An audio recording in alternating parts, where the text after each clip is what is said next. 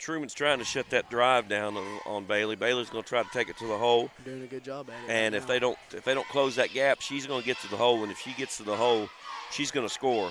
And I mean, if she doesn't make it, she's going to jump up and get the rebound. She jumps well for a girl basketball player. I mean, like I said, 5'10", averaging 32 points a game. I believe she's probably the state leader in average. Well over, I think, 1,500 points for her career as a junior. Chloe has it. Chloe's looking to drive. They're taking that drive away. Oh, fakes the pass. Good move. 5 cent, $1 million move. 5 cent finish. Got an offensive rebound out. You got to limit their shots. Looks like Walton Ridge trying to spread that zone out a little bit. If you leave her open, she will bust the three it's like for a 2-3 Truman. matchup. 25 over to 14. 3 up top. That's not who you want shooting. That's Truman's number 3. She can hit if you leave her open. I think Walton Ridge kind of lost track of her. And you got Bailey on the drive, the kickback. Cheyenne can hit the 3, and not on that one. It's going to be a foul on the rebound on number 1, Alexis Dalton. You know, we've played Walton Ridge twice this year, and if Cheyenne from Walton Ridge and Chloe can hit those outside shots, they're going to be tough, and that opens it up inside for Bailey.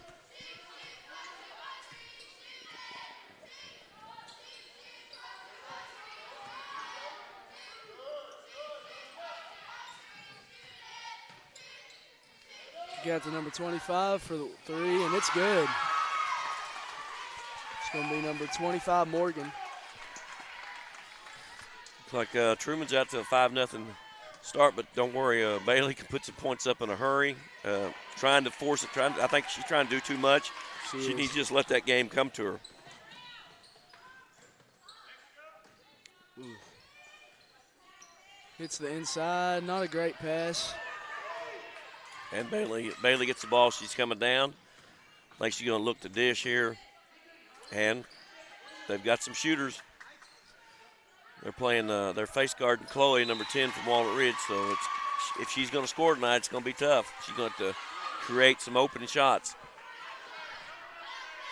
I can guarantee you that Coach Halbrook from Walnut Ridge and Coach Blue from Truman, they know each other's plays. I bet they've, not exaggerating, probably watched at least 10 films on each other, and they know each other's plays, and it's who execute their plays and defense that's going to win this game.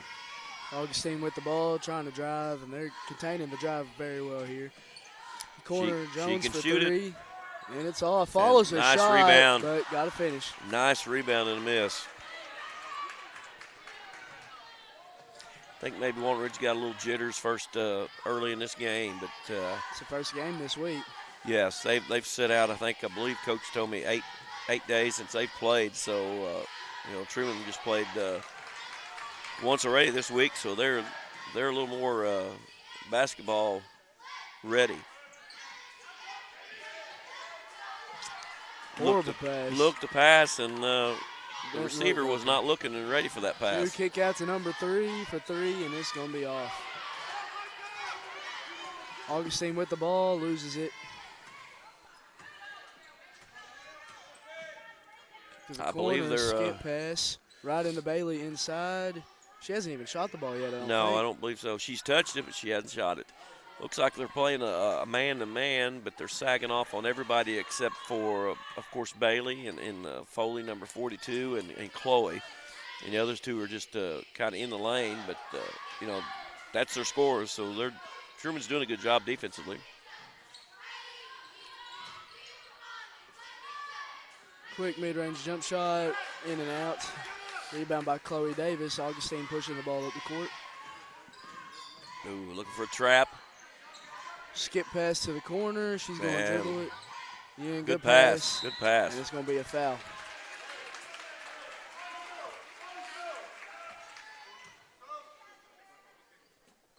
Be Walnut Ridge ball underneath on inbounds play. Bailey's taking it out, so like I've said, if your best player's taking it out, they're looking for some kind of inbounds play for her. Maybe a shooter in the corner or curl around the screen, or just a step in just like right that. There. She's going to go up and score. Oh, she traveled. Wow. Didn't think she traveled, but outside official called that. Inside official didn't call anything, so. I don't know how he saw it right there. She was being double teamed down there. Truman bringing up the ball. Over to the wing. It's like they've got that 2-3 zone spread out. Not a great pass inside. And Bailey, we're getting back on defense. See if she can go coast to coast. You've got to shut her down.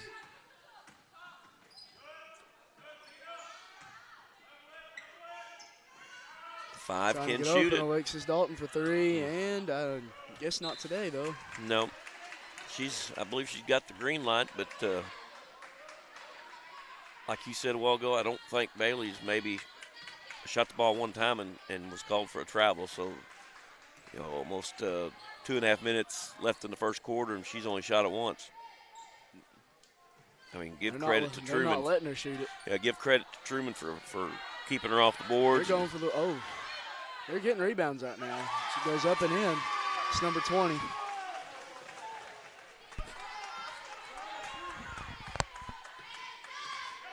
Looking for a screen right there. Not the best screen sets. Foley for 3. It's off.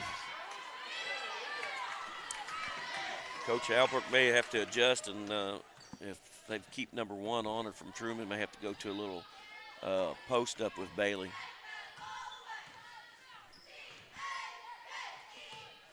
Being very patient on offense.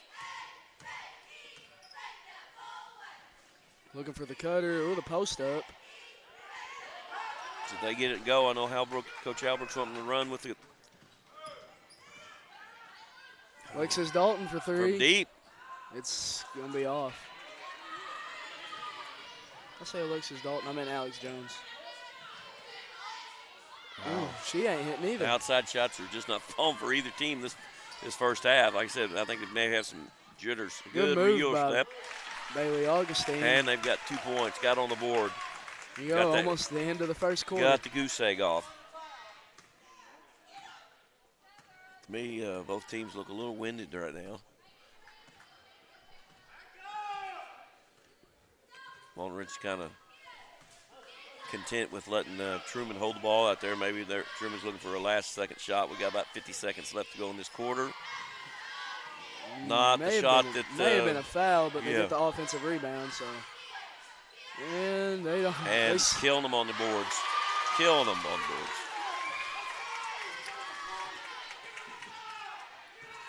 Walton Ridge is just not blocking out on defense. All their offensive rebounds are coming from the same spot. Right. He's not going to count that basket. I think that's on the floor. Yeah. And Walton Ridge take the ball out underneath. Probably looking for a screen around for Bailey. Yeah. No, I think they're looking for the shot. Never mind. 28 seconds.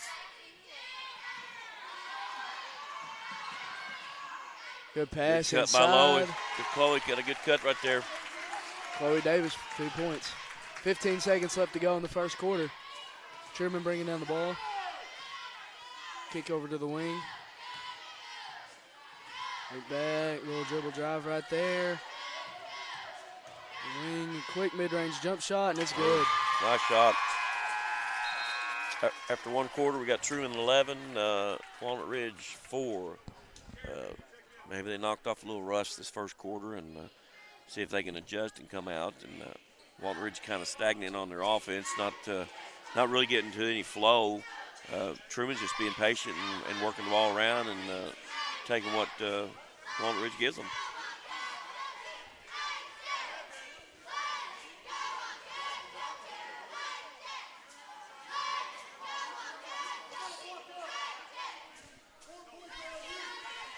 Now, Walnut Ridge hasn't played in 8 days, so they're still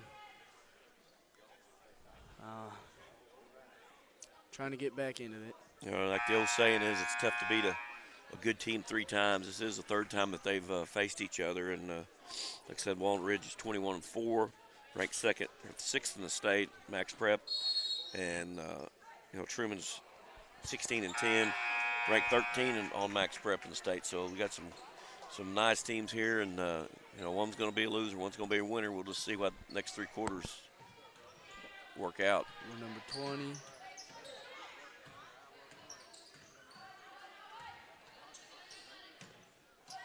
Being very patient on the offensive end, looking for the weave.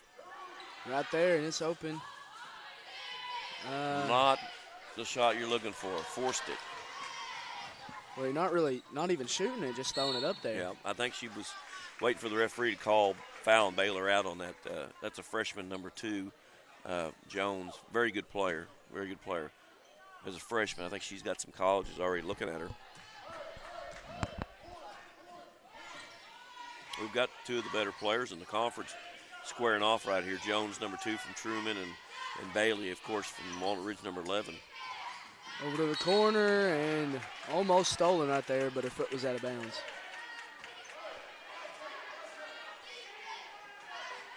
Chloe taking it out for Walnut Ridge. Look for her something, maybe a shooter in the corner. Good defense by Truman. Threw it away.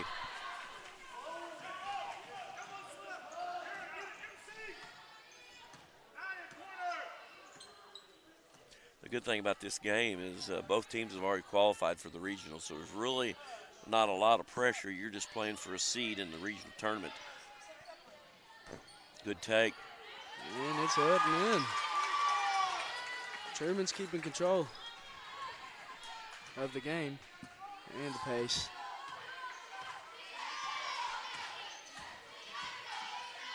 And she's trying to force a shot here, gets fouled.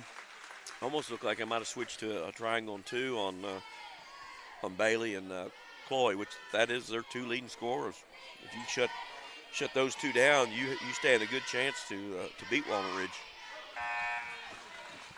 As a coach on defense, you know that those 2 can score. So, like I said, if you can shut them down and make somebody else score and beat you, then you got to tip your hat to the other players.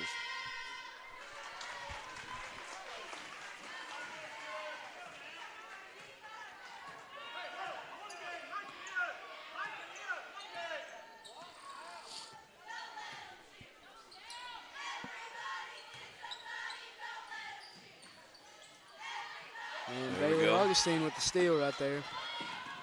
Nice athletic move. And blocking foul. I don't know. It looks like she was set, but that's a 50-50 call right there. Usually, referee, I know Hampton, and usually if he thinks it's a charge, he would definitely give the benefit to the defensive player, and that could have went either way.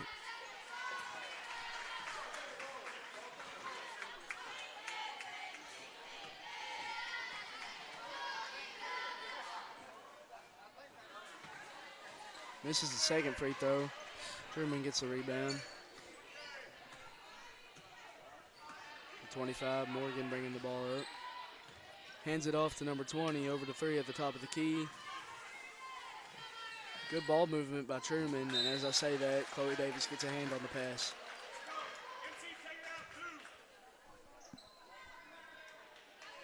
Number 3 for Truman, one of their better shooters. Look for her to pop back in. Shooter in the other corner. And looks like she's going to shuffle her feet a little bit.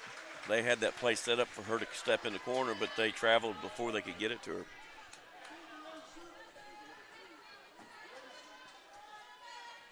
If if she can get loose for a 3, but we got Cheyenne, which should be spotting up right here. They're not guarding her. Little triangle and 2 action. No, she's setting it. Cheyenne, right that's what's going to be open. She just can't hit it. I've seen her hit several 3s. Not yet tonight, but she is a good shooter. And I'm sure that Coach Blue, if Cheyenne starts hitting a few 3s, he'll have to adjust his defense.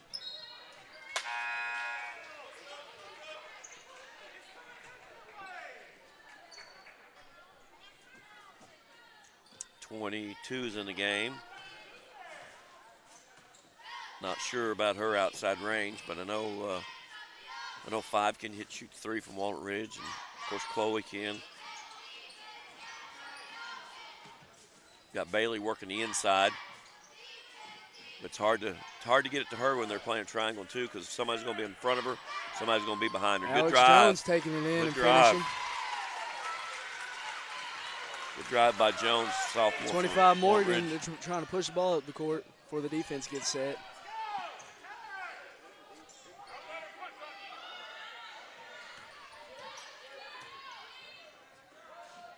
Looking for the cutter. I don't think they're going to get it right there. Nice jump shot. Pull up off the back of the rim.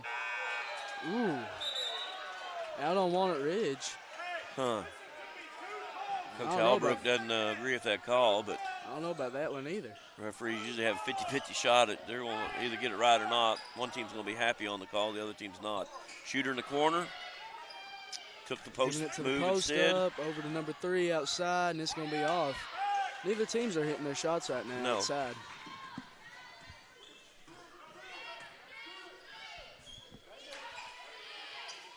22 not looking to shoot from outside. Now 4. At least she is with shooting the rebound, and offensive rebound. Going to travel. But travel. Like I said the other day, you know, even though you miss a shot with Bailey on your team and other, you know, Chloe's 5'10", they've got a chance for an offensive putback. You know, anytime Bailey's hitting the board, she's got a chance to catch that and put it back for 2 points.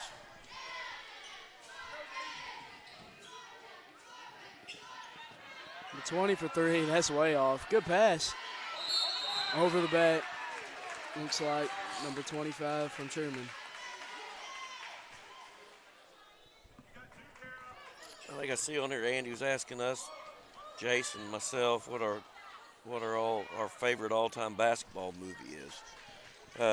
Mine probably would have to be Glory Road. I don't know if anybody's watched that before. It's Western Texas, where they back in I believe in 60 something, won the national championship, and actually Jerry Armstrong for that team that played on there. My first teaching job was my principal, so got to meet him personally. He was on that team. He was from Missouri and played on a national championship team. So yeah, that has to be my all-time favorite basketball movie, Glory Road.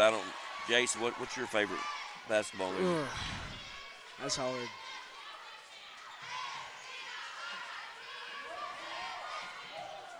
I'm going to have to think on that one for a second. I also like Hoosiers. That's a very good one, too. You know, they run the picket fence. I'm going to have to go one more modern. Say Thunder. Are you saying that's old movies? No. Is that what you're saying? Yes, that's what I'm saying. Hey, they're oldies but goodies, huh? I like Coach Carter. Yeah. My favorite's probably Thunderstruck. It's a movie mainly about Kevin Durant, but can't say I've seen that one.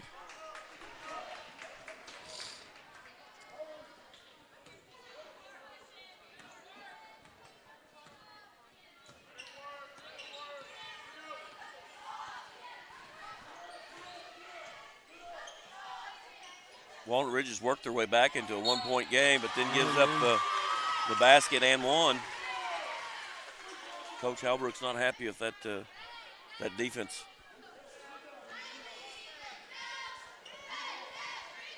With 24 in for Truman, that gives Truman some inside presence on a post. Makes a free throw, too. Makes that zone of Walnut Ridge have to collapse a little bit more. Augustine bringing down the ball. She's going to try and pound it in there, but she can't get it. Plus 24 coming in the game gives a little more height and rebounding with Truman if Bailey drives in. Nice shot. Cheyenne Foley for 3. Let's see if she can start hitting them now. She is very capable of stepping out and shooting that 3.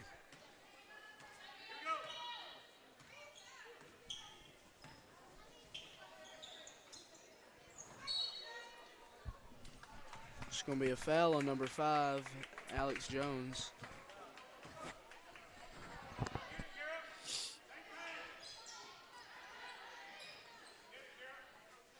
Just getting the ball in right there, trying to set up the offense. Trying to get 24 at the post on the right side, and then got 20 on the screen. Then slip the screen. Over to the wing, 3, and it's good. Number 1 for 3. If Truman has girls step up and hit the 3 like that, they're going to be tough to beat today. I haven't really seen the Truman girls play before. Almost throws it away right there. I don't know that number 10 from Walnut Ridge, Chloe, she shot a 3 from outside. No, they haven't let her. They're playing that face guarding her. You can still get open, even though you're face guard. You can still get open if you work hard enough, and you can still run your offense, man or zone offense against that, and still get your regular shots. Got to stop and play. They may be talking about the score or the time at the scores table.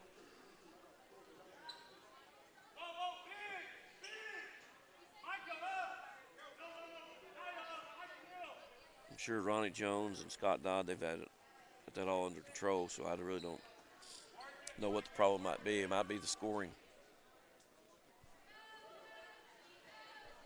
Seems like they've got it worked out and everything's right. We got Truman 19 and Walnut Ridge 15. 1 minute and 35 seconds left to go in the second quarter. Well, half-court trap by Walnut Ridge. I was wondering when he was going to extend that zone. Usually if he getting needs it an easy inside, basket, good move by number 1 from Truman. or he feels the other team's getting too comfortable running their offense, he'll extend that zone to half court. And Bailey on top usually gets him a few steals.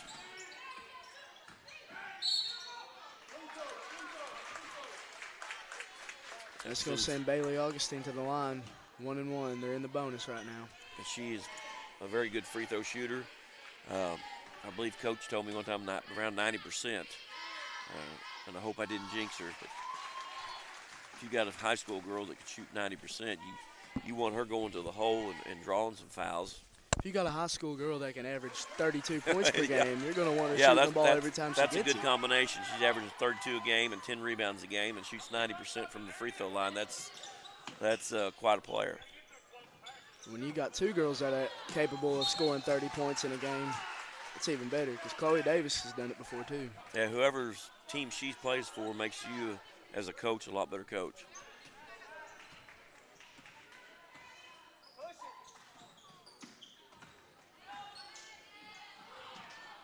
Walnut Ridge are making some silly turnovers right here.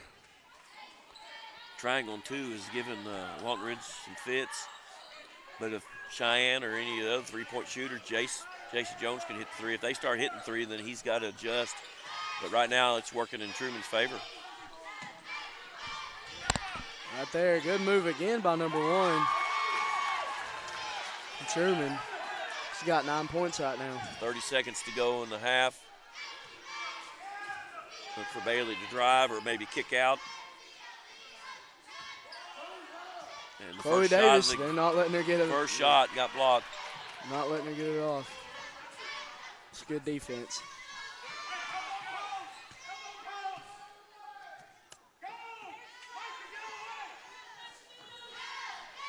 Eight seconds. Looking for the post. In the post. No rebound. Oh, over the back. I think it was over the back. Not called. Over the back. Not called. Oh. It's 2 in a row right there. Going to be halftime. Head to In my locker room. opinion, she was over the back, but Twice. they didn't get the call. Some refs, if they're not blocking out, they just won't call it, even if it's over the back or not. We're going to sponsor video right now. We'll be back in just a little bit.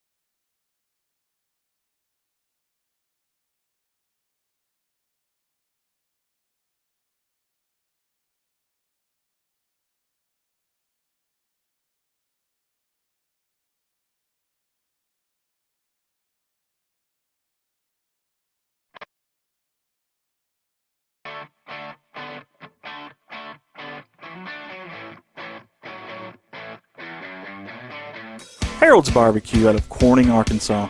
Proud sponsors of the Corning Bobcats. The best barbecue in town by a stoplight. Stop by and say hi to the crazy pitmaster, Lyndon Massey.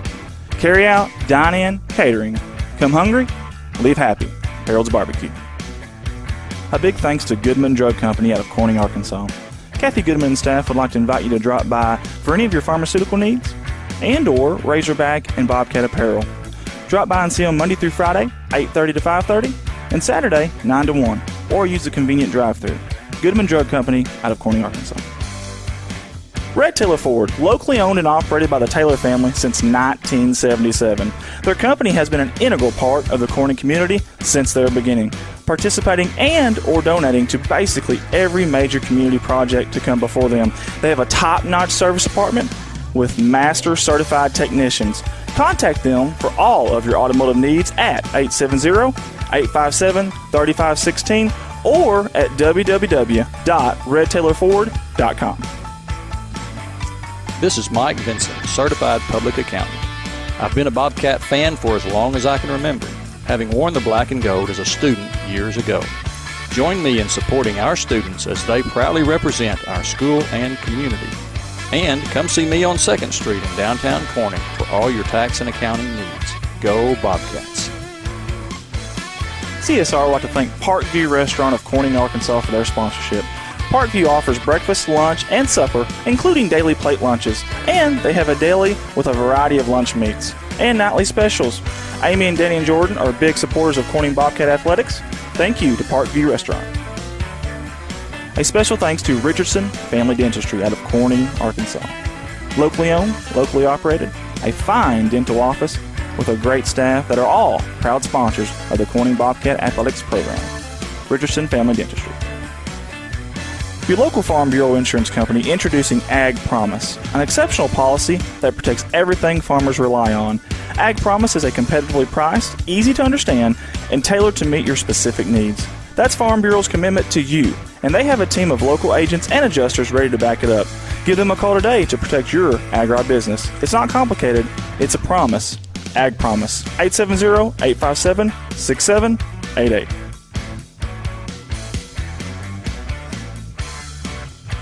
A special thanks to Solace Grain Bins and S&L Irrigation on their sponsorship. Whether it's grain bins, wells, pumps, underground pipe, or any service of that nature, Solace Grain Bins and S&L Irrigation will take care of you. Rhonda and Jerry Solace would like to wish the Bobcats the best of luck on the upcoming season. First Choice Healthcare in Corning, Arkansas, proud sponsors of Corning Bobcat Athletics, celebrating 25 years of community healthcare. At First Choice Healthcare, we practice compassionate, affordable healthcare for everyone to help improve lives and build healthier communities. First Choice Healthcare, your community, your health. CSR would like to give a special thanks to B&B Well Drilling out of Peach Orchard, Arkansas, for their continued support of Corning Bobcat Athletics. Brian and Lisa Bass are proud graduates of Corning High School, and they invite you to call them for any of your well drilling needs. 870-215-3808, B&B Well Drilling. A big thanks to Clay County Electric Co-op out of Corning, Arkansas for their sponsorship. CCE is an electric utility company in Clay County with dedicated workers and a friendly staff, and have always been proud supporters of Corning Bobcat Athletics. Clay County Electric Co-op, 3111 US 67, Corning, Arkansas, 870-857-3521. A special thanks to Woolard Flying Service out of Corning, Arkansas for supporting Bobcat Athletics. Matt Woolard would like to wish the Corning Bobcats the best of luck this season and also remind them that the sky is the limit. Woolard Flying Service, 870-857-3839. A special thanks to Civil Engineering Associates for being proud sponsors of Corning Bobcat Athletics. 2 locations, one in Jonesboro, one in Poplar Bluff. Professional engineer John Seelig of CEA would like to wish the Corning Bobcats the best of luck on the upcoming season. Keith and Rhonda Turner of K-Ron Farms would like to encourage the community to support the students of the Corning School District. Whether it is a sporting event or an academic accomplishment, these students are representing our school. We need to let them know how proud we are of them. Let's show our Bobcat pride. It's great to be a Bobcat. K-Ron Farms. Looking for a good and reliable used car? Stop by and see the father-son combination of Mark and Kyle Williams at Mark's Car ER Auto Sales. Proud sponsors of the Corning Bobcats, locally owned and operated, 870-565-5046. Wiedemann Farms, 561 County Road 131 in Corning, Arkansas. Wiedemann Farms has been serving the Corning community since 1978. Larry and Mary Wiedemann are proud supporters of not only the city of Corning, but of Corning Bobcat Athletics. Wiedemann Farms, go Cats. The Corning Sports Report would like to give a special shout out to Boschlicker Brothers Farms for sponsoring our endeavor. The Boschlickers have always been avid Bobcats and avid supporter of all things Corning athletics. Thank you again, Boschlicker Brothers Farms. First National Bank takes the banking experience and customizes it to fit you. Whether it's supporting your Corning Bobcats or saving you time by eliminating trips to the bank, First National Bank puts you first, always. Member FDIC and equal housing lender, First National Bank. Corning Sports Report would like to give a special shout out to Jeremy and Amanda Wiedemann out of Corning, Arkansas. Extremely kind-hearted people who not only support the community, but they also support the Corning Bobcat Athletics. Jeremy and Amanda Wiedemann. The Corning Sports Report would like to give a special shout out to State Representative Joe Jett for sponsoring our endeavor. Mr. Joe Jett has always been active in the community, whether it's supporting the town of Corning or it's supporting Bobcat Athletics. This is a political ad paid for by State Representative Mr. Joe Jett. Corning Sports Report would like to give a shout out to Watson Oil Company for their continued support of Corning Bobcat Athletics. Locally owned, locally operated. Kelly and Chad Watson would like to wish the Corning Bobcats the best of luck on the upcoming season. Watson Oil Company, 406 Southeast 1st Street, Corning, Arkansas, 870-857-0006. Most of us are more comfortable doing important business with people we know and trust. You've been running into shelter insurance agent Kirk Scobie and Corning at church, at the grocery store, and the county fair for more than 25 years now. If personal service, trust, and easy access to your insurance agent are important to you, give Kirk Scobie or his team a call. Contact Kirk Scobie and ask about a free personal protection review for your auto, home, or life insurance today. From all the guys here at CSR, we'd like to give a special thanks to Mike Townsend. Mike Townsend is the owner and operator of Mike Townsend Farms, LLC out of Corning, Arkansas. Whether it's grain, lime, hay, byproducts, gravel, and litter, Mike Townsend Farms covers it all. Again, thank you to Mike Townsend Farms, LLC. Corning Sports Report would like to give a shout out. All righty.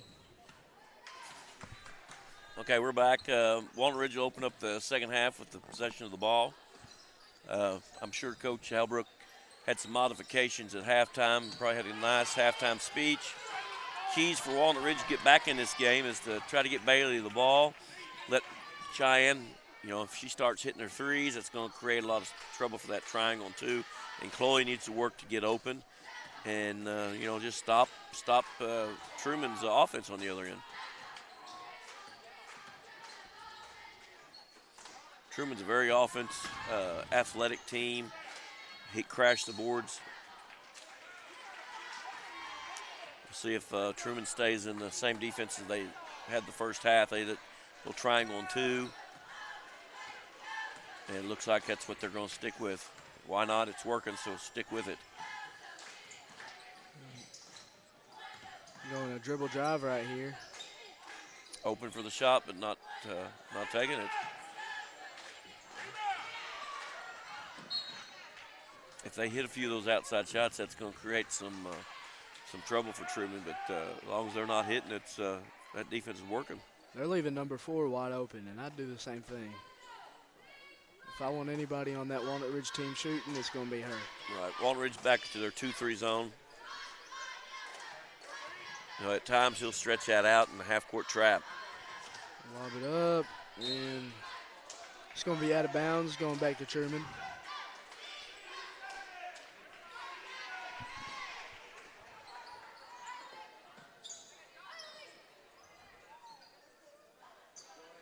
Number 3 shooting it, it is good. Maybe she'll start hitting them this half. Can't leave them open. Giving it right back to Bailey. She's going to go up and score. She only had 7 points in the first half. Can't leave her open. Lucky she didn't make him pay again. That went from a rebound to Truman diving in and creating a jump ball situation. 3 taking it out. I still think she'd probably be shooter in the corner. Something back to 3 right here. Yeah, She's going opposite corner. By far, I think she's their best three-point shooter. Handoff right there to the post. That's good. But 2 is by far their most athletic. 2 and number 1 for Truman is their most athletic players. Still sticking with the triangle on 2. They're not. I'm watching them right now. They're not letting Chloe Davis get open. No. And she's frustrated right now. She's not used to being guarded like this. If you can create some spacing on that against that triangle on 2 with some shooters, take your chance on them making. If they make 1 out of 3, which is 33%, that's a good percentage for threes. So might have gotten fouled right there, but ref doesn't call it, and she throws it back court. Not a good decision. She's going to come out of the game, try and get her mind cleared. Yeah, coach trying to give her a break and let her refocus and come back with a different mindset. Walton Ridge just, to me, looked like they're playing a little nervous. Truman looks to be handling the ball a little more confident. Moved by number 1, taking it into the basket. Very athletic. Can't let her penetrate it. She's got 11 right now. If Walton Ridge doesn't Take score, away those 11 they're points, going to let this game slip away. It's 32-19 right now. Ooh, missed that short corner. Not looking to shoot. A 21 can shoot it. J.C. Jones, she can shoot it. Almost throws it away right there. Ooh. And then almost throws it away again, but she's going to reach around the body right there. Bailey has 9 right now. They're 19 points.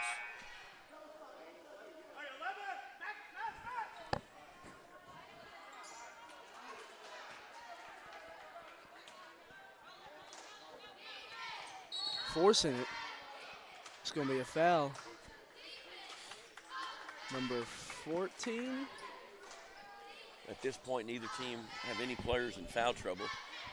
Look for JC maybe step back in the corner, or Bailey just. Bailey's going to go up and score. She's a high percentage shot from right there. It's a high percentage shot from anywhere. She's got to get more touches, especially if somebody averages 32. She's got to get more touches. That's who I guarantee you. That's who Coach Albrook wants. At least touch the ball every trip. Right there. She may go coast to coast here if she doesn't get fouled. She's going to get fouled. That's probably the best way to stop her from going coast to coast is to foul her at half court.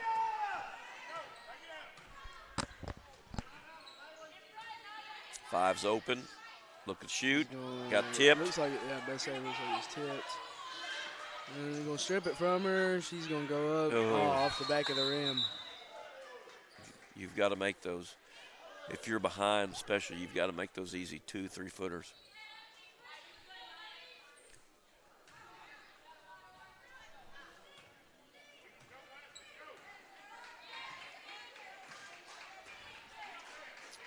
You've got 3 and you've got 25. 20 is able to shoot the 3, and that's exactly what 3 does. There you go. She is by far their best, to me, when we've played them, she's by far their best three-point shooter. And for Walnut Ridge to leave her wide open is somebody that missed the assignment there. Cheyenne Foley for 3, and it's going to be off the back of the rim. Bailey Augustine with the rebound. She's going to force herself through and make it. Good rebound, good take. Truman's coach wanting to travel on the play. You can't trade a 3 for a 2. Now they extended their defense. With Bailey at the top of that creates problems for opposing teams. It's going to be off. Bailey with the rebound. She's may trying go to take it coast to here. coast. Good move. I think she took 3 steps. She might have got away with an extra step there. But they're back in the game. They've cut the lead to 10. These comments. I think Truman's taking was that timeout by Walnut Ridge? It is. I think he's probably gonna go back to that extended zone. He likes to half court trap with Bailey at the top, which creates a lot of trouble. If she can get a hand on it, she can get some quick points.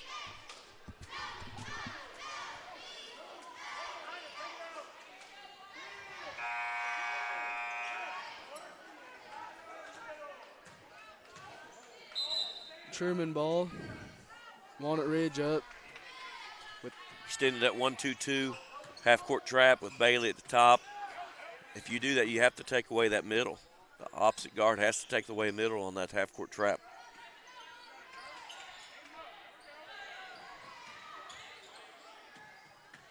Take away her drive. Nice shot, just didn't go. And Cheyenne Foley throws it away. Wasn't paying attention on that outlet pass. And just shooter's gave up touch. 2 points. Nate, that was a 3, wasn't it? You cannot pass an outlet pass underneath the basket. You have to get it to an outlet spot or things like that happen. This is not being focused and not paying attention to the defense. Let them clear out, get to an outlet spot, pass the ball, and then attack. Bailey taking the ball out, look for her to cut back in, step back in on this. She had her posted up. They did not give it to her. J.C. Jones with the rebound, throws it away. Had a nice rebound. Good defense on the way back. But second effort points will get you every time, and Truman calls the timeout. Went on a 5-0 run since the last timeout.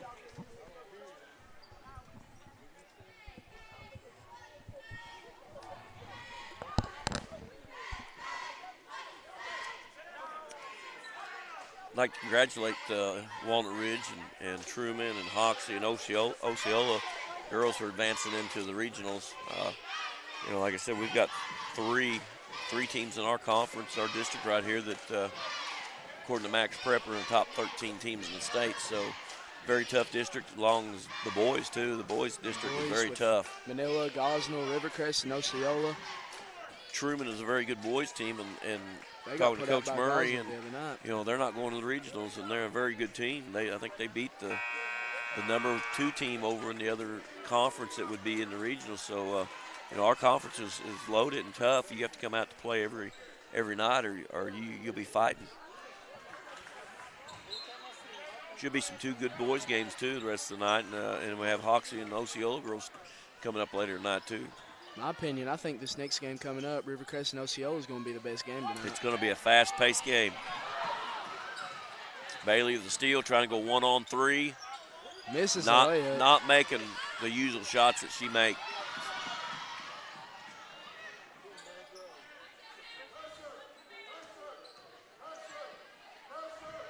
Coaches Halbrooks wanting to pressure the ball. Trying to extend that zone. They got a push in the back by Cheyenne. Halbrooks trying to put pressure on the outside.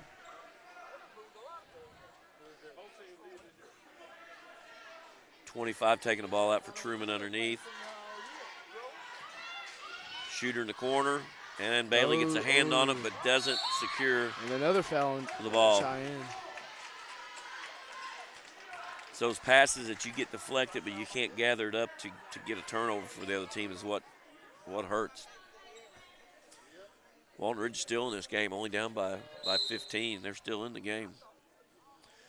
Got a foul on Truman from 24 before the ball was even in play. So she probably had a pushing foul, trying to gain advantage on the post. So they called it on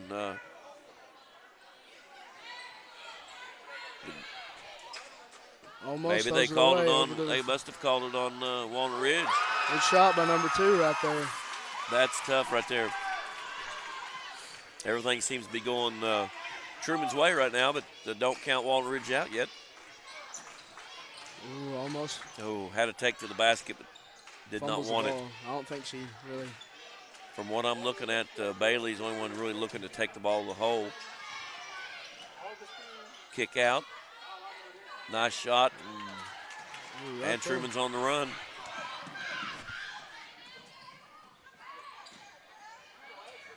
Good hustle.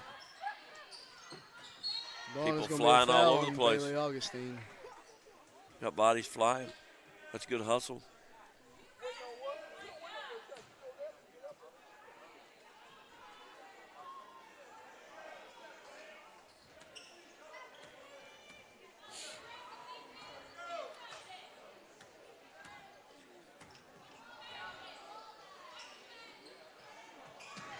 Man, there. Oh. Rebound by Bailey.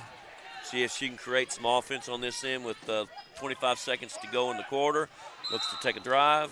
Fouled out front. I tell you, we're stopping her right now. No matter how they're doing it, they're doing a good job at slowing her down.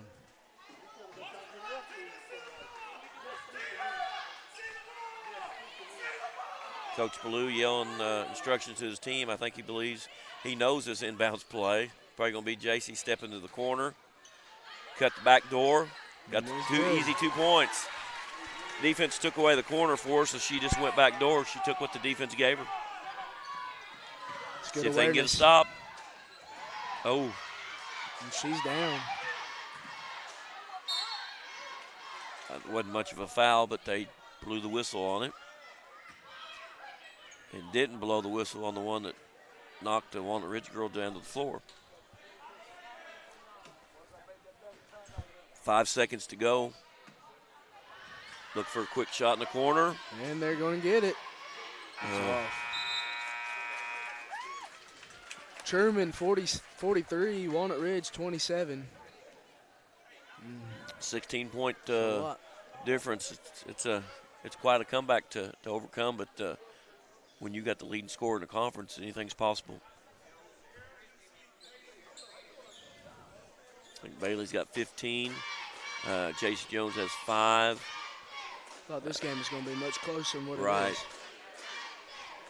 I know that some shots haven't fell for Walnut Ridge Bobcats, and you never know. Maybe fourth quarter it comes around that they fall.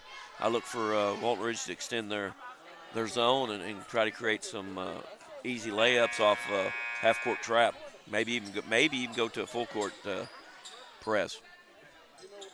But Truman does have athletes and ball handlers that allow them to break presses and half-court traps. Walnut Ridge will get the ball coming out, start the fourth quarter.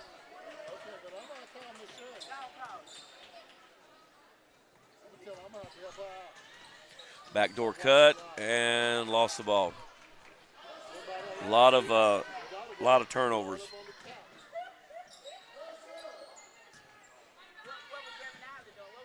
Look for a drive, and might have been over the back with no whistle blown. Bailey with the rebound. She's going to push it down at the court. Looks like she pushed off right there. She pushed the ball down the court, but then had to wait on her cut other by teammates. JC Jones. She had to wait on her other teammates to catch back up with her. And like I said, he's going to extend that half-court trap to almost a three-quarter trap, trying to put pressure on them. And Truman handles it pretty well. A late whistle.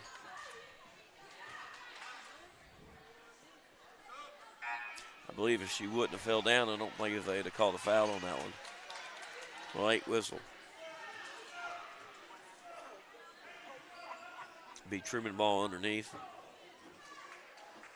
Three's taking it out. Look for something ball side corner or weak side corner. You see the open. And it's going to be ball side corner. Get it to her in the corner. She's going. Good block. And Truman with the timeout. He didn't like what he's seen and had the ball in the corner and just going to get it out. They can be patient with a 14-point lead, under 7 minutes to go. He's probably telling his girls to be a little more patient than what they did on that trip.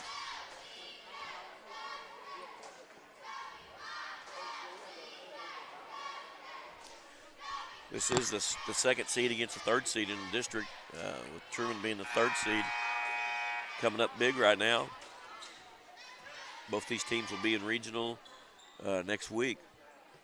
Winner of this will get the winner of Hoxie and Osceola girls Saturday night, I believe 5 o'clock.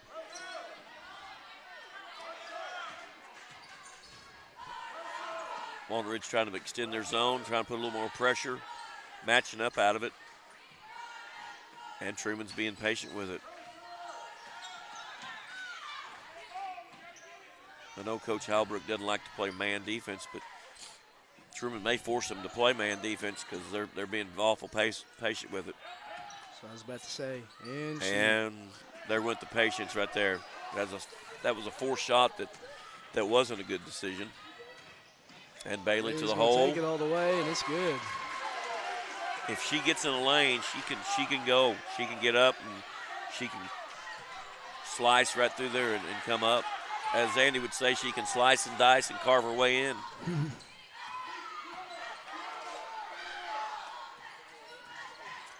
Extending that pressure, Coach Halbrook wants some more pressure out on them. Open three, she doesn't take it. Find That's her in in the the lane. high post. She was fouled on the jump shot.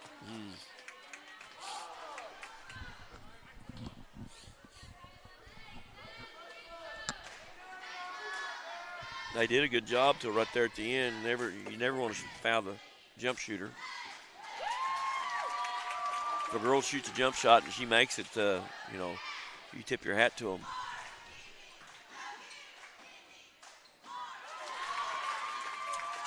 "14-point lead, 5:40 to go in the game. Bailey with the ball, looking to create something. Pass and cut. She's open. Skip pass for the three. A little long. Offensive rebound by Bailey. So I'm saying if Walnut Ridge misses, you can count on Bailey crashing the boards. Now they extended it up to a three-quarter trap. At this point, you have nothing to lose but to try to force some turnovers. It's going to be an offensive foul. Cheyenne Foley with the taking the charge. She does a good job of those. She's probably leading the team, I think. May even be one of the leaders in the state on drawing charges. You give her credit for that. Skip pass is open on that three, and that's where they go with it. Look for Bailey off the baseline drive. Up, score. Bailey decided to finally try to take this game in her own hands. Trade it back to a 10-point lead. She's got 21 right now.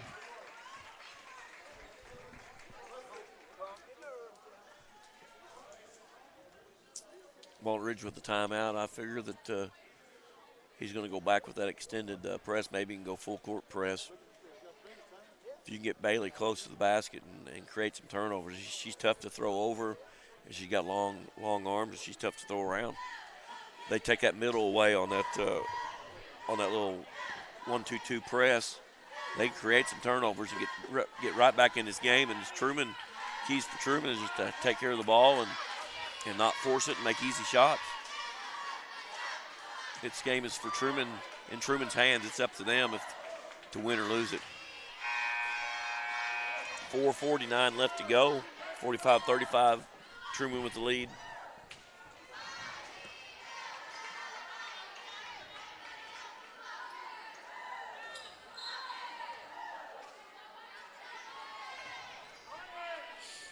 He's got a three-quarter press, 1-2-2. Truman bringing the ball up the court. Walnut Ridge trying to apply some pressure right here, trying to get a steal or trying to get the ball back. Looking for a trap. They're satisfied with dribbling out. If it's not a wide open layup, I don't blame Truman a bit. He said the game is in their hands. And that's not even wide open. Blocking foul. That might have been a charge, but didn't get the call.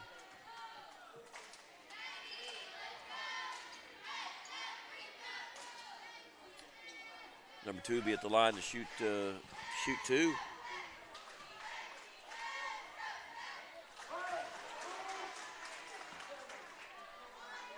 Jones has 7 points for the night right now, trying to make it back into 2 shots, and now she's up to 8.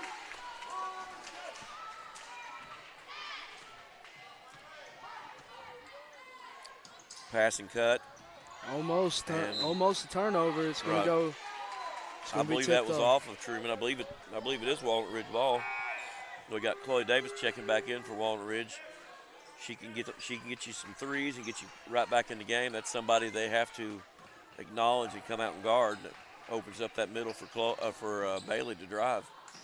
Cheyenne Foley for three, and it's going to be off the front of the rim. She's going to get good hustle though. Good hustle right there. Good hustle. Ooh, I don't know about that. They called that on Walnut Ridge. On Foley?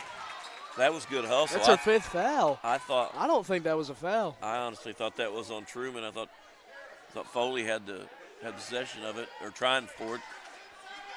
She got fouled, I thought. But I'm not sure about that one. And Coach Halbrook's not happy with it either. And I wouldn't be either.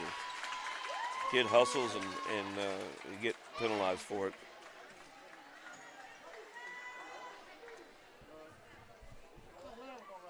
And that fouls her out, and that's one of their shooters.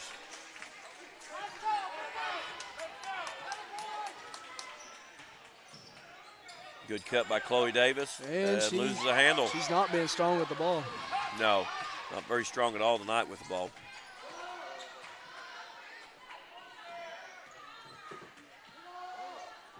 Truman's looking to run some time off the clock. That high post is open. Not only for a split second, though.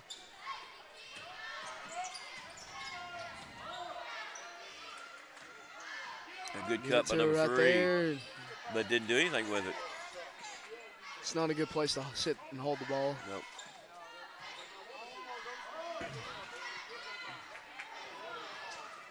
Very patient with it.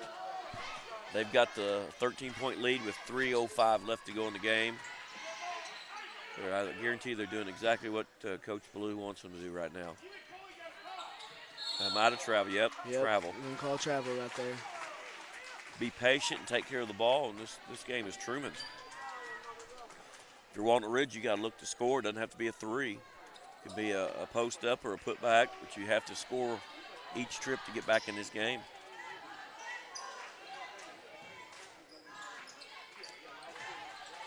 Short corner for Walnut Ridge. Dump down to JC. Got hit in the face. She got fouled. And no call by the official. On that call, he needs to blow his whistle on that one. I definitely agree. And a backcourt. And I don't know. He got that one right. Or at least he blew his whistle.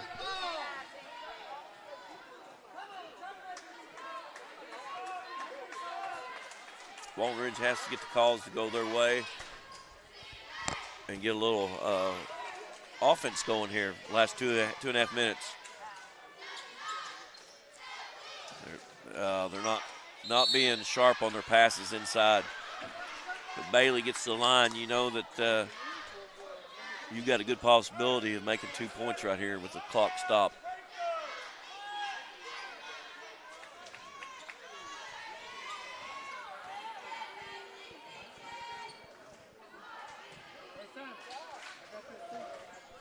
She misses a free throw.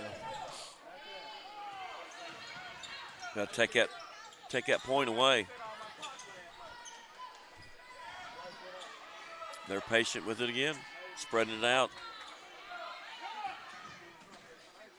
Out to number 3 for 3, and it's going to be off the back of the rim.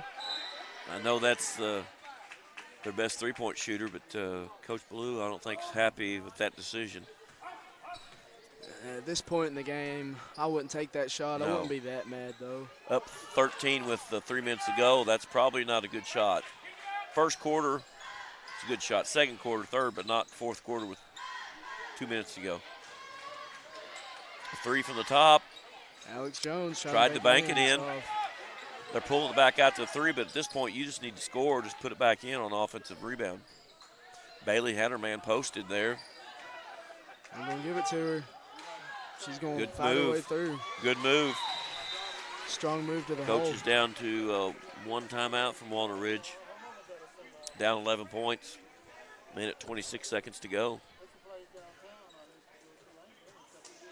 Like I said, at some point you don't have to pass back out to 3. You just need points on the board. a putback, then try to get back in that. I think he's a 1-2-2 3/4 press.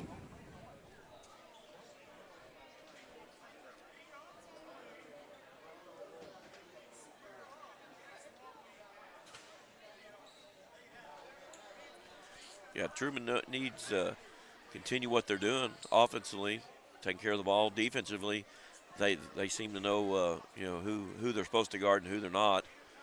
They know who the shooters are. Now it looks like they're in a box press. Coach Halbrook's mixing up a little bit, going a 2-2-1 press. Give them a little bit different look.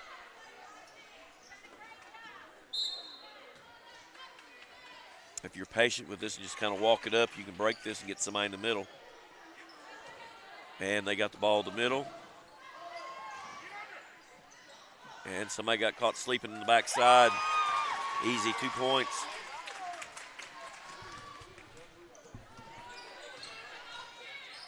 Kick out to Alex Jones. Over to Chloe Davis in the corner. Travel probably. Almost. I think she planted her left foot. They've held Chloe Davis to 2 points this game. Alex Jones loses it. And it looks like Truman's going to win this ball game. This may be it right here. Bit of a shocker, but like you said earlier, it's hard to beat a team 3 times. And Truman is a very good team. They've played a tough schedule this year. And Coach Blue, I guarantee you, had a good scouting report, and Coach Halbrook had a good scouting report. Truman executed a little bit better tonight. Different game, different day might be better. And the way this looks, Truman advanced to play the winner of Hoxie and Osceola Saturday night in the finals at 5 o'clock. And Walnut Ridge will play in the regionals probably, I'd say, next week, Wednesday or Thursday. 5 seconds left, and Truman's going to take this ball game. They're going to advance to the championship. I appreciate Jace working with you again, and congratulations to Truman, and hope both these teams have good luck next week in the regionals. Time for a sponsor video.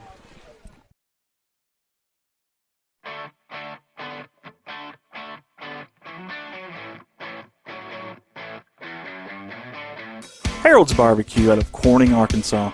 Proud sponsors of the Corning Bobcats. The best barbecue in town by a stoplight.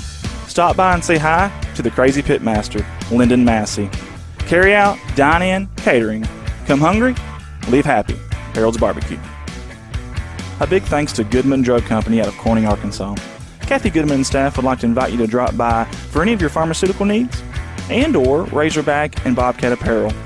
Drop by and see them Monday through Friday, 8:30 to 5:30, and Saturday, 9 to 1, or use the convenient drive-thru. Goodman Drug Company out of Corning, Arkansas. Red Taylor Ford, locally owned and operated by the Taylor family since 1977.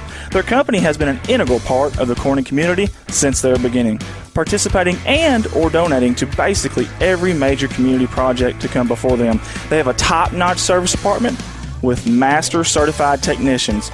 Contact them for all of your automotive needs at 870-857-3516 or at www.redtaylorford.com. This is Mike Vincent, Certified Public Accountant. I've been a Bobcat fan for as long as I can remember, having worn the black and gold as a student years ago. Join me in supporting our students as they proudly represent our school and community. And come see me on 2nd Street in downtown Corning for all your tax and accounting needs. Go Bobcats. CSR would like to thank Parkview Restaurant of Corning, Arkansas for their sponsorship. Parkview offers breakfast, lunch, and supper, including daily plate lunches, and they have a deli with a variety of lunch meats and nightly specials. Amy and Danny and Jordan are big supporters of Corning Bobcat Athletics. Thank you to Parkview Restaurant. A special thanks to Richardson Family Dentistry out of Corning, Arkansas. Locally owned, locally operated, a fine dental office with a great staff that are all proud sponsors of the Corning Bobcat Athletics program. Richardson Family Dentistry.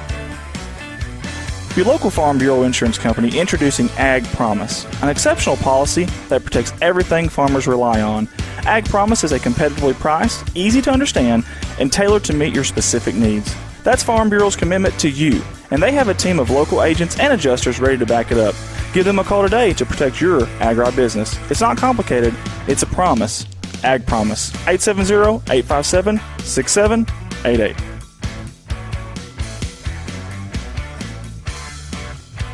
A special thanks to Solace Grain Bins and S&L Irrigation on their sponsorship.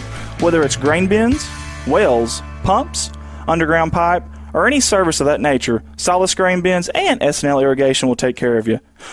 Rhonda and Jerry Solace would like to wish the Bobcats the best of luck on the upcoming season. First Choice Healthcare in Corning, Arkansas, proud sponsors of Corning Bobcat Athletics, celebrating 25 years of community healthcare. At First Choice Healthcare, we practice compassionate, affordable healthcare for everyone to help improve lives and build healthier communities. First Choice Healthcare, your community, your health. CSR would like to give a special thanks to B&B Well Drilling out of Peach Orchard, Arkansas, for their continued support of Corning Bobcat Athletics. Brian and Lisa Bass are proud graduates of Corning High School, and they invite you to call them for any of your well drilling needs. 870-215-3808, B&B Well Drilling. A big thanks to Clay County Electric Co-op out of Corning, Arkansas for their sponsorship. CCE is an electric utility company in Clay County with dedicated workers and a friendly staff, and have always been proud supporters of Corning Bobcat Athletics. Clay County Electric Co-op, 3111 US 67, Corning, Arkansas, 870-857-3521. A special thanks to Woolard Flying Service out of Corning, Arkansas for supporting Bobcat Athletics. Matt Woolard would like to wish the Corning Bobcats the best of luck this season and also remind them that the sky is the limit. Woolard Flying Service, 870-857-3839. A special thanks to Civil Engineering Associates for being proud sponsors of Corning Bobcat Athletics. 2 locations, one in Jonesboro, one in Poplar Bluff. Professional engineer John Seeley of CEA would like to wish the Corning Bobcats the best of luck on the upcoming season. Keith and Rhonda Turner of K-Ron Farms would like to encourage the community to support the students of the Corning School District. Whether it is a sporting event or an academic accomplishment, these students are representing our school. We need to let them know how proud we are of them. Let's show our Bobcat pride. It's great to be a Bobcat. K-Ron Farms. Looking for a good and reliable used car? Stop by and see the father-son combination of Mark and Kyle Williams at Mark's Car ER Auto Sales. Proud sponsors of the Corning Bobcats, locally owned and operated, 870-565-5046. Wiedemann Farms, 561 County Road 131 in Corning, Arkansas. Wiedemann Farms has been serving the Corning community since 1978. Larry and Mary Wiedemann are proud supporters of not only the city of Corning, but of Corning Bobcat Athletics. Wiedemann Farms, go Cats. The Corning Sports Report would like to give a special shout out to Boschlicker Brothers Farms for sponsoring our endeavor. The Boschlickers have always been avid Bobcats and avid supporter of all things Corning Athletics. Thank you again, Boschlicker Brothers Farms. First National Bank takes the banking experience and customizes it to fit you. Whether it's supporting your Corning Bobcats or saving you time by eliminating trips to the bank, First National Bank puts you first, always. Member FDIC and equal housing lender, First National Bank. Corning Sports Report would like to give a special shout out to Jeremy and Amanda Wiedemann out of Corning, Arkansas. Extremely kind-hearted people who not only support the community, but they also support the Corning Bobcat Athletics. Jeremy and Amanda Wiedemann. The Corning Sports Report would like to give a special shout out to State Representative Joe Jett for sponsoring our endeavor. Mr. Joe Jett has always been active in the community, whether it's supporting the town of Corning or it's supporting Bobcat Athletics. This is a political ad paid for by State Representative Mr. Joe Jett. Corning Sports Report would like to give a shout out to Watson Oil Company for their continued support of Corning Bobcat Athletics. Locally owned, locally operated. Kelly and Chad Watson would like to wish the Corning Bobcats the best of luck on the upcoming season. Watson Oil Company, 406 Southeast 1st Street, Corning, Arkansas, 870-857-0006. Most of us are more comfortable doing important business with people we know and trust. You've been running into shelter insurance agent Kirk Scobie and Corning at church, at the grocery store, and the county fair for more than 25 years now. If personal service, trust, and easy access to your insurance agent are important to you, give Kirk Scobie or his team a call. Contact Kirk Scobie and ask about a free personal protection review for your auto, home, or life insurance today. From all the guys here at CSR, we'd like to give a special thanks to Mike Townsend. Mike Townsend is the owner and operator of Mike Townsend Farms, LLC, out of Corning, Arkansas. Whether it's grain, lime, hay, byproducts, gravel, and litter, Mike Townsend Farms covers it all. Again, thank you to Mike Townsend Farms, LLC. Corning Sports Report would like to give a shout-out to Rockwell Farms out of Peach Orchard, Arkansas. Logan and Karen Rockwell have been avid supporters of not only the city of Corning, but of Corning Bobcat Athletics. Logan and Karen would like to wish the Corning Bobcats the best of luck on the upcoming season. Rockwell Farms. CSR would like to give a special shout-out to Heritage Ag out of Hoxie, Arkansas. Serving Arkansas farmers since 1966, leading the farm equipment industry into the 21st century. Call Brody Morrow, salesman, at 870-886-6663 or 870-809-1822, Heritage Agriculture of Arkansas. Hunting for a deal? Look no further than Legacy Equipment. Get a 1023E with loader as low as $133 a month. Need something bigger? Take home a 3025E with loader as low as $201 a month. Plus, take advantage of 0% for 84 months on all new John Deere Company utility tractors. Stop by any of Legacy Equipment's 7 convenient locations in Paragould, Corning, Piggott, Kennett, Hayti, Portageville, or New Madrid to take advantage of limited time savings. Some restrictions may apply. See dealer for detail. Offer ends November 1st, 2019. Corning Sports Report would like to give a special thank you to Harold Implement out of Corning, Arkansas. The Moore family has always been active in the community of Corning and also Bobcat Athletics. It's not just an Ace Hardware store, it's also a licensed dealer of Yamaha, Polaris, and Bad Boy mowers. A special thank you again to Harold Implement out of Corning, Arkansas. Corning Sports Report would like to give a special shout out to Zach Brown Farms for their sponsorship. Zach Brown Farms has always been active in the community of Corning and also Bobcat Athletics. Zach Brown, being a former Bobcat himself, wants to wish the Bobcats nothing but the best of luck on this season. Zach Brown Farms, on the road to success. When you need to find a part at a price that's right, that red and blue sign is just within sight. Roll in to Crest and roll on. Midwest Auto Parts, longtime proud supporters of the Corning Bobcats. Locally owned by the George family and serving your community since 1946. Midwest Auto Parts. Roll in to Crest and roll on.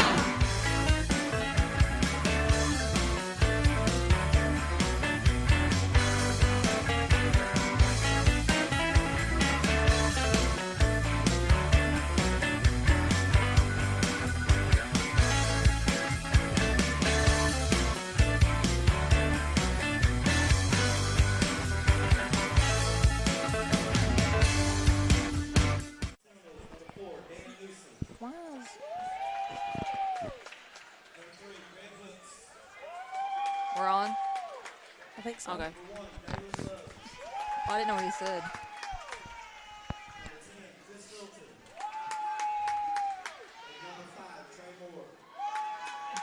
Do we know what seed they are? I do not. This is not Max Preps maker. I'm going to get on Facebook and do it.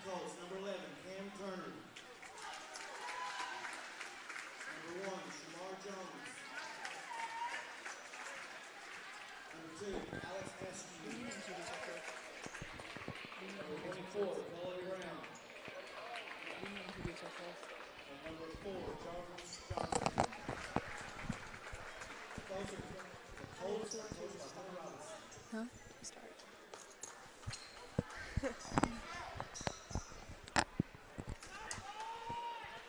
All right, for the second game of tonight's events, I don't know what you call it, is Crest against Osceola. And I'm Ariel Martin. And I'm Michaela Ward.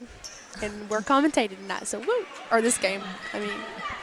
If you remember, we were from last night. This is our third time commentating for Andy Earl. Why is he all the way over there? I don't know. Just chilling. Cam turn. Look at him. Something about to happen. Nope. Oh. Already getting handsy with the ball here. Not even 8 seconds left. Ooh, good fake. Good jumper, just couldn't fall by number 10 on Osceola. Here comes Ooh. good pass. Just That was a good save. ooh, a little push off maybe. 3 up by number 11 and it's no good off the backboard. Rebound by number 10. Here he comes.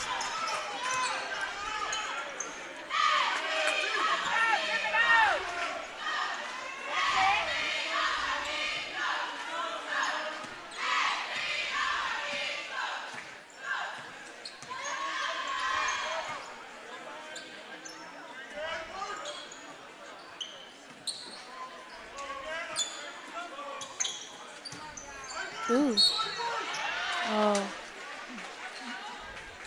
Number 3 draws a foul. That's going into the lane. Foul on number 24. Is that what he said? Or 25? On Rivercrest.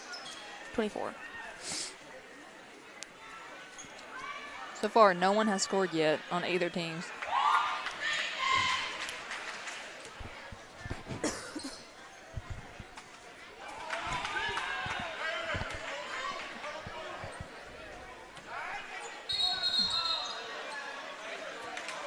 What happened? Just stepped over the line. I'm pretty sure number 1 went out of the lane to his zone. Here comes, oh, what's his name? Number 11.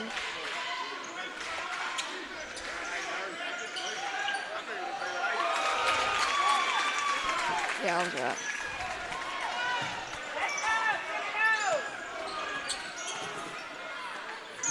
Number 1 scored on Rivercrest.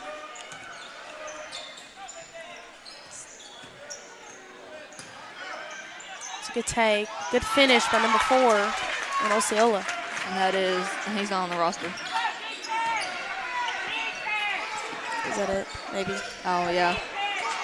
That's how my roster was Dan last Newsom. night. Let's see.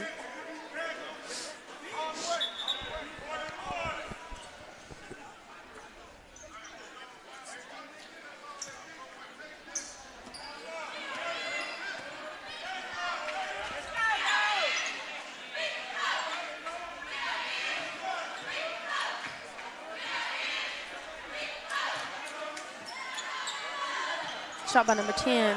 And it's no good off the backboard. I think it's going to be out on, yeah. I think. Number 11, Cam Turner.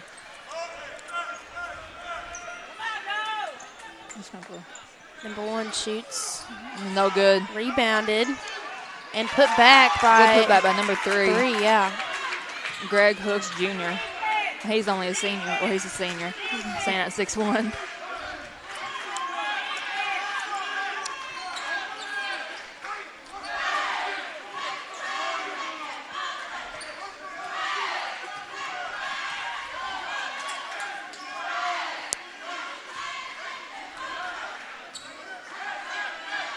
Shot by number 11. It is no good, in and out. There may have been a little bit of contact right there. 24, did they say? Yeah. That is his second foul. Number 13 coming in for him.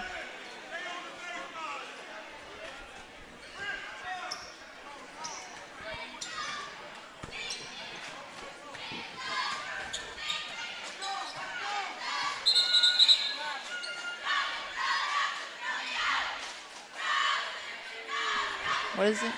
I don't know. That's something in his hair. What was it? I didn't see anything. I don't know if he just maybe think he saw something or. He threw something at the coaches. Oh, did he?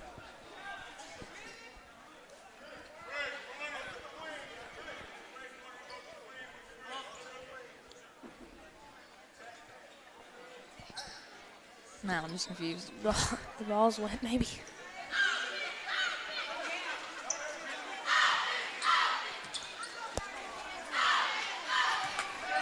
Here comes number 5 down with the ball. Let's see what he can do. Oh. Good try by Osceola. Jump ball.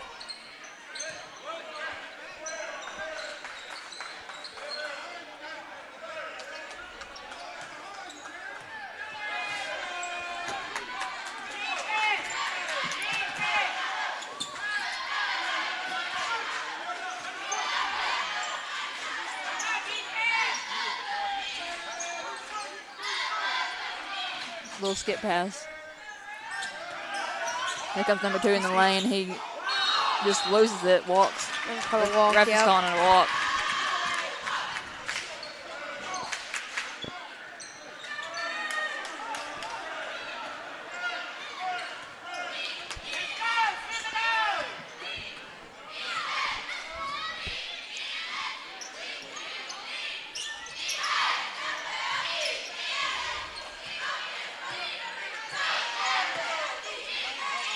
Pass. Job by number 10, and he up and no good. Good but good rebound by number 3. And put back, rebound and put back.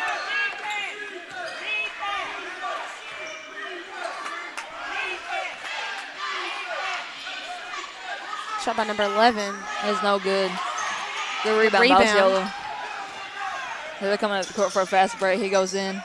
He's gonna try. Oh, he gets the foul. Didn't get the Almost an shot, and but almost an and one. Not quite.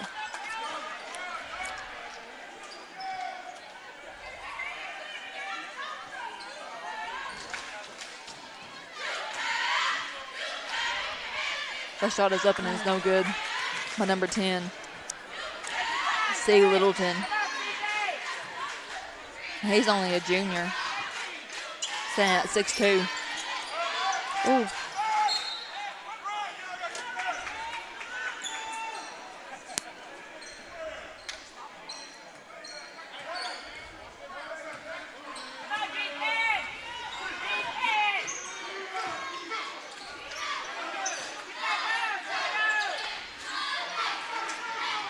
Oh, good steal by number 3. On Osceola. Ooh, almost risky pass. Oh, good pass. Oh, and got the finish by number 10. Good little play by Osceola. Might not been playing, but those are the best plays.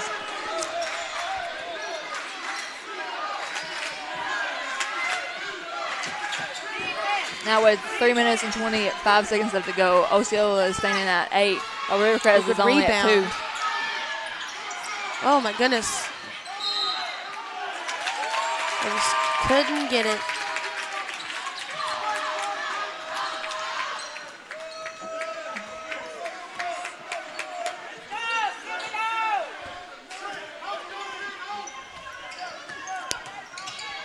Ooh, good little jump shot. Just got foul by number 4. That's 2 shots with the charity stripe.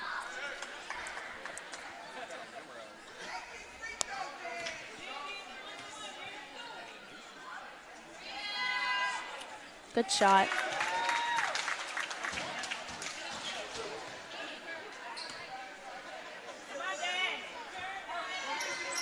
Another good shot.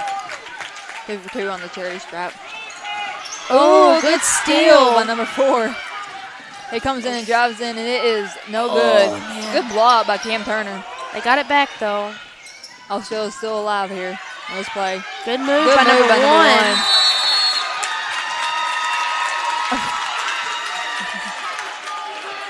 Osceola came here to play. It is 2-12 in the first quarter. Now, wasn't the other coach coaching the other night? It wasn't the guy in the yellow. Oh, never mind. Never mind, he's assistant. It looked like he was the main coach at first. No, because I remember him from when our boys played. And there's Andy Earls entering the building. Where do you see Andy at? Right there. Wearing shorts. Oh, I in see this him. freaking The man 45-degree weather.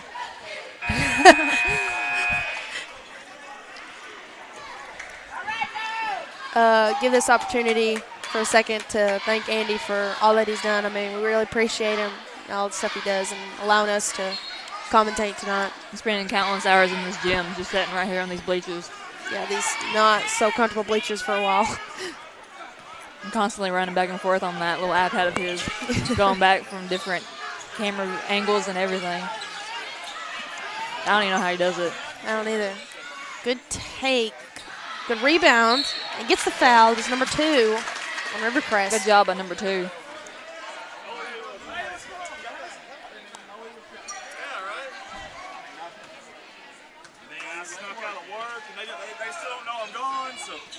Good shot. Oh, yay. Fabulous, actually. We do have a roster now, ladies and gentlemen. Thank you. Sweet. Fabulous. Andy does come in handy all the time.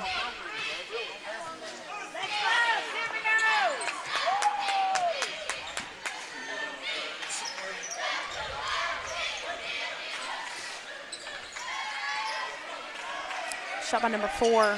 Ooh. Rebound by number 3 and put back up.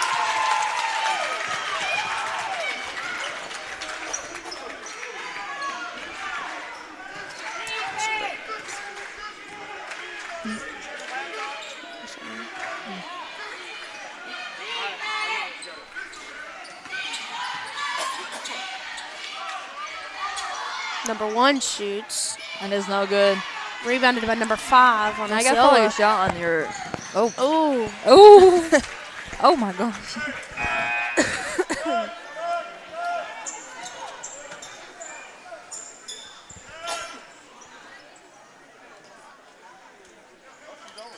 Oh, number 1 puts it in. Dalen Love. He's saying that 4 points right now in the game. He's a sophomore. He's tall for a sophomore. Good steal. Ooh. He has 24 coming in for Rivercrest for number 13. 13.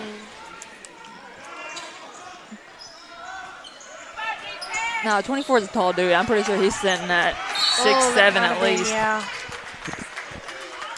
Good hustle by number 5. They're going to call that on 25. Is that what they said? There's not 25 out there, is there? Good pass by Elizabeth Ennis down there on the bleachers. Elizabeth Ennis. Way to go, Liz. Ooh, good take. Just couldn't finish.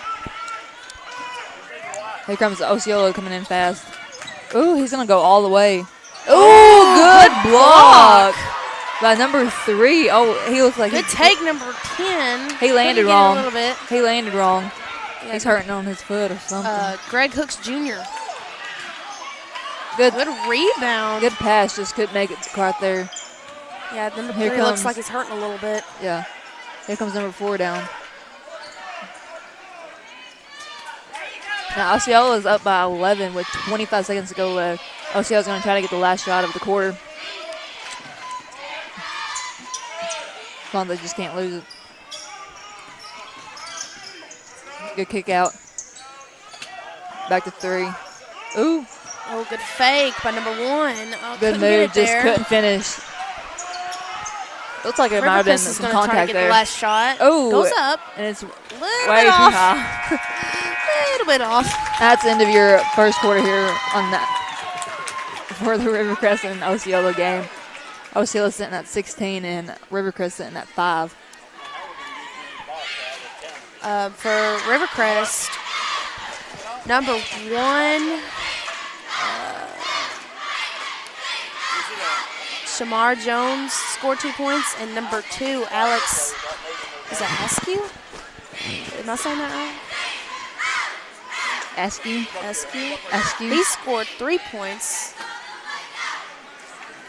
But that is the only point scored so far for Rivercrest. First thing I'm going to do is put this one up, though. Where's the duct tape at? The case? Yeah. The Pelican case? Yeah. Oh, boy.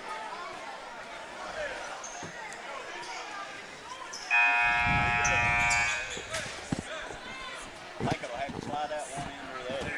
Oh, no. It's silky smooth over here. We got this. I don't remember which pocket. Look at those tall guys. Walking in. There's like 3 of them. They're like 6'6". Okay. Well.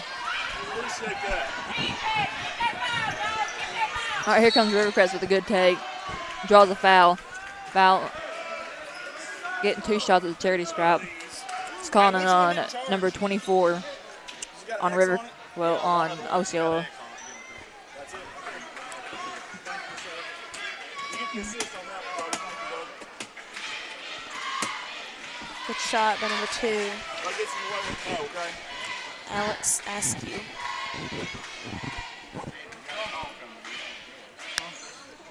Second shot is no good. Ooh, it's going to be out on one. Oh. Yeah.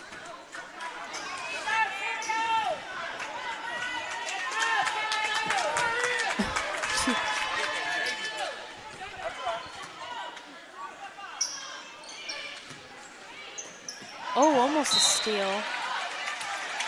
They're going to call that off a white.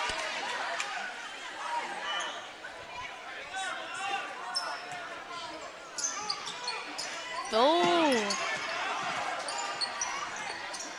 Good ball movement, just risky passes. Rivercrest has some good defense here tonight. Good. Well, almost got it. Ooh. Call that a walk, I believe. Yep.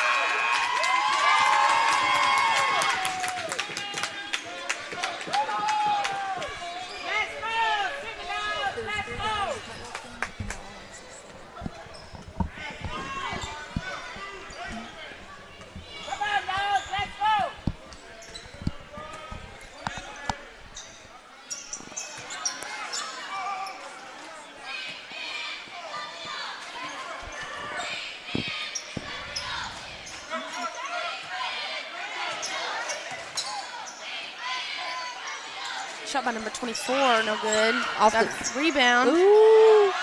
He still makes Gets it. it, number 23.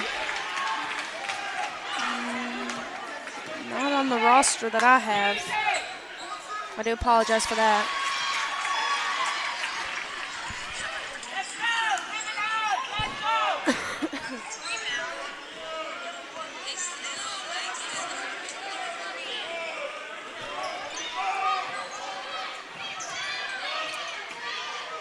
Oh, good pass. They're going to call that a walk.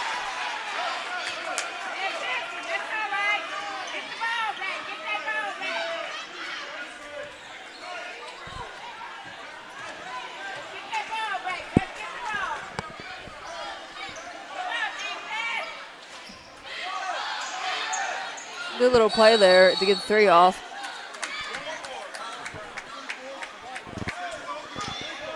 Calling a legal screen on number 24 on Rivercrest. That is his third. And that foul. is Colin Brown, senior.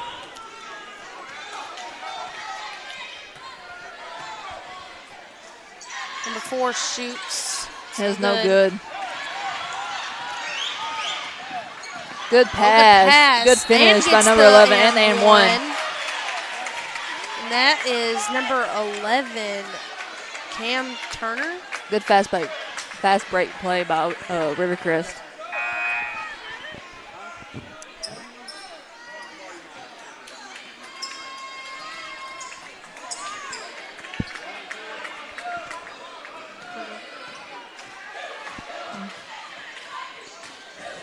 Good It is shot. good.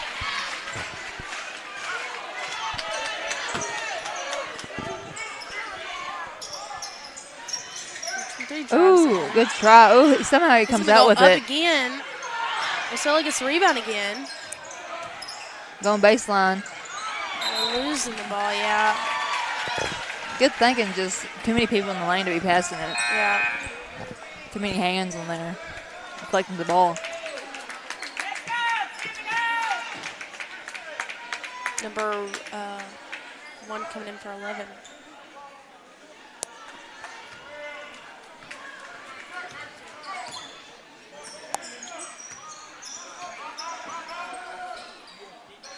Number 1 thinks about shooting it, he just doesn't. Kicking in the lane.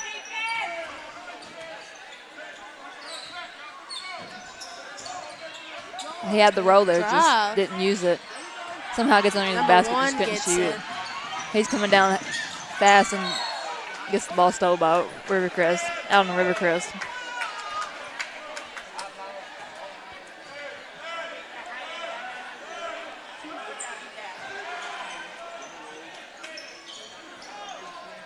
Number 1 shoots. He It's scores. good. And I think that's the first 3 for Osceola. Dalen Love. Number 1 shoots. No good. Number 11 gets the rebound. Ooh, he's zooming through everybody. Ooh, just couldn't finish. Gets the foul, though, on number 4.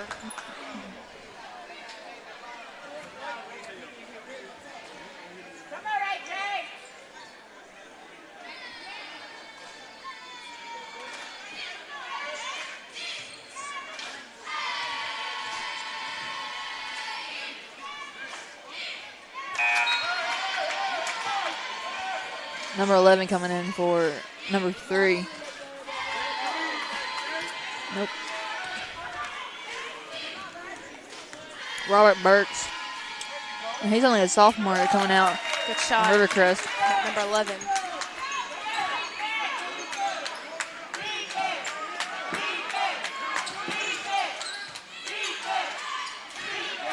Ooh, good move. Ooh.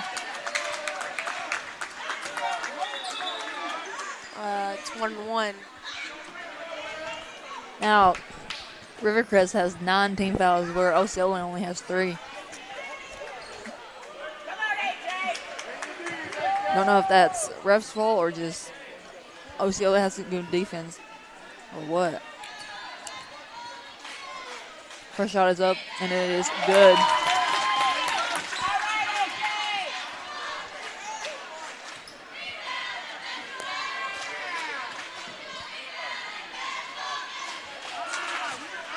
Second shot is up and it's no good. Here comes number 11 coming down with the ball. Rivercrest. Pass over to number 1. Trying to make something out of nothing. Ooh, might have walked there, but they called him a foul on number 11. Yep, number 11. That's only number 11's first foul. And Osceola's 4th team foul. Oh, good rebound by number 11 and draws a foul. Number 1, I think. Yep. Number 1 has. Or wait, no, it may have been 10. Yeah, it's 10. Sorry. Well, number 10 has 1 foul as well.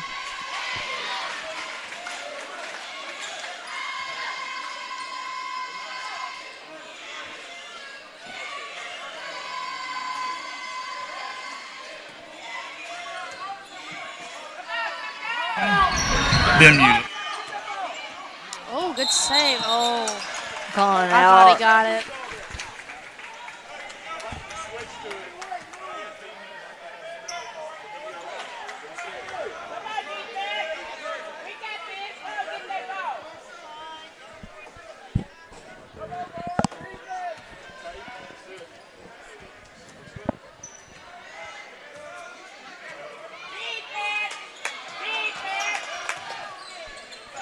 Ooh.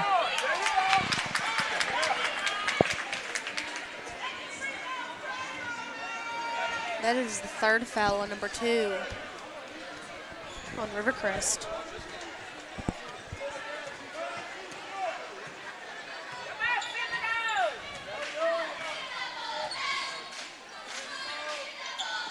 A little entry pass. Ooh. Ooh, good move. Good finish by number 11.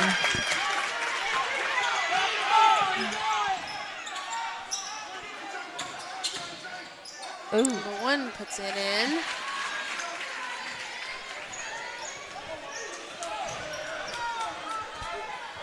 Rivercrest is making a comeback.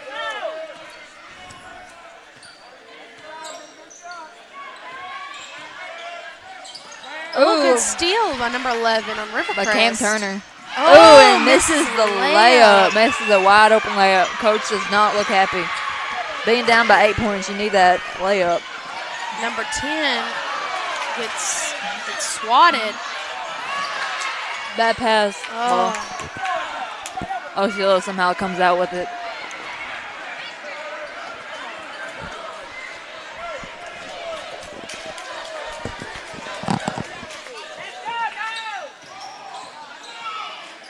That might have been a little Number 11 bit gets in foul trouble, right there. kisses out.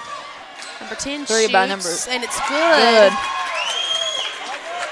Osceola up by 11 with 2 minutes and 30 seconds left to go in the half.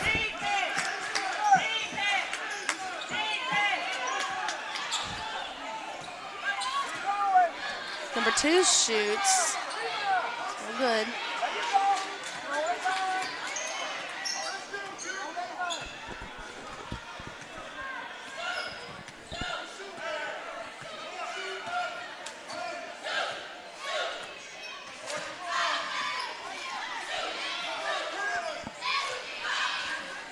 Try to run the clock down.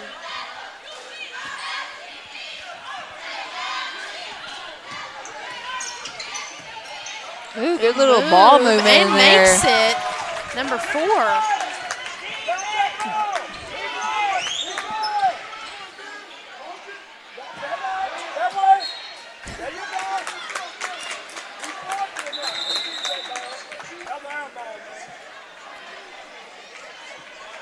Number 3 coming in for number 2 on Crest.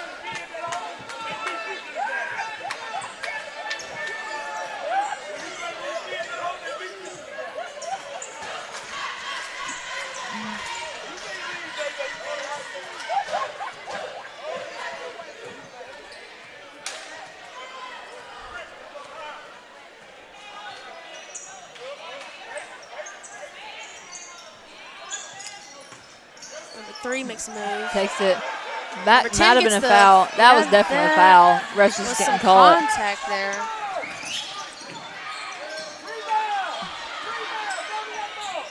Ooh, good save. And number 3 finishes it off. A good play by Osceola. Very good play. I don't even know how he saw him in the air, midair like that. I don't know, but it was a very good pass and everything. Number 1 shoots on Crest. No good. A little short. Here comes Osceola. I'm going to guess they're going to try to get the last shot. Never pick your dribble up, especially that far. There's no one guarding you. Crest Get rid of trying it. to trap. That and they, has to be some contact. Ooh. I don't know. Number 10's going to Ooh, a good fake. And he goes up and just does not finish. Couldn't get it there, but that was a good fake. Ooh, Oh, good hands. goodness. Oh. Oh, man, it was a little bit too far of a pass, but it was a good look. Number 11's going to try to shoot. And it was Oh, no no good. good. Good rebound by number 4, though. Just couldn't finish. Good plays. It is 17-32. Halftime with Osceola in the lead. Oh, sponsor video. Osceola is up by.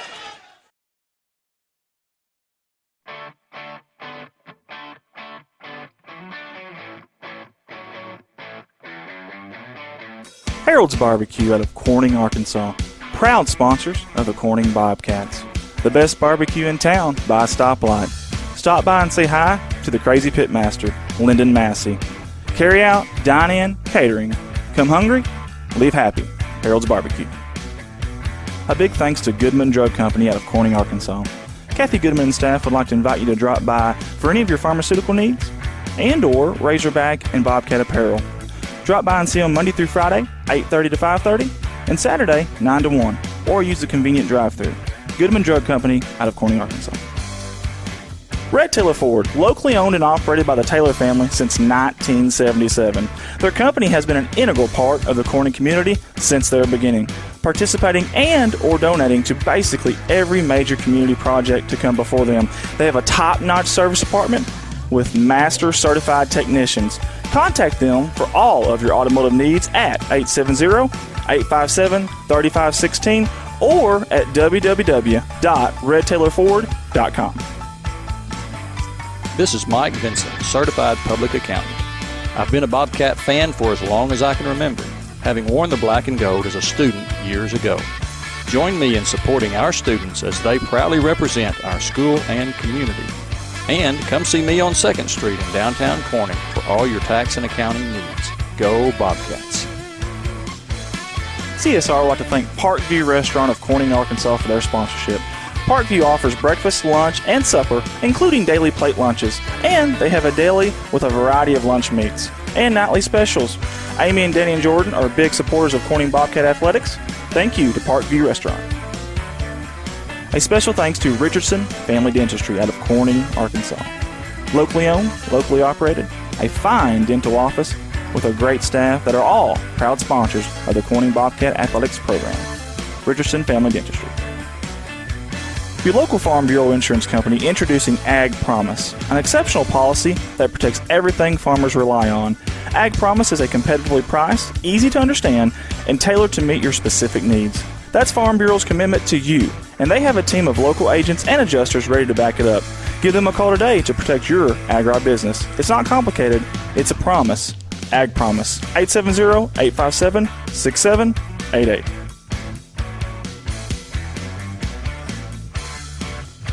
A special thanks to Solace Grain Bins and S&L Irrigation on their sponsorship. Whether it's grain bins, wells, pumps, underground pipe, or any service of that nature, Solace Grain Bins and S&L Irrigation will take care of you. Rhonda and Jerry Solace would like to wish the Bobcats the best of luck on the upcoming season. First Choice Healthcare in Corning, Arkansas, proud sponsors of Corning Bobcat Athletics, celebrating 25 years of community healthcare. At First Choice Healthcare, we practice compassionate, affordable healthcare for everyone to help improve lives and build healthier communities. First Choice Healthcare, your community, your health. CSR would like to give a special thanks to B&B Well Drilling out of Peach Orchard, Arkansas, for their continued support of Corning Bobcat Athletics. Brian and Lisa Bass are proud graduates of Corning High School, and they invite you to call them for any of your well drilling needs. 870-215-3808, B&B Well Drilling. A big thanks to Clay County Electric Co-op out of Corning, Arkansas for their sponsorship. CCE is an electric utility company in Clay County with dedicated workers and a friendly staff, and have always been proud supporters of Corning Bobcat Athletics. Clay County Electric Co-op, 3111 US 67, Corning, Arkansas, 870-857-3521. A special thanks to Woolard Flying Service out of Corning, Arkansas for supporting Bobcat Athletics. Matt Woolard would like to wish the Corning Bobcats the best of luck this season and also remind them that the sky is the limit. Woolard Flying Service, 870-857-3839. A special thanks to Civil Engineering Associates for being proud sponsors of Corning Bobcat Athletics. 2 locations, one in Jonesboro, one in Poplar Bluff. Professional engineer John Seelig of CEA would like to wish the Corning Bobcats the best of luck on the upcoming season. Keith and Rhonda Turner of K-Ron Farms would like to encourage the community to support the students of the Corning School District. Whether it is a sporting event or an academic accomplishment, these students are representing our school. We need to let them know how proud we are of them. Let's show our Bobcat pride. It's great to be a Bobcat. K-Ron Farms. Looking for a good and reliable used car? Stop by and see the father-son combination of Mark and Kyle Williams at Mark's Car ER Auto Sales. Proud sponsors of the Corning Bobcats, locally owned and operated, 870-565-5046. Wiedemann Farms, 561 County Road 131 in Corning, Arkansas. Wiedemann Farms has been serving the Corning community since 1978. Larry and Mary Wiedemann are proud supporters of not only the city of Corning, but of Corning Bobcat Athletics. Wiedemann Farms, go Cats. The Corning Sports Report would like to give a special shout out to Boschlicker Brothers Farms for sponsoring our endeavor. The Boschlickers have always been avid Bobcats and avid supporter of all things Corning Athletics. Thank you again, Boschlicker Brothers Farms. First National Bank takes the banking experience and customizes it to fit you. Whether it's supporting your Corning Bobcats or saving you time by eliminating trips to the bank, First National Bank puts you first, always. Member FDIC and equal housing lender, First National Bank. Corning Sports Report would like to give a special shout out to Jeremy and Amanda Wiedemann out of Corning, Arkansas. Extremely kind-hearted people who not only support the community, but they also support the Corning Bobcat Athletics. Jeremy and Amanda Wiedemann. The Corning Sports Report would like to give a special shout out to State Representative Joe Jett for sponsoring our endeavor. Mr. Joe Jett has always been active in the community, whether it's supporting the town of Corning or it's supporting Bobcat Athletics. This is a political ad paid for by State Representative Mr. Joe Jett. Corning Sports Report would like to give a shout out to Watson Oil Company for their continued support of Corning Bobcat Athletics. Locally owned, locally operated. Kelly and Chad Watson would like to wish the Corning Bobcats the best of luck on the upcoming season. Watson Oil Company, 406 Southeast 1st Street, Corning, Arkansas, 870-857-0006. Most of us are more comfortable doing important business with people we know and trust. You've been running into shelter insurance agent Kirk Scobie in Corning at church, at the grocery store, and the county fair for more than 25 years now. If personal service, trust, and easy access to your insurance agent are important to you, give Kirk Scobie or his team a call. Contact Kirk Scobie and ask about a free personal protection review for your auto, home, or life insurance today. From all the guys here at CSR, we'd like to give a special thanks to Mike Townsend. Mike Townsend is the owner and operator of Mike Townsend Farms, LLC out of Corning, Arkansas. Whether it's grain, lime, hay, byproducts, gravel, and litter, Mike Townsend Farms covers it all. Again, thank you to Mike Townsend Farms, LLC. Corning Sports Report would like to give a shout-out to Rockwell Farms out of Peach Orchard, Arkansas. Logan and Karen Rockwell have been avid supporters of not only the city of Corning, but of Corning Bobcat Athletics. Logan and Karen would like to wish the Corning Bobcats the best of luck on the upcoming season. Rockwell Farms. CSR would like to give a special shout-out to Heritage Ag out of Hoxie, Arkansas. Serving Arkansas farmers since 1966, leading the farm equipment industry into the 21st century. Call Brody Morrow, salesman, at 870-886-6663 or 870-809-1822, Heritage Agriculture of Arkansas. Hunting for a deal? Look no further than Legacy Equipment. Get a 1023E with loader as low as $133 a month. Need something bigger? Take home a 3025E with loader as low as $201 a month. Plus, take advantage of 0% for 84 months on all new John Deere Company utility tractors. Stop by any of Legacy Equipment's 7 convenient locations in Paragould, Corning, Piggott, Kennett, Hayti, Portageville, or New Madrid to take advantage of limited time savings. Some restrictions may apply. See dealer for detail.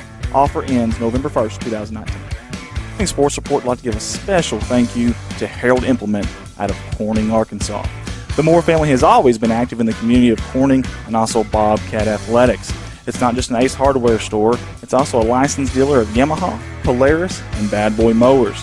A special thank you again to Harold Implement out of Corning, Arkansas. Corning Sports Report would like to give a special shout out to Zach Brown Farms for their sponsorship. Zach Brown Farms has always been active in the community of Corning and also Bobcat Athletics. Zach Brown, being a former Bobcat himself, wants to wish the Bobcats nothing but the best of luck on this season. Zach Brown Farms, on the road to success. When you need to find a part at a price that's right, that red and blue sign is just within sight. Roll in to Crest and roll on. Midwest Auto Parts, longtime proud supporters of the Corning Bobcats.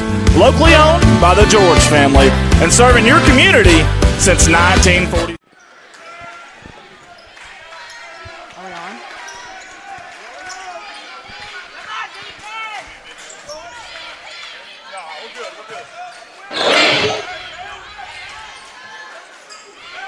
That's still.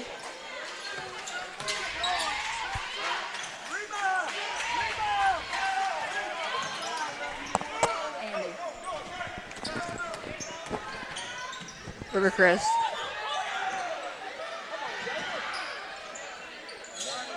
Mic check 1, 2, 3. No.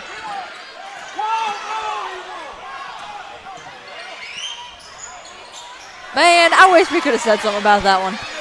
It's on? Yeah. Oh, never mind. We thought we were off for a minute there. Anyway, River Crest Center just drained a 3. It is currently 19-32 if you're just tuning in with 7 minutes into the third quarter. Rivercrest was down a lot, but now they're coming back for a comeback. Jeez, can't talk.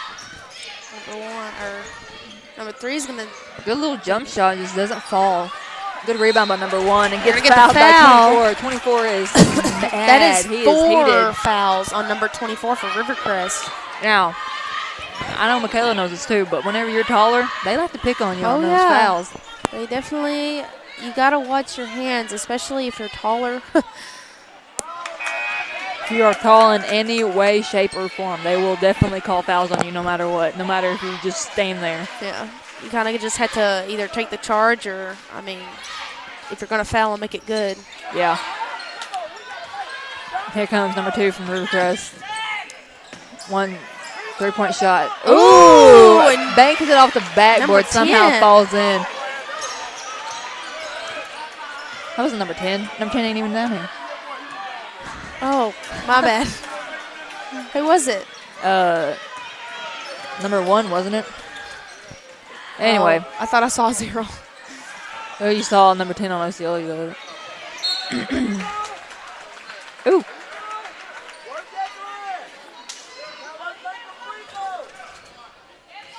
Number 4. Foul on number 4 on Rivercrest. That is his 3rd foul. So first shot is up, and it is good. And number 3's been pretty consistent on free throws, I'd say, for Osceola tonight. Ooh, kind of popped out on that one. Here comes number 11, Cam Turner. Looks like he slipped that pass a little bit, but somehow I still got it there. Shot by number 2, and it is no good. Good hustle by 1, though, saving it. Yeah, gets a rebound. Number 1's being protective with the ball, not letting any Osceola player have it. Ooh, good little fake by number 1. Looking for somebody to pass it to. Ooh, little no look kind of. Oh, got it. Good defense by Osceola. Oh, they're going back and forth here. Ooh, definitely that might have a been foul. Some contact there. He looks a little mad about that, like saying that's not a foul, but from where I'm sitting, it looked like it was a foul. That's the foul on number 4. That is his 4th foul, I believe. Now, Rivercrest is sitting at some foul trouble here. Yeah. 2 players at 4 already. Not even 5 minutes left to go in the 3rd quarter. Don't want that. Not a good thing to start with. Ooh. 3's going to take it and gets another foul, I believe. Calling it on baseline, though, on this one. On number 5. That is his 1st foul on Rivercrest.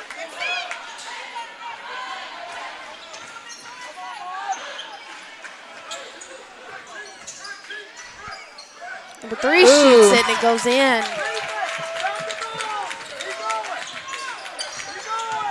Number 1's going to drive in. No good. Quite get it. That was over the definitely. back. Our foul. On number 5 on Osceola.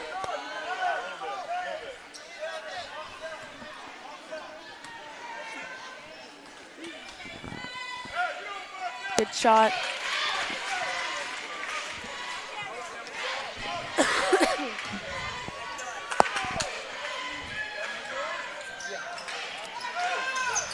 Ooh, fighting for it down low. Oh, might have been pushed off a little bit. Gets it across. Ooh, good defense swipe. by number 11 on Rivercrest. Good pass and good finish by number 1 on Osceola.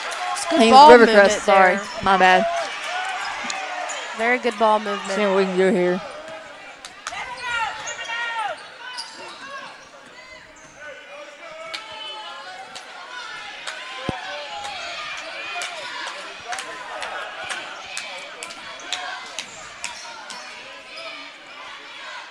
Number 1 shoots. It's no good.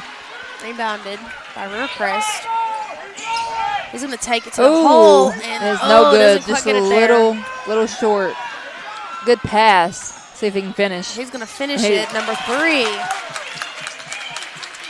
Good job by number 3 on Osceola.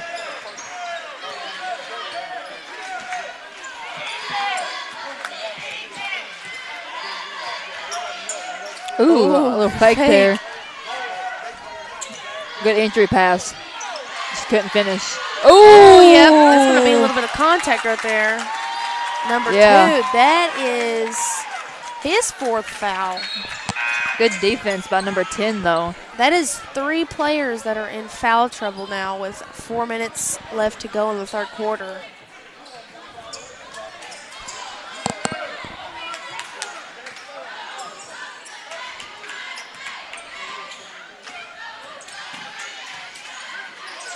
Number 3 is going to take it in. Didn't quite get it there.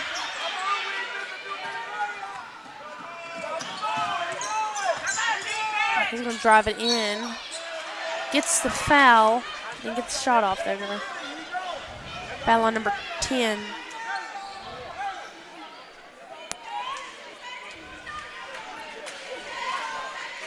That is his second foul on Osceola.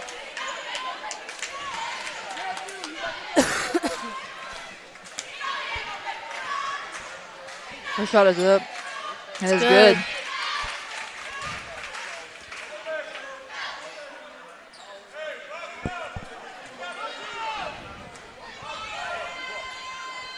Second shot's up. And it's also good.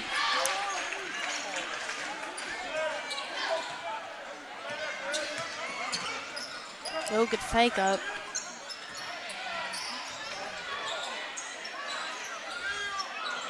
Cross court pass. It's good.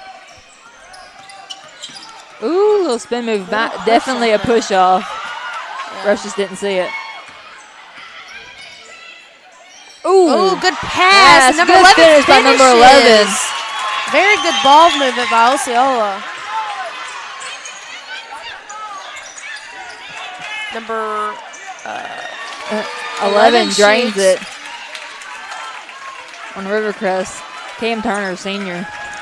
It is currently 30-39 with 3 minutes and 5 seconds left in the third quarter. With 4 players that are currently, is it 4?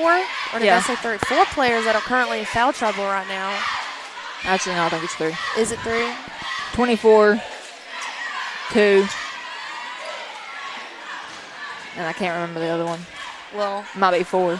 That being said, they're going to have to watch the fouls. That's what's going to cost them this game. Because they're playing good defense and they're looks getting like we shots. got some youngins out there right now. Maybe see what they can do. And see number 13 is a sophomore. And then coming into the game. And then number 5 is there's 2 number 5s. We're gonna say number 5 is a sophomore. Carmelo Vesquez? Yeah. I don't know. I don't know. And or JD Winda. I don't know. There's 2 number 5s for Rivercrest Colts on the roster, so. Good ball movement. Couldn't quite get it to the rim.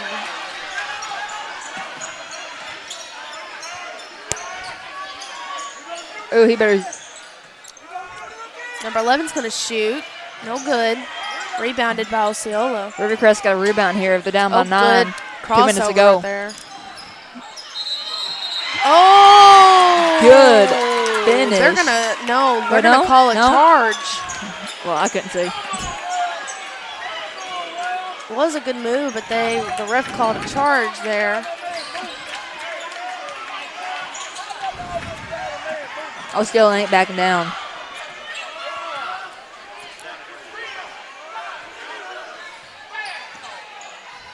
Ooh.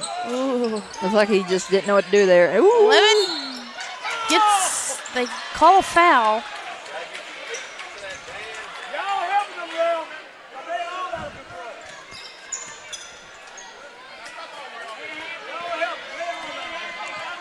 Here comes Cam Turner at the charity stripe. First shot is up, and it was good.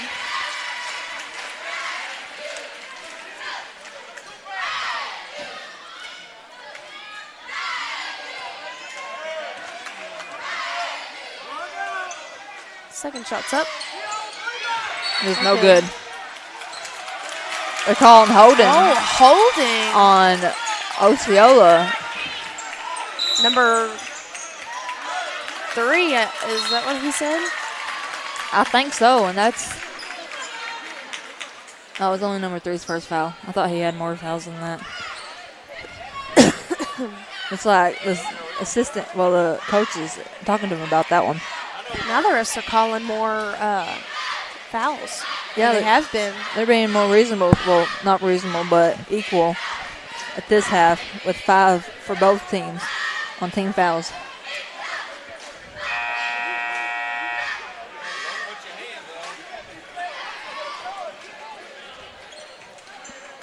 It is currently 31-39 with 2 minutes into the third quarter. Or 2 minutes left in the third quarter, my bad.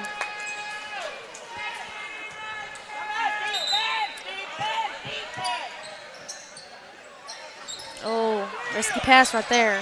They got it.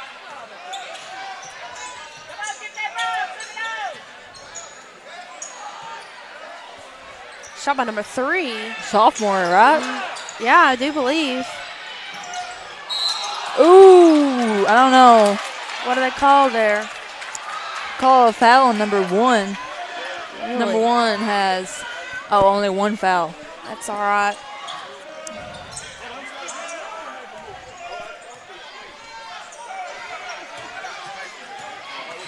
Oh, I don't know what happened there. I think he got a little tripped up. Number 3 goes up, and he almost finishes, but still gets the foul drawn. And here comes number 3 at the charity strike. A lot of movement here.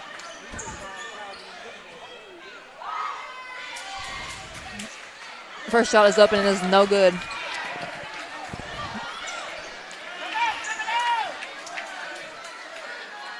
Second shot's up. It's no good. Rebounded. Oh, one of their players' shoes is off. Osceola's. That happens more than you think. I know. Actually. It sucks, too, because Coach is yelling, you get down the court, and you're like, I got to get my shoe on. good finish by number 1, but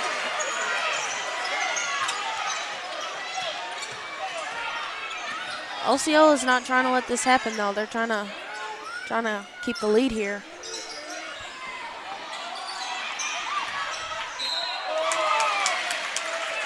Looks like it's River Crest They're ball gonna call that out on out. Osceola. Yeah. They're gonna call that out on Osceola. Yep. Oh, that was a risky pass. It was a good pass by Osceola.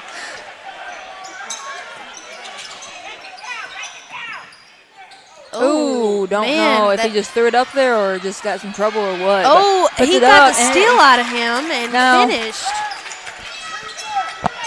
Really? Number 10 has to have more than 5 points. He's been scoring a lot here. Oh, I think he does. Oh, man. Good rebound by number 10 on Osceola. Take that ball movement and doesn't quite finish there. Ooh. Can't just get it in there, man.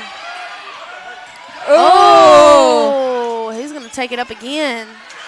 Still. Oh, my goodness. But Osceola's they got to do something with 7 seconds left. I don't know what they're going to call that one. What are they going to call it? What are they going to call it? I don't know. What are they going to call it? They're going to call it a block. I don't know. That was, I don't know. I don't know about that one. Kind of thought it was a charge, but again, I'm not down there. I don't know.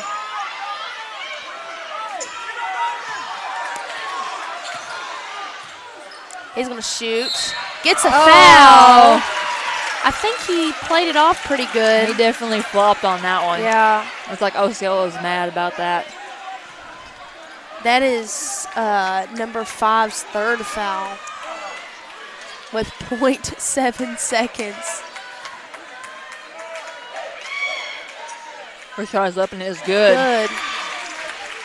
Now, if he can make all 3 of these, it's going to be a good advantage for River Crest coming into the fourth quarter. 2 is Second good. shot's good. 2 for 2 standing right now.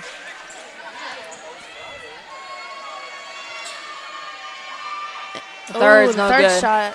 Still, 2 out of 3 is good. Oh, that was a good shot. Almost made it, almost. But it is fourth quarter now, 35-41, with Osceola in the lead. But River Crest is not giving up, so we'll see how this ends. Just got to watch the fouls and. I have a feeling River Crest is going to come out with it. I don't know. But definitely not giving up, that's for sure. If you're just now tuning in, my name is Michaela Ward. And I'm Ariel Martin. We're commentating for the game of River Crest versus Osceola. Yep.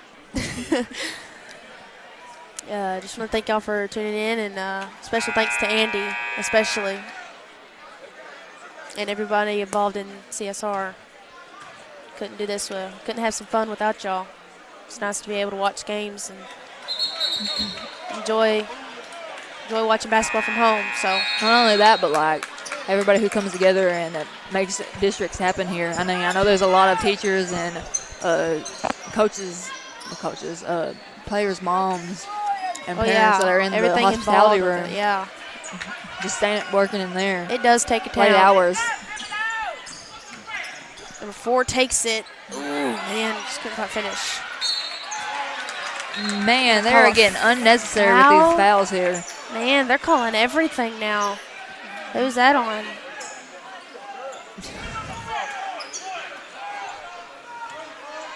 Number 11, that's his second foul. For Osceola.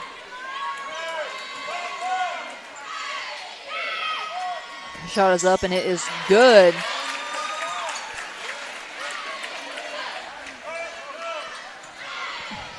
Rivercrest is only down by 7 with 7 minutes and 48 seconds left to go in the fourth quarter. How about 6? At one point, down by 6 now. Wait, 4? I just can't count. Oh, yeah, 37-41. And I remember at one point Rivercrest was they down got by a at foul least 18. there. By 15. Or 13. That's his third foul. Why do I keep calling numbers that aren't out there? Couldn't tell you. Good shot by number 3.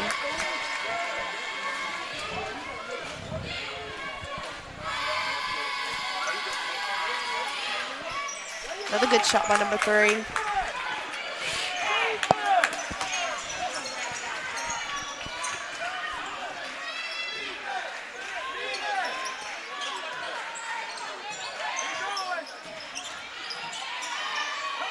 Oh. Kicked it a little bit, so maybe back to Rivercrest.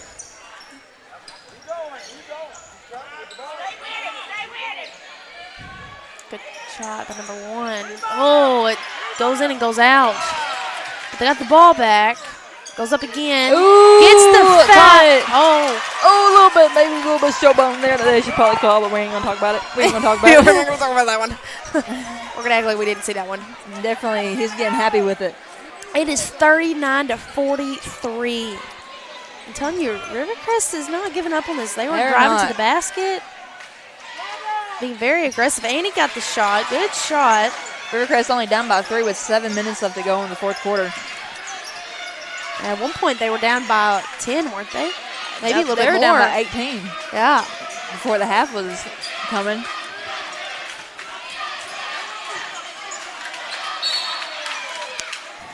What are they going to call? I don't know what they're calling. Oh, my goodness. Did they just call another foul on number 3? Yeah. Well, no. Oh, no. No, what'd they call? No one knows. Maybe it was pushing. It's 1-1. I'm not sure what happened down there. My apologies. 3 shoots. It's no good.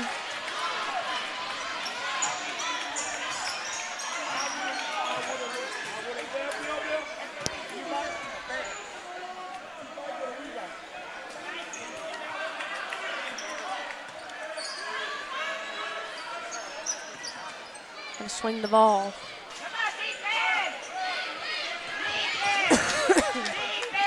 Shoots. No good.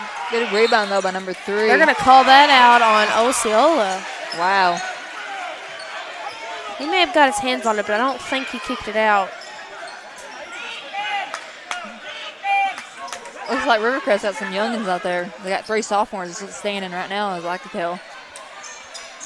Oh, got to get that pass. Risky pass, but somehow came out with it. Ooh. Oh, I'm not sure. I don't know what they're going to call that. They're going to call that a foul on 22. Man, that's his there's first foul. 6 minutes and 20 seconds left to go in the fourth quarter, and there's already 10 fouls on Osceola and 9 fouls on Rivercrest. That was a good shot. It is now 41-43. Rivercrest only down by 2.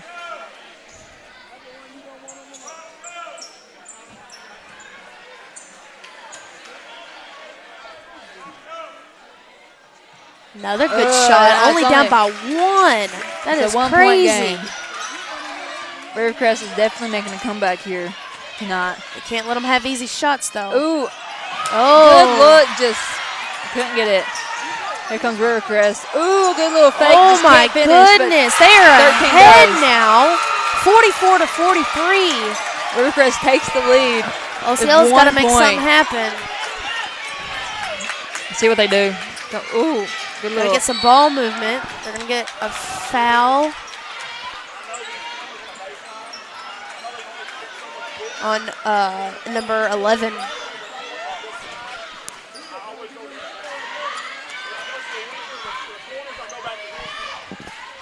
Good shot by number 23.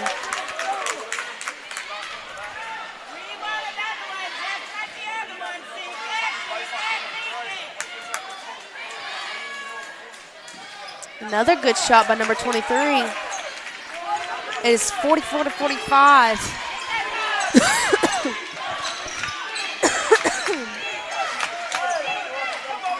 Can't let them have easy shots. Osceola's got a rebound here. Here they come. Oh, almost loses. Oh, he's going to did call him lose it. out. Osceola's getting heated over here.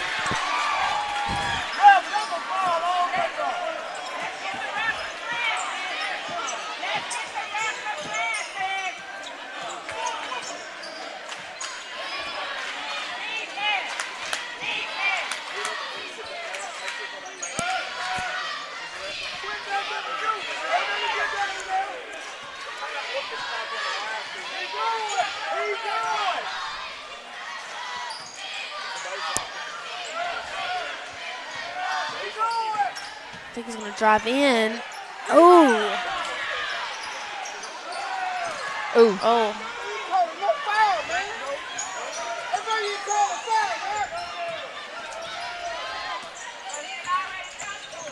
He's going to drive in and gets the foul and the shot. Very Little good and play. one play there. Osceola takes the lead back.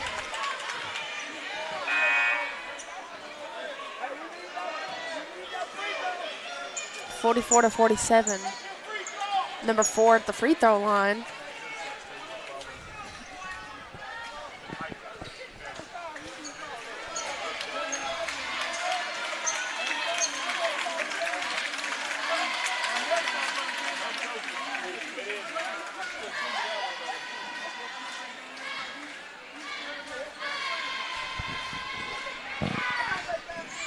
Good shot by number 4. Crest is down by 4 now.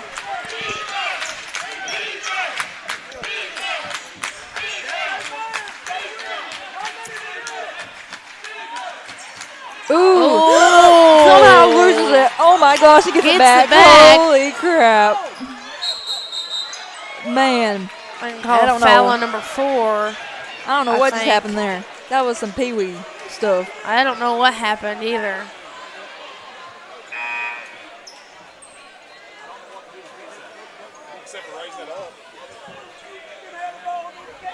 Coach gave him a towel to wipe his hands off. Sounds like something Coach Song would do.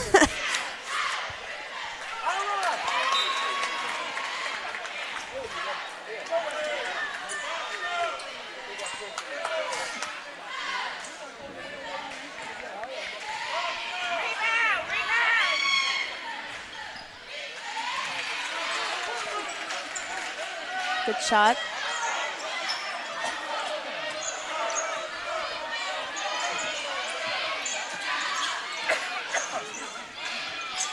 Ooh, gets trapped there. I don't know what's going to happen here. Ooh. That might have been. Oh my goodness. Oh my goodness. Oh my goodness. Oh my goodness. Oh my goodness. Oh, wow. Gets the rebound and puts it back up. It is a 1-point game. 47-48. Rivercrest only down by 1.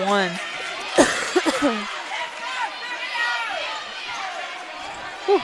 4 minutes left to go in the fourth quarter.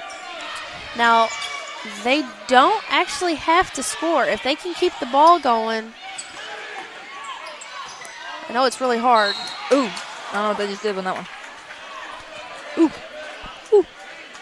Ooh. Let me get a foul right there. On number 1, that is his second foul on Rivercrest.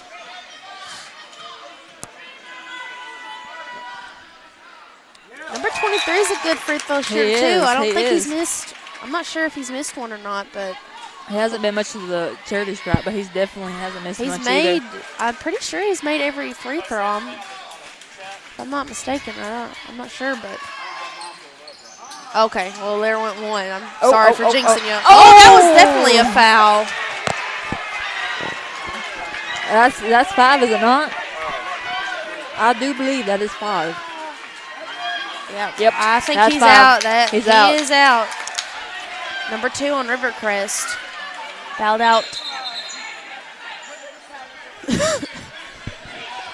Ref over here is telling Rivercrest coach to calm down here. Telling him to shut his trap. Cut it. Zip it.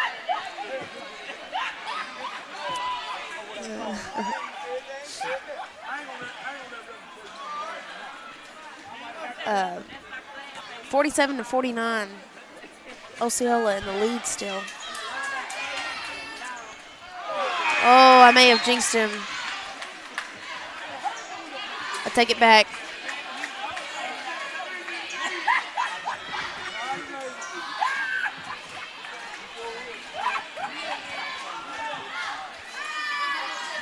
There you go, good shot. 47-50 with 3 minutes and 37 seconds left.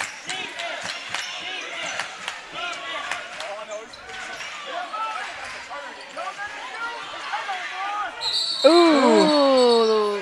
Charge. They're going to call a charge. And he is also out for the game. That's setting him That is at his 5 now. 4th, yes. That's his 5th. That is 2 players out for Rivercrest. Man, oh man, oh man.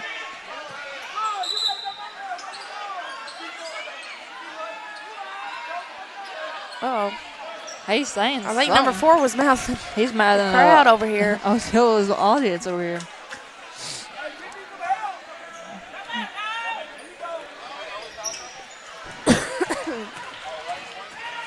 Loses the ball, man. Man, Rivercrest loses it, and Osceola gets it back.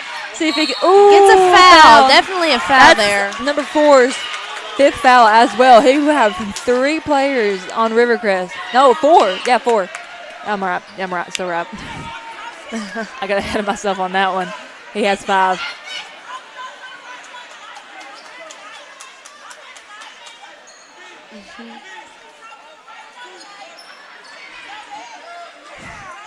I don't know what Rivercrest boy is saying too. I don't know what he's saying. I don't know. I don't know what he's saying, but he's out as well. We have 3 players on Rivercrest that are out now. Fouled out with only 3 minutes and 16 seconds left to go in the 4th quarter. Down by 3. Osceola's up by 3, yes.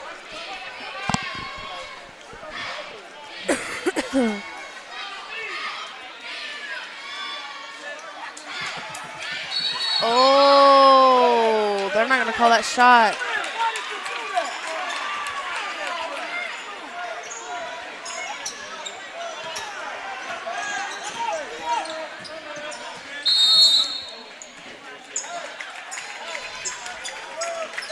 Timeout. Timeout with Rivercrest.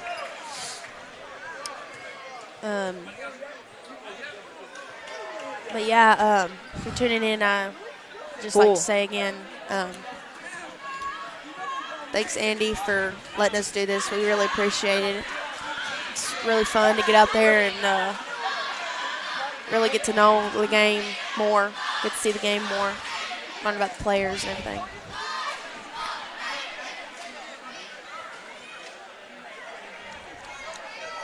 And thank y'all for tuning in too.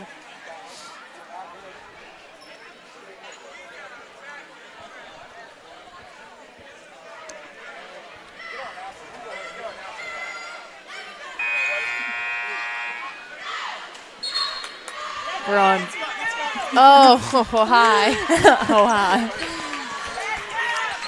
I thought you were pointing at someone in the crowd. I was like, what? All right, here we go. 3 minutes and 12 seconds left to go in the 4th quarter. 47-50. Rivercrest has no timeouts left, I'm pretty sure, is what yeah, they're talking about. Nope. No, they have 2. Oh, my goodness. What a play. 1 point game now. Osceola has to hold on to the lead if they want to win this one. Oh, he is zooming through everyone and somehow. Oh my goodness! Finishes number 3. 49-52. The number 3 is your leading scorer for Osceola, setting at 17 points. He's been definitely a good player this game. Good fake. Number 1's gonna go again. Didn't quite get it there. Oh man. Looks like a foul on number 1. The refs just didn't call it. Yeah, they didn't call that one. Number 1's going to take it. Oh, looks like he was trying to pass it. Tourney gets the rebound, gets the Foul foul. on number 5. Number 5 setting up. Oh, he is not even on the board. Oh, there he is. Number 2. Or, I mean, 2 fouls. He has 2 fouls. Number 2. Oh, goodness.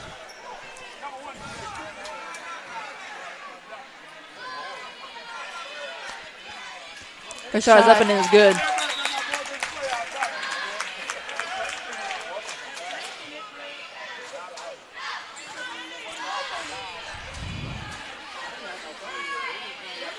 Another good shot.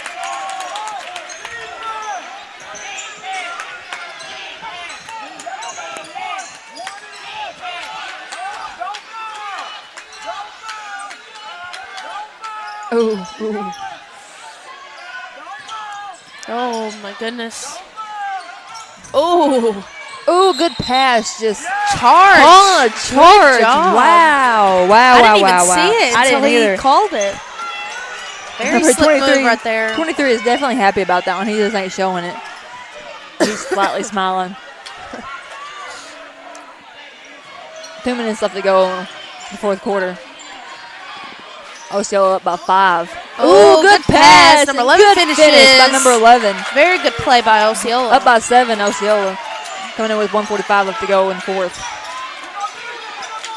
Crest is going to have to make some moves here. They're getting a little frustrated. Looks like they're getting a little nervous. 11's going to shoot. And it is air ball. It's an air ball. Oh. And out on him. Man. I would not want to be standing under the goal right now. It looks like they almost got crushed. Ooh. Number Ralph's 4 down has there. some handles. Yeah, Ralph's down there. They're calling a block on Cam Turner, number 11. He's sitting at 3 right now. 3 fouls and 10 points.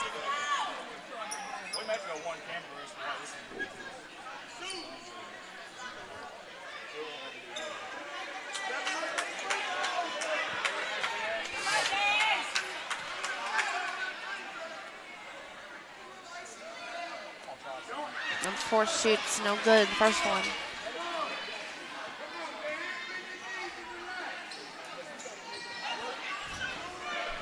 We're at 1:26 left to go in the game. Oh, they're just going to get another shot right there. Oh, really? Osceola up by 8.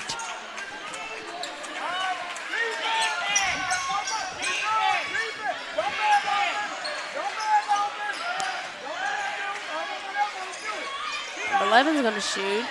And it is no good. Oh. Good rebound from number 5, though. Gets a shot. Number 3 shoots. No good. Good Gets rebound. another rebound. Makes it. And 1. Yes. For number 13. And he's only a sophomore.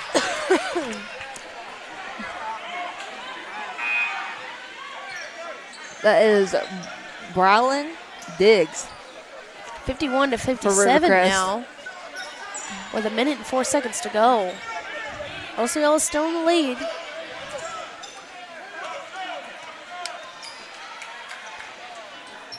Good shot by number. Good job by number 13, sophomore, coming out. Very good take.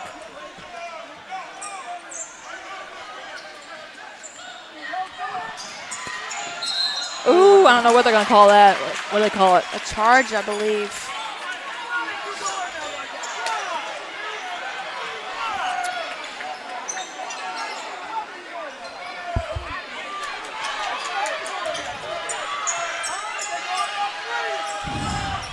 They're going to have to move the ball and make some shots 50 seconds here. left to go in the fourth quarter.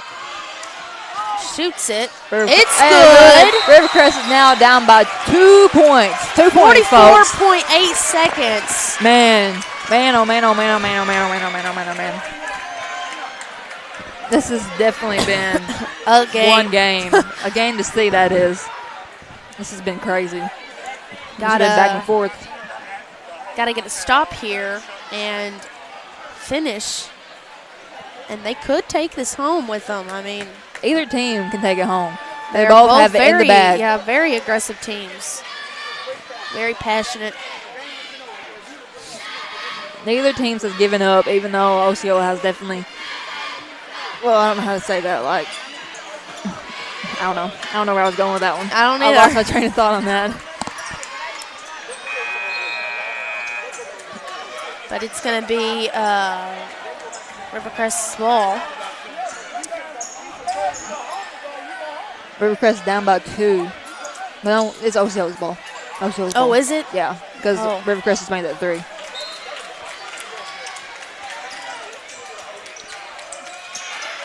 He's trying to They get it gotta in. stop him. He's got to look They up got a court. foul or something. He's Got to got- stop him.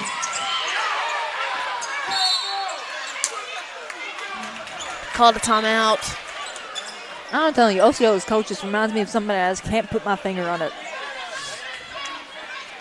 Coach Carter, that movie, it reminds me of Coach Carter some way. Never What seen movie? Coach Carter? I don't guess I have.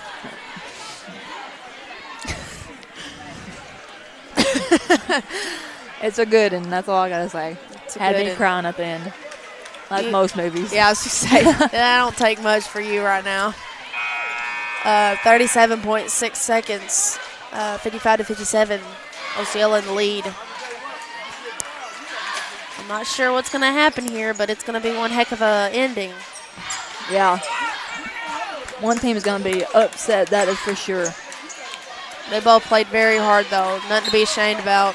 But both teams are going to regional, so they still got one game left at least for both of them. Ooh, No matter they're gonna what. foul on Number 11, and that is his 4th foul.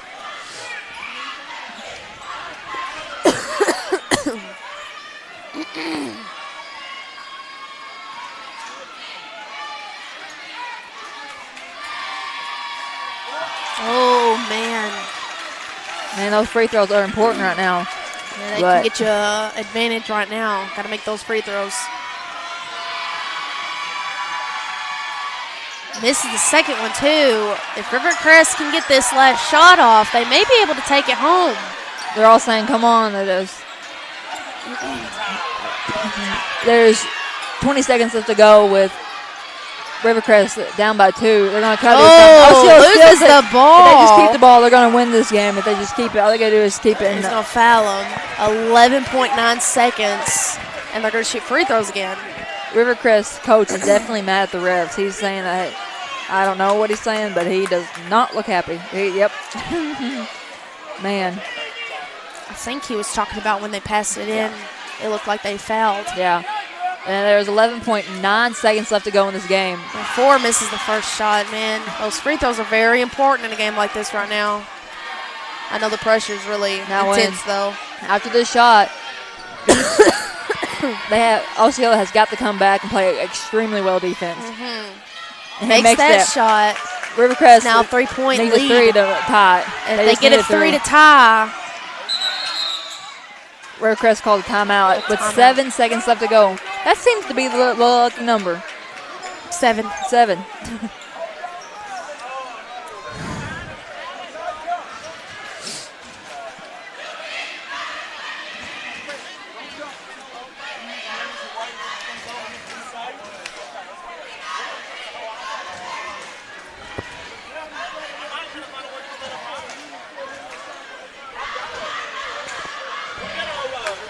Who plays next? Hoxie and Osceola. Osceola. So Osceola has a girls and boys team in the semifinals. Are they going? I assume they're going to regionals too. Everybody in the semifinals goes to regionals, yes.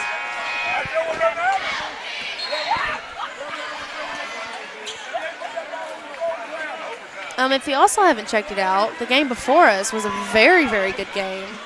That's what I heard. Very well done by Truman. Let's see what Rivercrest is going to do here. Try They to get need a 3. shot They need right a here. 3. He's going to shoot it, and it is no good. And that is 1.5 seconds.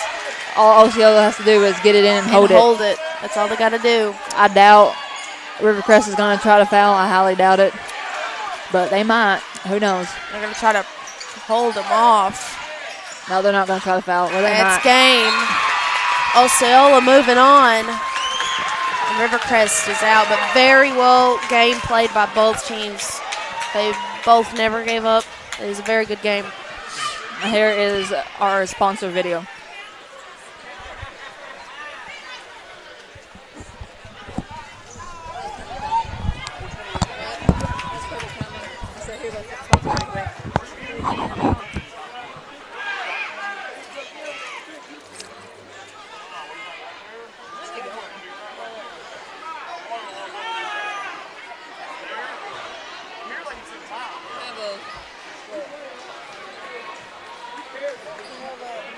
Yeah, no, but you also had a piece of plastic.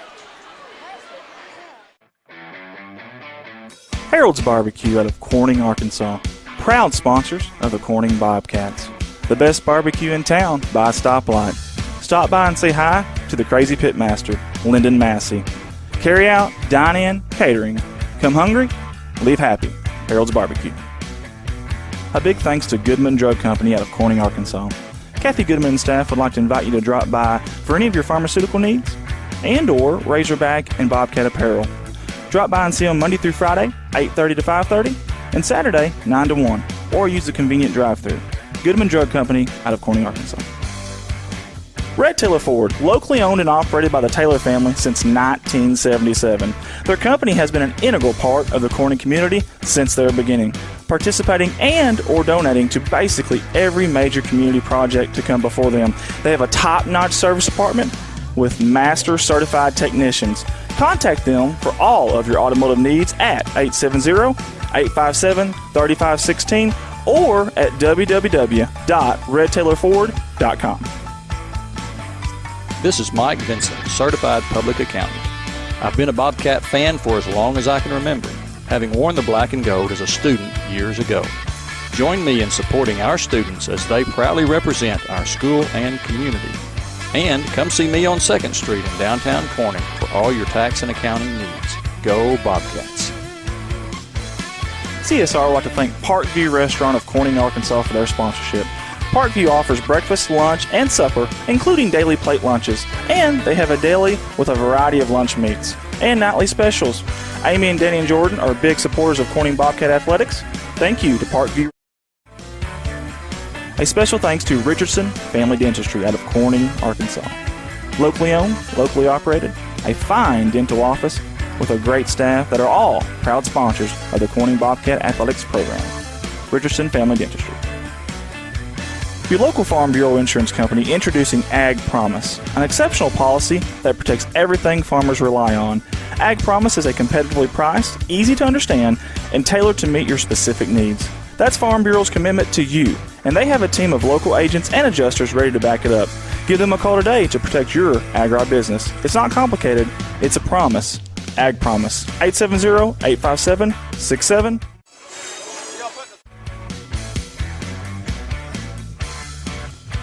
A special thanks to Solace Grain Bins and S&L Irrigation on their sponsorship. Whether it's grain bins, wells, pumps, underground pipe, or any service of that nature, Solace Grain Bins and S&L Irrigation will take care of you. Rhonda and Jerry Solace would like to wish the Bobcats the best of luck on the upcoming season. First Choice Healthcare in Corning, Arkansas, proud sponsors of Corning Bobcat Athletics, celebrating 25 years of community healthcare. At First Choice Healthcare, we practice compassionate, affordable healthcare for everyone to help improve lives and build healthier communities.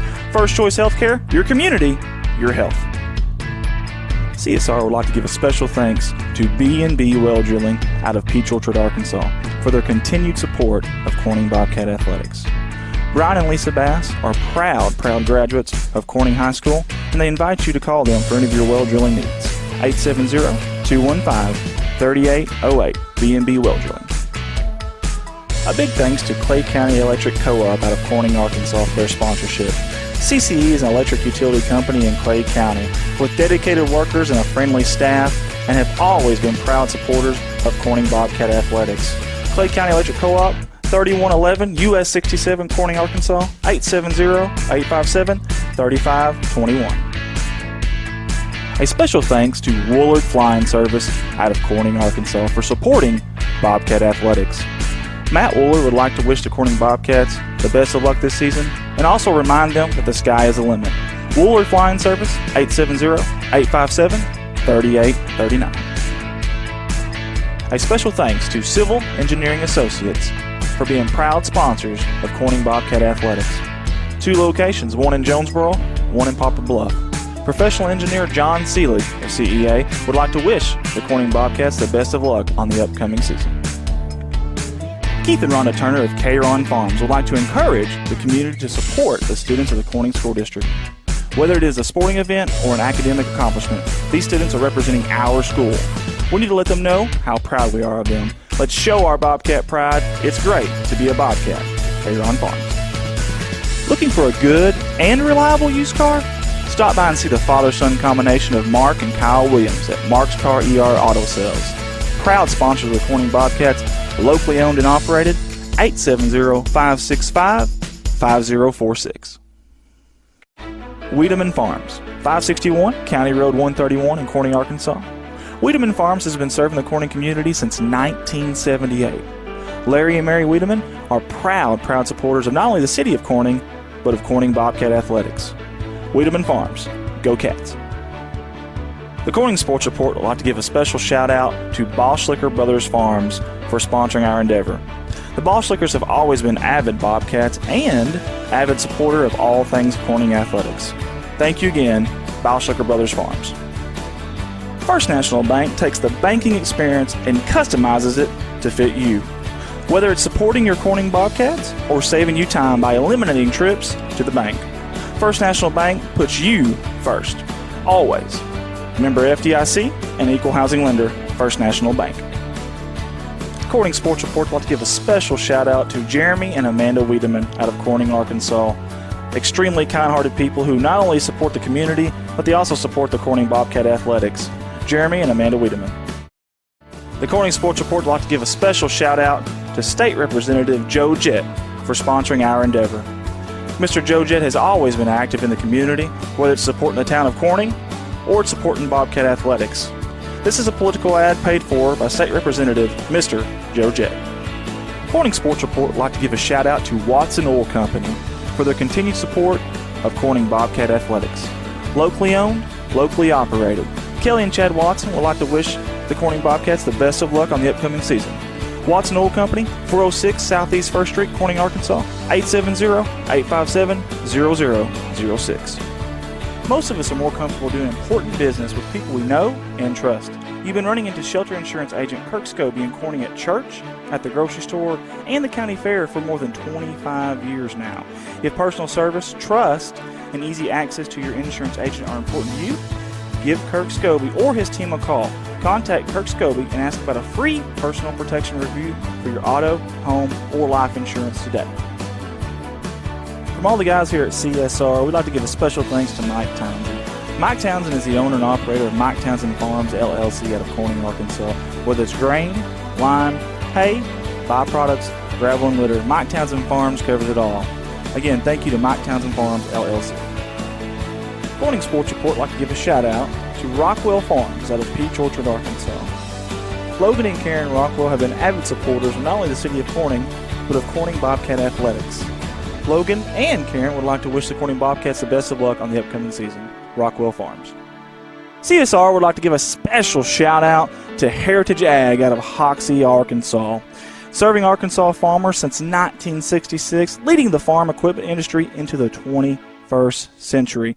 Call Brody Morrow, salesman at 870-886-6663 or 870-809-1822, Heritage Agriculture of Arkansas. Hunting for a deal? Look no further than Legacy Equipment. Get a 1023E with loader as low as $133 a month. Need something bigger? Take home a 3025E with loader as low as $201 a month. Plus,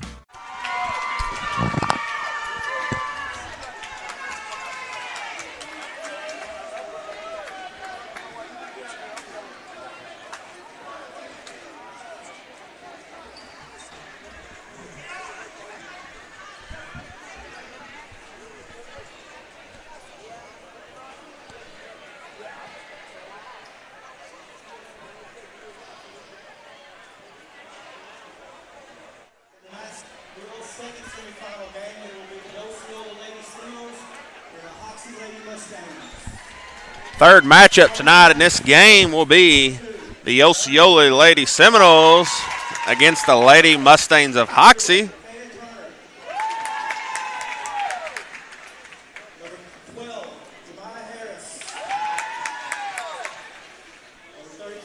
This is Scott Townsend here coming to you live from Corning as the 3A districts coming to an end. The Truman Lady Wildcats knocked off the Walnut Ridge Bobcats earlier. We just had a big ball game before here. The Osceola Seminoles took down the number 2 seed Rivercrest Colts in boys action. They'll face the winner of Manila and Gosnell Pirates next. The winner of this will face the Truman Wildcats Saturday night in the finals.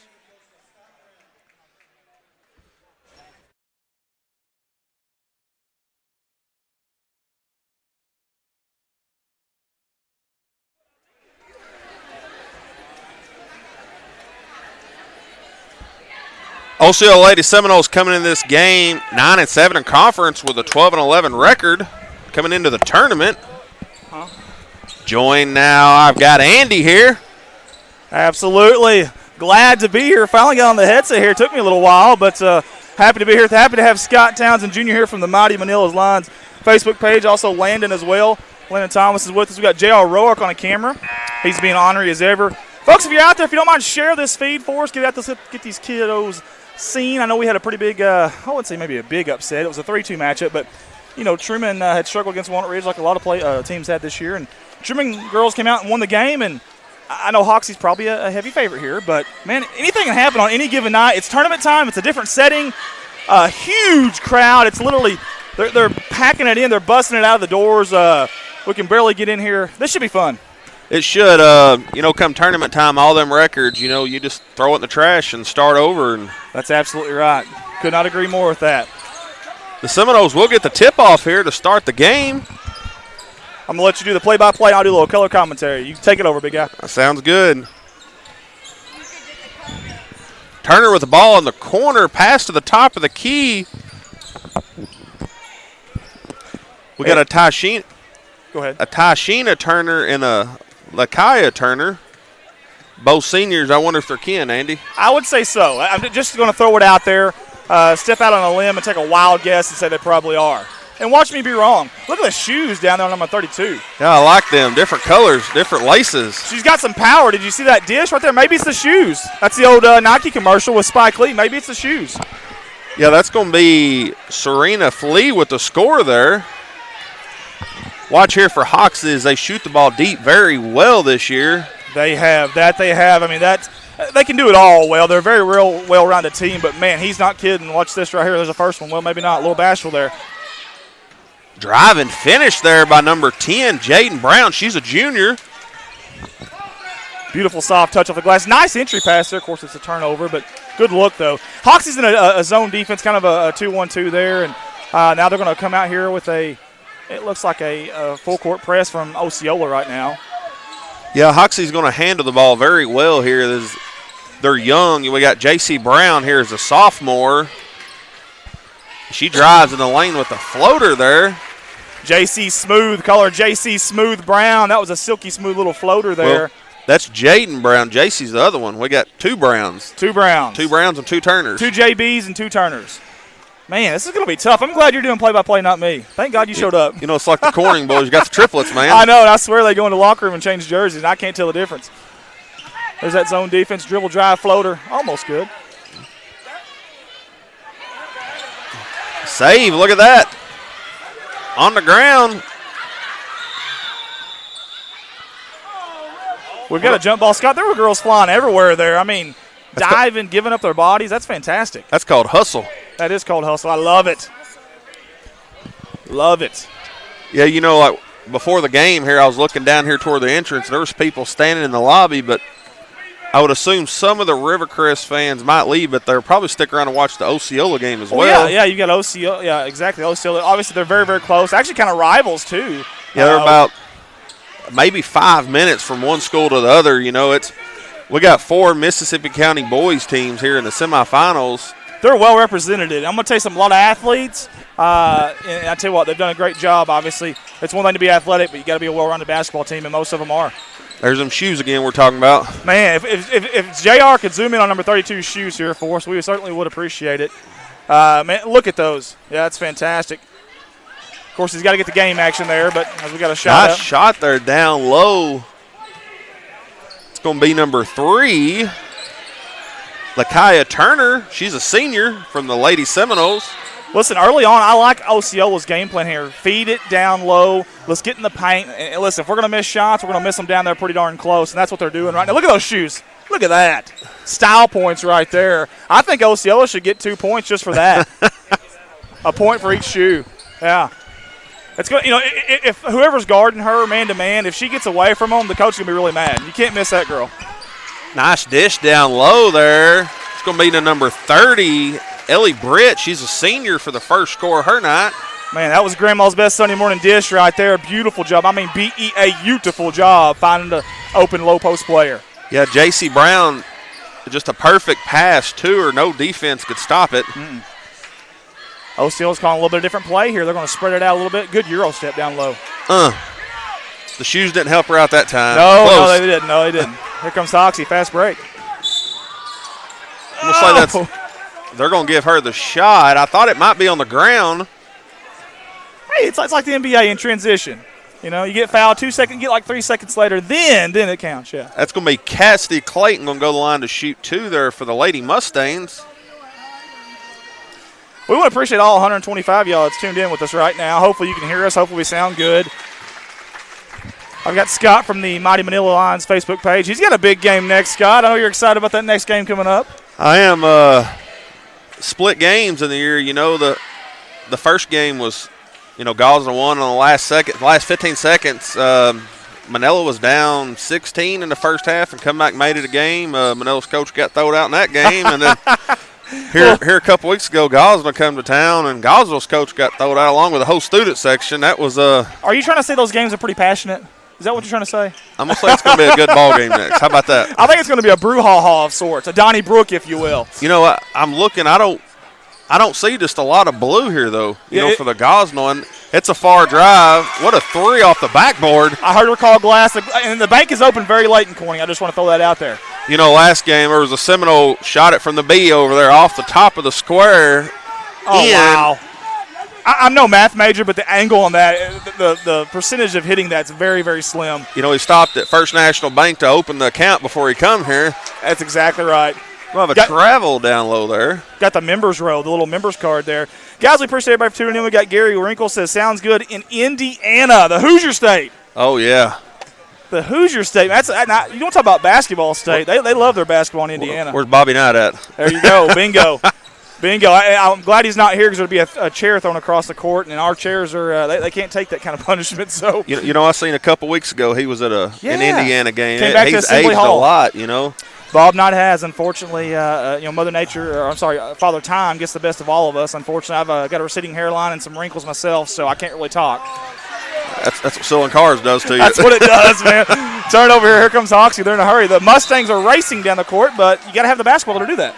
Yeah, it looked like they threw it to the Seminole Nation down there up front. Yeah, we got the guys from Seminole Nation down there live streaming for Osceola. They do a fantastic job, too.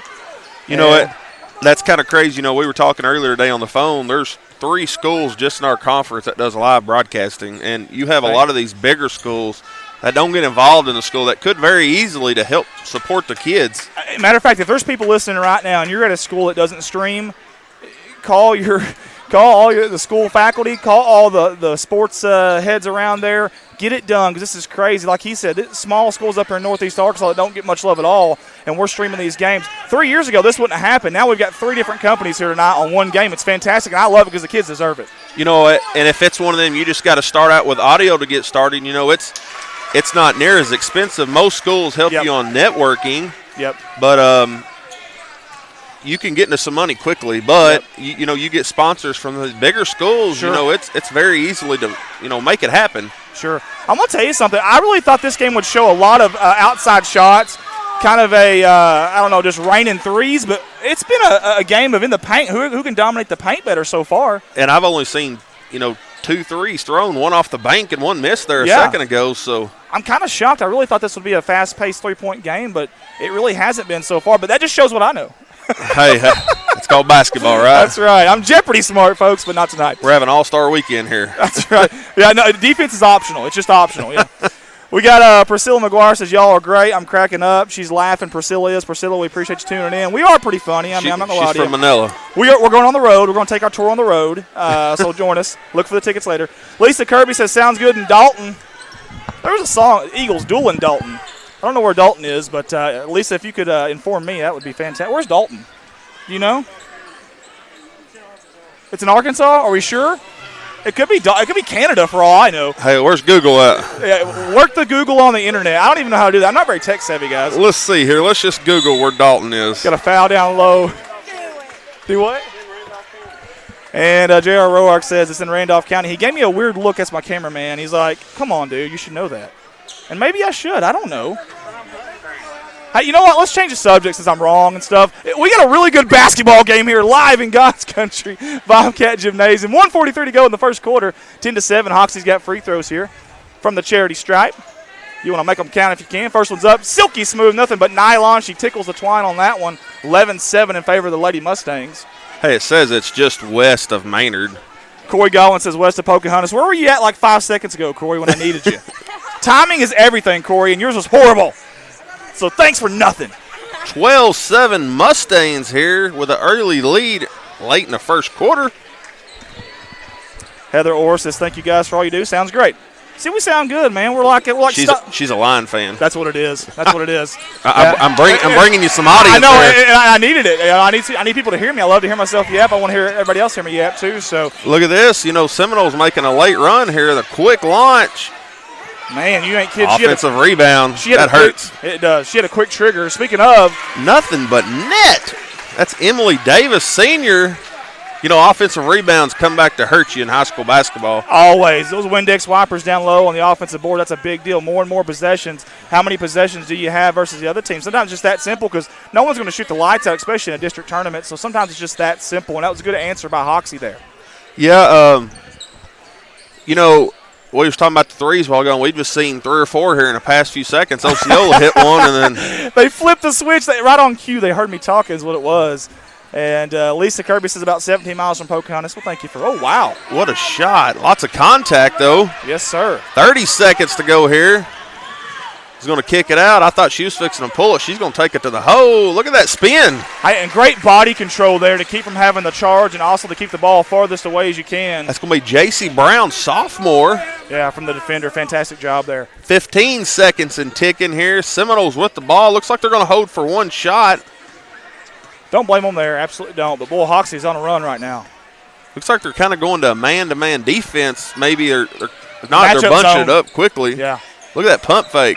Oh, boy, that sure looked good for a second, man. Because she didn't have the shoes on. That's what it is. If she'd had the same shoes, those tie-dye looking shoes, I've got to get me some of those. I need the what's the kids called today? Swag. I need some swag. Is there owner of a black Dodge right now? If you're listening to the stream while you're here, evidently you need to move your truck. You got a 16 on the fender. Was this NASCAR now? It is NASCAR. That's an old Greg Biffle. Hey, we're on live stream, man. This is awesome. I got to fix my hair. You need to get a haircut. You know, like this, you ain't got to fix it, you know. I know, man. That's the way to go right there, guys. Wake Appreciate up and everybody go. for tuning in with us tonight. Again, if you have a NASCAR-style Dodge Ram truck out there with the number 16 Greg Biffle on it, and he drives a Ford, by the way, not a Dodge, so that ain't going to work. You know, how about that wreck the other night in NASCAR, holy man? Habels, man, that was scary, dude. I'm going to tell you something. People forget that's a 4,000-pound car, nearly a 4,000-pound car, and you hit that wall so fast going 205, 210 when they're pushing you like that. That first impact might have knocked him out. And then you flip go over, you down. land on the door frame essentially. Then you got another guy that's coming right at you, hits it in the door frame at 205, 210 if he's getting pushed. Then you flip some more, and people don't realize the flipping. What kind of toll that does on your body. There's been guys that have to duct tape their eyes open the next week because they're swelled shut from the flipping. And then he scooted I don't know how far. I mean, you know, it's a miracle. It's a miracle he's even alive. It really is. You know, and then I seen yesterday he walked out of the hospital with his kids, you know. That's crazy. That's insane. 20 years ago, that doesn't happen. No, you know, it was 19 years ago. Dale Earnhardt died in a crash. And, you know, you get thinking about the safety between them and now is there's no comparison. Like it's now not. the drivers, somebody's got to undo them where they can even move, which is, Yeah. if not, Yeah. that wreck could have been very seriously quick. I'm going to tell you something. It's sad that it took something like that happen in Dillon Hart to pass away in the biggest race, but it's almost one of those things. It's kind of double-edged sword. It's a good thing that happened in a sense of safety. I've actually been to the Daytona 500, man. You and I both. It's a special place, man. It really is. If you've never been, I know you're not maybe not a NASCAR fan, but you got to go just one time in your life. Nice move there down low by Lakia Turner. Strong. She will be fouled by number 30, Ellie Britt. Good job with the name there. Is that how you say it? I think so. I think I would have butchered that. I'm so glad that you said that first. Lakia Turner. That sounds great. If I'm wrong, somebody correct me. Yeah, I was thinking Lakaya, and I'm so glad that Scott jumped out there. Kind of was the guinea pig on that one, the lab rat, if you will. So next one's up as well. We've got several people tuned in with us. If you don't mind, tell us where you're watching from tonight. And also, I want to hear what your favorite the basketball movie of all time is. And I'll tell you mine here in just a second. But what's yours, Scott? Corn Dogs, Jackie. Corn Dogs, Jackie! Corn Dogs! I would hate to get traded for a washing machine, but that's exactly what happened to Woody Harrelson. I love semi-pro now. You got to have a big check. You got to take it to a big bank. Wow, nice. What a move there. Soft touch. That ball went up there like a butterfly with sore feet when it landed on the rim there. Beautiful Jaden job. Brown, she's a junior. Took it to the hole like she's a freshman in college there. Like, no. No fear. Yeah. Oh, wow. Did you see that? Silky smooth. Beautiful finish. beautiful. That's one of them NBA 2K, hit the shot stick 4 or 5 times and throw it up in there and hope. And just hope for something going in there. That was a pot of gold into that rainbow right there for her. Fantastic job. That's a heck of a touch from a sophomore right there. If you're Osceola, what do you do? That was great defense. I mean, I know she fouled, but, what do you do? Sherry Baker says, glad to hear you, Scott and Andy. Melinda Hovis is on. Marquise Mullen says, let's go Pirates. Landon over here says, what's his famous saying from Holy Hay Bells? Love me sexy. Oh, there you go. So you got to sing the song if you're going to bring up that movie. Semi-pro. What's your favorite movie? What's your favorite sport? Hoosiers. It's not even close. Hoosiers. Don't get caught watching the paint dry, folks. Jimmy Chitwood went off, and he would go off on any team here, too. I don't care what you tell me. I don't know. I really don't know. I'm acting like I know something I don't know. But Darlene Woods watching from Daiichi in Pocahontas. What is Daiichi? Is that the Japanese steakhouse there? Probably. If so, y'all bring me back some fried rice. And Bentley Woods said his favorite ball game food is popcorn. Yeah, but you got to butter it, though. I mean, hopefully they have butter wherever he's getting his popcorn at. Corey Godwin said Blue Chips. I had forgotten about that. Someone said that earlier, and I had forgotten about that. That's a really good movie that I think is underrated. Kind of like, Truman earlier, the Truman Lady Wildcats. They were the Blue Chips to me of the movie scene and came out and beat Walnut Ridge. But, yeah, Blue Chips is a really good one. Wow. She's popped right up like it was nothing. Yeah, see, I couldn't do that at my age, man. If I hit that ground, it's going to take a while, and you may need a wheelbarrow to carry me off. It's going to be Kayla Newsom, a freshman. My gosh, there's so many young, really good talent out here playing in such a big game. It's really inspiring. It really is. It's awesome. There's the lines coming in. I've wondered. I hadn't seen them. I saw the cheerleaders while ago over practicing in the corner. Hopefully the bus driver gassed the bus up before he left. Get halfway here. It's a long drive from Manila there. Yeah, it's probably an hour and 20 minutes or so, and then Goslin's another 20, 25 minutes on the other side of us. And I've seen their cheerleaders, but I hadn't seen any players yet. Yeah. I look at y'all's gym. Is it small? Yes, it's extremely small. Sure. I agree. But I do like, it's got the handicap cutouts here where you can put a wheelchair in. Yep. That's been very beneficial. And that changed, I don't know how many years ago that changed, but changed the court. They changed a lot of different stuff that needed kind of updated, fresh paint. The bleachers went from gold to black. The beams went from white and stained to black. The only thing that I complain about, we do a fantastic job on everything except for the backboards. I don't know if JR can zoom in on the backboard right now. We needed some Windex, baby. I was going to say, has Corning heard of Windex or a? Well, the problem is here in Corning, we don't have anybody that can jump up there and wipe it down. That's the problem. So, and that's another good movie, White Man Can't Jump. Hey, that's a good. It's another Woody Harrelson, isn't it? Prelude. Yeah, it is. It really is. We got Sean Perkins. He's watching from Manila. I guess you know Sean. I do. He says, and Hoosiers is the best. Thank you, Sean. See, Sean's from Manila, but he's on my side because he has good taste. He's a smart man. Sean's daughter plays on the junior high team. Okay. Hey, we got our cameraman up here, JR. What's your favorite movie? Coach Carter. I still want to know, have y'all ever watched Coach Carter? I have. Did they miss a shot on that entire movie? I don't know. I'm telling you, go back and watch it. I don't think they did. I think every shot that went up that they showed went in the net. It's crazy.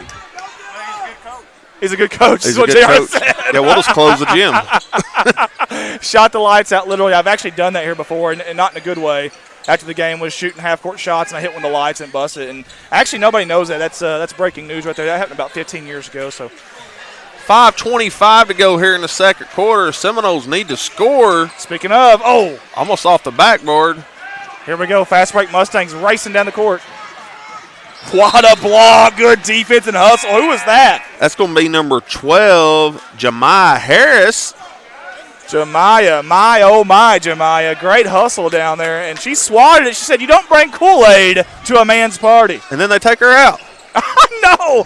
She was tired. She needed a Gatorade break. See here, Darlene Wood said yes. Lisa Carey, I'm with Andy. Thank you, Lisa. Appreciate that. Amber Hollis is watching. Brian Robertson says Hoosiers for me also. I'm telling you, everyone's with me. Corner 3. Up and off. That's going to be rebounded by number 35, Serenity Flea. Seminoles get down the court early. And Hoxie saying, shoe Flea, don't bother me. 3 on 1 here. Good pass. Oh, she just couldn't handle it. A little bit behind her. Nice save in the corner. Kind of sloppy here for a good 30 seconds. Just frantic pace too. Back and forth. It's like a tennis match. We're just turning her head right, turn her head left. Easy on that. Ooh, that pad. Ooh, I hope she's okay. Right off the B. Get our duct tape ingenuity. Look at our Arkansas ingenuity up here, folks. Watch this. That thing barely moved. That is duct tape right there. That's for all the brains we have in here in Corning. That's what we come up with. That's the best thing we could think of. Duct tape, original strength. That's right. Good stuff right there. As Roseanne Manley says, she's also watching. She's tuned in with us. Got 135 now. If you guys don't mind, share the feed. And, again, let us know where you're watching from and what's your favorite basketball movie or documentary. Do they have any TV series maybe? Basketball documentary, movie, whatever it may be, TV show, whatever it may be, let us know. We'd love to know. Because it's 24-11 with 4:11 to go here in the second quarter. What about just your favorite sports movie of all Remember time? The Titans. Remember the Titans is not even close. I didn't hesitate. You seen that. You heard that. I didn't hesitate. It's not even close. It's not even up for debate. You know, I like that. I like 23 Blast? I just heard 23 Blast. I don't know that I've seen that one. I like Radio. Radio. Doug Goulin, Coach. Doug Goulin. He passed away last year. Oh, he did. That's true. Hey, there's the Pirates over in the corner. I see them. They are here live in person, and they're getting ready. I promise you, taking on the festivities here. I know this is a little bit of a blowout early, but listen, a lot of time left. Crazy things happen every day in the sporting world, and you just never know. So y'all stick with us here. Don't give up on the Osceola Lady Seminoles just yet. Nothing but net there by Jaden Brown. As soon as I said that, Jaden Brown says, watch this. She's got 9 on the night here early. She's got a very good stroke, too. And if you notice her feet, she landed in front, just like that one right there did. Beautiful. Nice shot there by number 11, Heavenly Hopper. Heavenly. Hello, Heavenly. A little slice of heaven from Heavenly. Gotta love it. If she's on cloud 9, if she hits this one, Heavenly for another one, no good. You know, that would have made it a 10-point game. I'm going to tell you something. Heavenly is aggressive right now. It's like she flipped a switch. She knows this game could get out of hand pretty soon. We're going to have a timeout, Mustangs. Hey, while we take a timeout, since you guys are so nice to come up here, we got Landon on the director's pad here, and Scott's on the play-by-play. Why don't you kind of tell us a little bit about you guys over there at Mighty Manila's, y'all sponsors, any kind of shout-outs you want to give? Yeah, we got, I think we got 6 or 7 sponsors now. You know, it's, I posted today, you know, if anybody'd like to help, you know, because come to regionals, you know, it's all about money for AAA now. And, I mean, you had that talk earlier that. Oh, yeah. I've actually had 2 people reach out to me just in the first day, so that could be 2 games that could already be paid for, and that's a big thing. Yeah, and please save that regional conversation for later. I want to talk about that, but go ahead and continue with your. You know, we got Meacham's Heat and Air, Las Cascada Mexican restaurant there in Manila. Brandon Harper and Michael White, they're both running for justice of the peace against each other. Oh, wow. So it's wow. Hey, that's good advertising, right? I totally agree, man. Absolutely. I think they should arm wrestle for it. I think whoever wins the arm wrestling contest just wins it. You know, we got a B&C Construction of Manila. It's owned and operated by the Nunleys. Woody Nunley's the boys, a freshman, starts for the Lions. Then we have Salomon Automotive. We have a real estate company. But, you know, things are looking slow at first. It's starting to come together finally here at the end of the season. But, you know, I mean, equipment, you know, we've talked about it. Equipment gets expensive very quick, you know. Yes, it definitely does. That is for sure. It's tough no matter where you're at. I know Osceola's got a streaming company. I know Hoxie does not. But it is. I know for us personally here at Corning Sports Report, we spent right about $25,000 this first year on equipment. It's been crazy. It really has. As Russell Lane says, blue chips. Lisa Kirby says blindside. That's a good one. They had Houston Nutt, by the way, Arkansas Razorback football coach in it. Hey, you see this? Here we go with the LSU stuff. Oh, dear God. Here we go. What's Coach O say? Go Tigers. Yeah, Coach Klein. Yeah, here we go with that. I knew that was coming. John McGuire says, come on, guys, Space Jam. Here's your chance. Time to dance to the Space Jam. All right. I actually work with John, you know. Do you really? I do. He's a John, I'm sorry. I'm really sorry. Terriana Madden says, fix y'all score. Hand palm in the face. Listen, Terriana, we've got a newbie on here tonight helping us, and bless his heart, he's got 15 different cameras. He's got our stream he's listening to on audio. He's fixing all of our audio, and there's a lot of pressure because there's 15,000 people around him. He's not comfortable. He's in between the camera guy, and I'm going to let him by with that one, Miss Terriana Madden. 1:25 to go here in the second quarter. Seminoles down 11 to the Mustangs. I'm gonna tell you something. Osceola is just kind of slowly kind of hanging around there. They're not getting quite blown out. They're still within a puncher's distance. You know what I mean? They got a fighter's chance in this one. Pass down low. We're gonna have a foul before the shot there on number 11. That's Heavenly Hopper. Hopper with the hops. The hopper. Getting the hopper. It's gonna be her second foul. She's gonna have a seat. And here's some more, guys. The fish that saved Pittsburgh. Now, Russell Lane, either that's a really funny joke that you're trying to make and I don't understand it, or that's probably like a really low-budget film. Scott, don't act like you know that one. No, I don't. Okay, that's what I thought. And I just come to my mind, like the Replacements with Replacements is Keanu a very good Reeves. one. Yeah. The fish boat. Or what was he? No, shrimp boat or shrimp. People say I say shrimp weird, and I don't understand that. I just shrimp. What's weird about that? Shrimp. I don't say anything weird about shrimp. Well, how do you say oil? Is it oil or is it oil? Oil. Oil. Yeah, we're in Arkansas. Yeah, that's right. 35 seconds to go here before halftime. Hoxie with a commanding lead right now by 11, and the basketball. I thought they'd hold for one shot, but she's going straight to the hole. Look at that. Man, the angle that you got to have to throw that off the backboard. And she had a little English on it, too. Emily Davis there. Now she's got 5 on the night for the Mustangs. 18 seconds. Emily Davis, that shot was silky smooth right there. Fantastic stuff. Clayton Crosby's watching. Right at 10 seconds here. Sean Russell says facing the Giants. I would expect the Seminoles boys to stick around after here because they're going to face the winner of the next game. I'm sitting here, Vernon Wilson's down here having a talk. We got Ty Wagner right beside him down here on the baseline.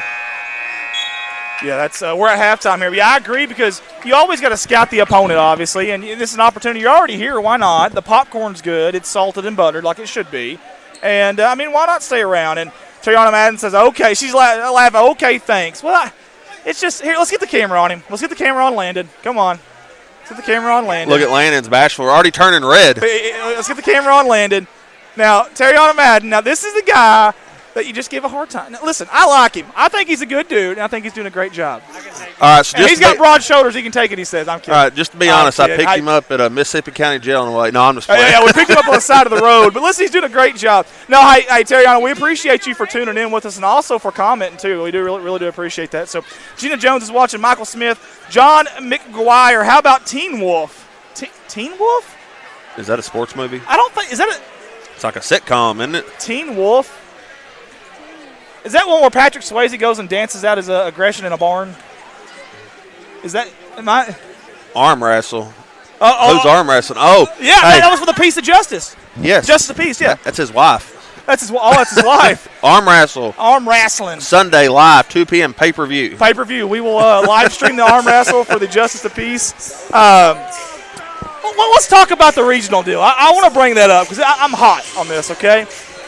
All right, so I understand that maybe, I don't know, challenging the higher powers that are or powers to be is not the most brightest thing you can do, but here we go. Let's give it a shot.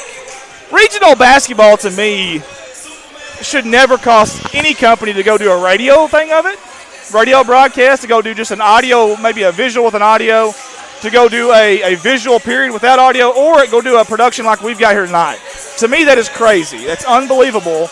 Because here's the thing, it's $150 per game. So you guys, obviously, you feel like you're pretty confident. You're going to get a good seating, you think. You feel like you're going to make it pretty far in there. That racks up pretty quick. And then if you guys had a radio company with you, that racks up pretty quick. If you're an individual that's in the stands and you turn on your phone and put on Facebook Live, that's $150 for you too. And I just don't know where this money is going to. I just don't get it. As we got We Are Marshall. That is an awesome movie. Yes, it is. Love We Are Marshall. Fantastic with that one. I agree. Do you have the let's leave the sponsor video off right now. Let's not even go to it. We'll just go. We'll keep it here. But Scott, I just don't understand. State championship games I can understand. We've got a company called the NFHS that has bought rights to the state championship. If they've bought rights, then I totally get it. I totally get that. They come up with a bunch of money, and how can you tell them no? I get it. That's fine. But leave the regionals alone. Let these kids get more exposure. It's crazy. The whole reason you're out here is to get these kids exposure. I mean, that's the biggest deal. Let them be seen. How many kids especially from Clay County, get to go out and play college ball? Not very many. That's why we want to get this stuff out there and get them seen. There's good basketball up here, especially in y'all's area too. It's like they have to be making a profit off this. I mean, example, Osceola's boys and girls are going to regional. That's $300 right there just for a game apiece. Just for the first game. So if they both win, then that's another $300. Okay, so they're getting $600 from that one school. What's the money getting used for? That's what D'Antonio Hawkins is asking. Ask them where the money's going. Now, maybe it's to rent out the Hot Springs Convention Center for 3 games. I don't know. We're getting waved. Is he waving at us? That's Coach Guthrie. He was the former Seminole coach as he stepped down after years. He looks like a linebacker, man. I think he could still do it too. I don't know how old he is, but I just don't understand it. Like, to me, if you start this, this AAA, and your whole point of it is to have kids to have an opportunity to play sports and to get better with different areas of their life, as far as being disciplined and all the different things you learn from basketball. And then you don't reward them. They got to keep their grades at the play. Yeah. Right? Okay. They can't stay in trouble if they get ejected a game or whatever. You're punishing them for that, but you don't reward them when they work their tail off to get to somewhere like the regional tournament. That's a big deal. And honestly, for me, we went to the regionals years ago, and I can't find a video anywhere because we couldn't video it. Yeah. That would have been the best game to video, and I want to see that because a lot of times that's your team's last game too if they lose. Last year I did audio only, and I was actually at regionals. It was at Truman, and it was a big, long drag out for 15 minutes just trying to, I had a laptop, and they're like, are you going to do video? I said, I'm doing audio only. No questions asked. They just asked me to put a piece of tape over the camera, and, next thing I know is, they let me do audio on the game and didn't charge me a penny, but then, I can understand if somebody has rights to it, but who has rights? There's nowhere that anyone tells you that. I just like to know where the money's going. Is it going to a college fund for kids? Is it going to? Yeah, if so, I totally understand and I totally get that, but I don't think. No, I'm good, sweetie. Thank you, though. We got a helper there trying to get us some food and stuff. I appreciate her. That's Jasmine Farley. We appreciate her. Yeah, I don't understand that. Again, the NFHS, they own rights to like 42 of the 50 states state championship game.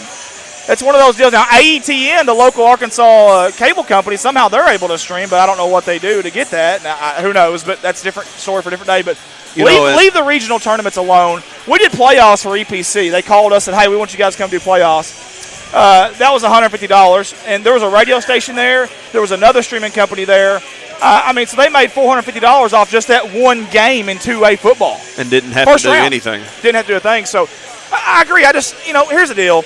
Look, obviously you got to have a sanctioning body to be able to keep everything in line, to have rules, to be able to keep, if not, you're going to have players playing for one team this beginning of the season, then they're transferring over without any punishment or anything, and your grades and things like that. So you got to have a sanctioning body. I get that, but it just feels like we're punishing these kids when they should be getting seen for their achievements, and I just don't understand that part of it.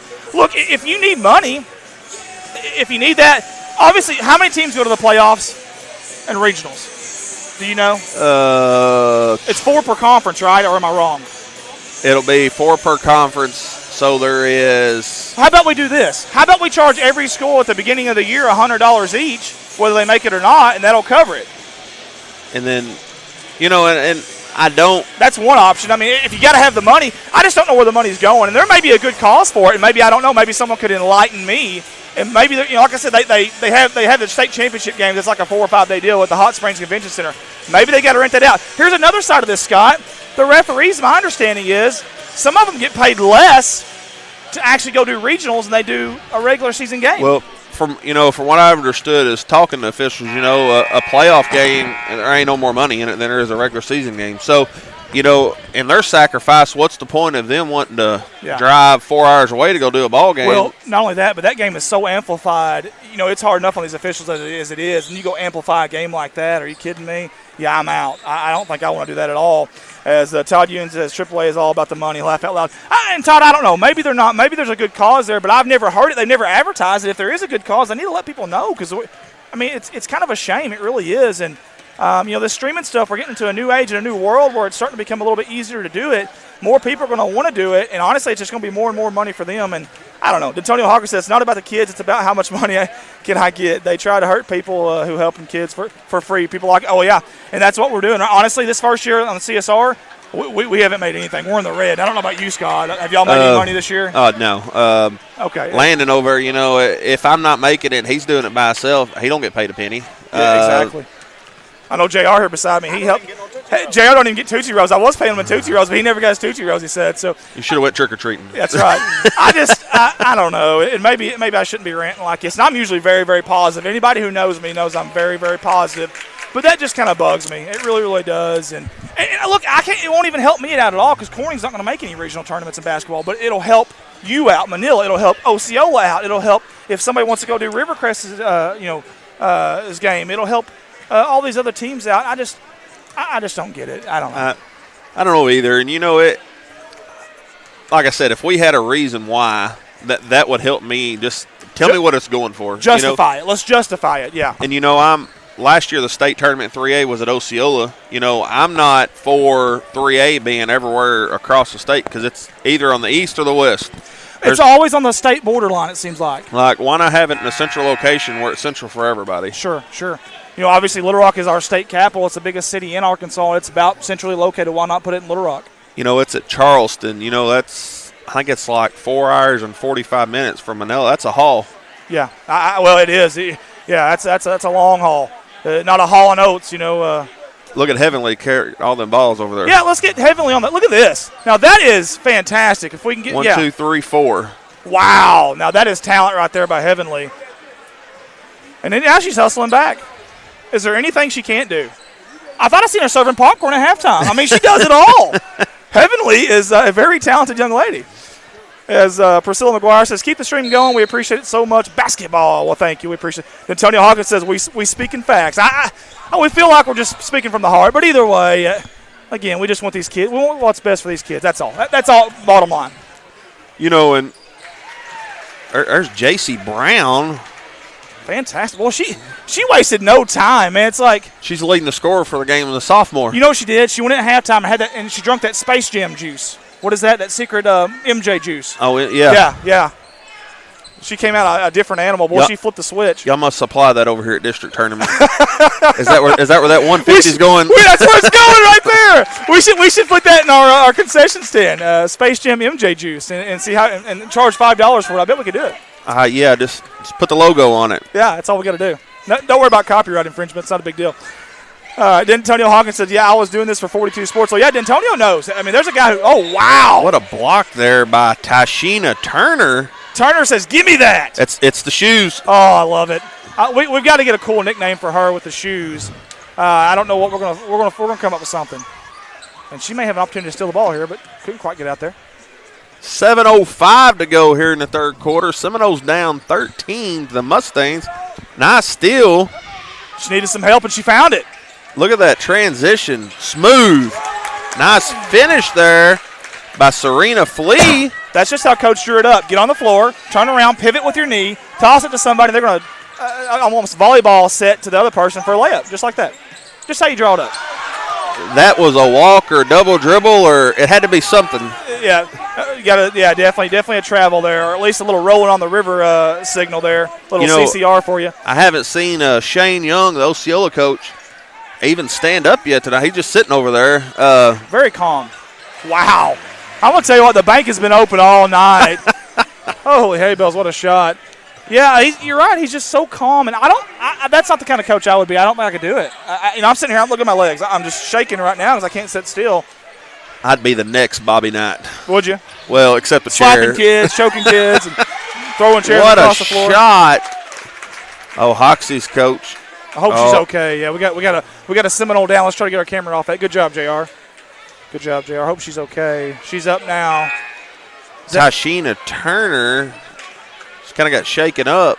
Yeah, T-square there. She's going to come to the bench. Hope she's okay. You hate to see that. But there's some pretty nice little highlight reel finishes here from both teams. It is. It looked like the Mustangs were going to kind of run away there, and the Seminoles here fighting back again. I mean, it's been some done-or-not top 10 plays. Little body foul there. You try to use that sideline there as an extra defender, but if you can't get your foot across it there to straddle it, it's irrelevant. And good job by forcing the issue there by the Lady Mustangs. Yeah, it's Jane Brown breaking the press, just basically running, and if somebody wants to foul her, they can foul her. Wow, good defense there, but Hoxie did a good job getting the ball in. Woo! Man, she catapulted right to that pad there. Thank God that guy was there down there to kind of brace her fall for her. Good job, young man. Don't know who that is in the Nike hoodie down there, but fantastic job.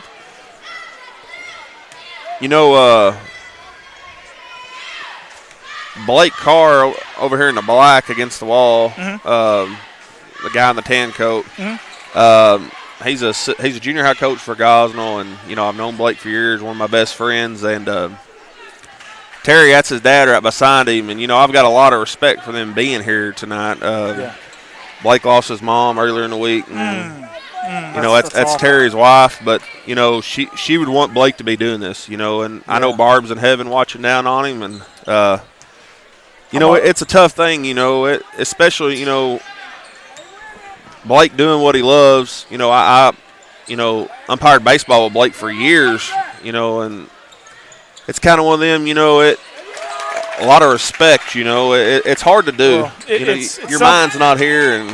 Yeah, and I hate when people say, oh, I understand. I'm so sorry I understand. No, you don't understand. Unless you've been through that, you don't understand. And obviously you can sympathize for them, but I can't imagine what that's like. I can't imagine doing that because, you're missing a piece of your heart, I'd imagine, and your inspiration, your safety net when times are tough. I just can't imagine that. But you're right. If he's got a passion for this, maybe this is kind of his getaway. It's good for his mind, good for his soul. You're right. He actually went to school at Manila, and then he got offered a junior high. He used to be an assistant coach, I believe, on the junior high team, and Gosnell offered him a junior high position.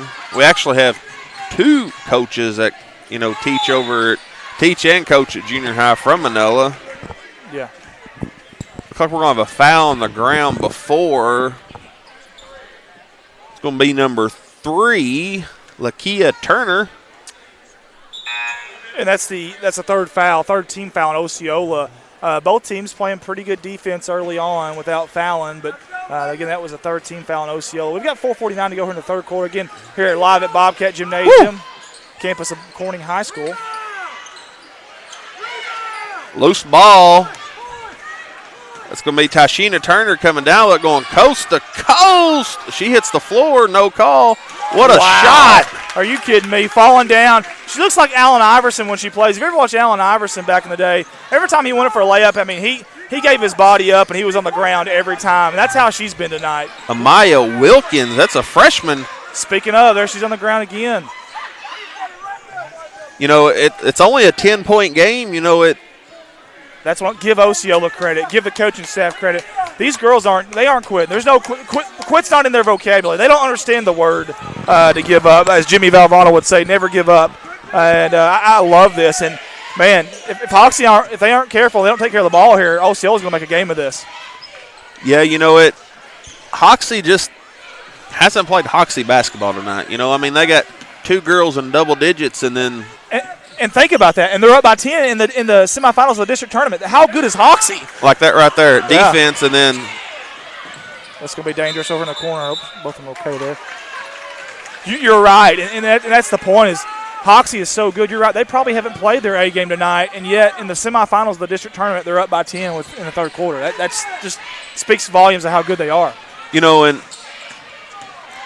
it can mean a lot, you know, come seeding and regionals. You know, they're still tonight and Saturday night to go. Oh, yeah.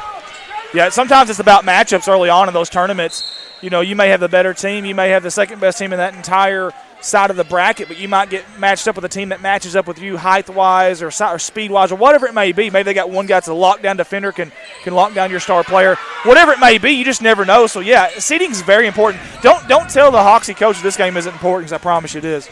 Well, you know, we don't know what's going on right now. What a screen there. That's a hard screen. It's going to be by number 30, Elliott Britt. We've got Amanda Burden says, love those Mustangs, go green. Serena Fly on the foul. They're going to say it's going to be on the ground, though. 3:26 to go here in the third quarter, 10-point game. Serena Fly can absolutely fly, too, by the way. It's kind of seen her flying down the court earlier in a hurry. Hoxie's kind of just, you know, their offensive just fell apart here the past few minutes. You know, they look like they're playing stagnant. You know, the very first possession they were very aggressive, and since then they've been playing very stagnant. I hate to say this, but they're almost playing not to lose instead of playing to win type of deal. You got a big lead, just try to get out of here, and you know, no harm, no foul, no one gets hurt, and save your legs. But the good thing about the championship game is you've got a day rest, and these kids are young. You know, and that's the thing is, you know, the Hoxie Mustangs, you know, they haven't played in probably a good week, you know. I mean, you get a number 1 seed, it's like Manila. They've not played in 8 days. Rivercrest hasn't played in 8 days. And you see them fall to the Seminoles earlier. You know, it's the same thing with Walnut Ridge, Lady Bobcats. You know, when you start getting that time off, it either helps. And so far, it's hurt. It's hurt the first 2 games. It takes you some time to get in a rhythm. And honestly, you know, you got to knock the rust off. It takes some time to knock that rust off. And by the way, folks, a single-digit lead now. Look at Osceola on the move. Nice defense there by Serenity Fly. And she's flying down the court right now, too, to help on this fast break. Look at the block. And one's coming. Count the basket. Euro set. BEA beautiful. Hoxie's coach just threw his clipboard down and threw it down hard. I hope the clipboard's okay. Tashina Turner with the finish. 6-point game. Hey, buckle up. If you're at home, buckle up. We're in for a good one right here. Osceola, they got some fight in them now. Sherry Baker says, what a beautiful tribute, Scott, about my best friend, Barb. Love Blake and Terry dearly. And, Sherry, we appreciate you for commenting in on that. And, obviously, anytime something like that happens, I think every school, the entire community kind of comes together and rallies around that person. So, if you're listening, you need to be around him and do the best you can to just lift him up, you know, keep him positive. And sometimes just a hug means everything. Yes. Know? Just keep it simple. Here we go, Scott. 5-point game. Well, you don't bet Hoxie's coach fixing to come unglued here. He ain't looking happy. I say we get a camera on him, JR, if we can, and Landon, if you can get on JR's camera here for us, and let's see what Hoxie's coach is going to do here. Yeah, he's moving the camera over now, and he's very verbal, very animated. I can hear him from up here with a headset on. Hey, somebody's holding a clipboard, so it's in one piece. That's good. Thank goodness. We've got some duct tape up here if they need it now. I will say that it's very strong, as you can tell. Leslie Hill said it's so blurry with a crying face. Well, Leslie, on our end, I'm watching it live right now on my phone, and it's very, very clear. So I don't know if it's maybe the internet there or your cellular data. You might exit out of it and hit back on it. We've also got a YouTube channel, Leslie. Maybe it'll come in better there for the YouTube. I'm not sure, but refresh it, turn off your phone, turn it back on, whatever you got to do there. Miss George is watching. Cynthia Bowen, Ronnie. I can't pronounce the last name, but Scott. Her name is That's Ronnie Stratman. Her name is LaKaya Turner. I got it right. Hey, Ronnie Stratman, he was my high school baseball coach. Ronnie Stratman sounds like a lead singer of a band. He's sing? actually Gosnell Lady Pirates senior high girls coach is who he is. Well, Ronnie, thanks for that. We appreciate it, buddy. He's tuned in with us, and thanks for helping. And I'm telling you, he sounds like a country singer. I bet he can sing. I bet he can do a little banjo, baby. 2 minutes to go in the third quarter. Leslie Hill says, thanks. Colton Ladyman's on. That's our captain of our ship here at CSR, our tech guru, and he fixed our YouTube earlier. Thank goodness. I didn't know how to fix it. That's going to be a holding girl, number 1. Amia Wilkins right in front of the official. Yeah, if you're going to hold, definitely don't do it there. But she's looking at Coach saying, what did I do? And then her mom or dad, I guess, is yelling at her. And yeah, you did. She's down here shaking her head.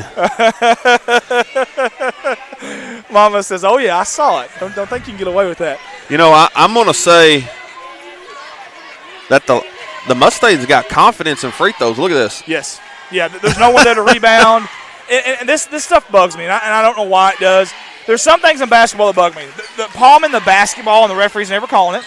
The moving screen never gets called. That bugs me. And then this right here, I'll never understand it. You've only got 2 team fouls. And you're not worried about fouling on the rebound. Why don't you have someone down there? Well, I guess if you make them like it's that. It's irrelevant, right? Jokes on us then. So jokes on us. Yeah. 7-point game, 1:58 to go here in God's country, Corning, Arkansas. Gayla Blanchard said, it's clear at my house. Well, thank you, Gayla. I appreciate you. And, Gayla, I'm sorry I missed our Growing Corning Together meeting. We had the stream going on here, so I do apologize.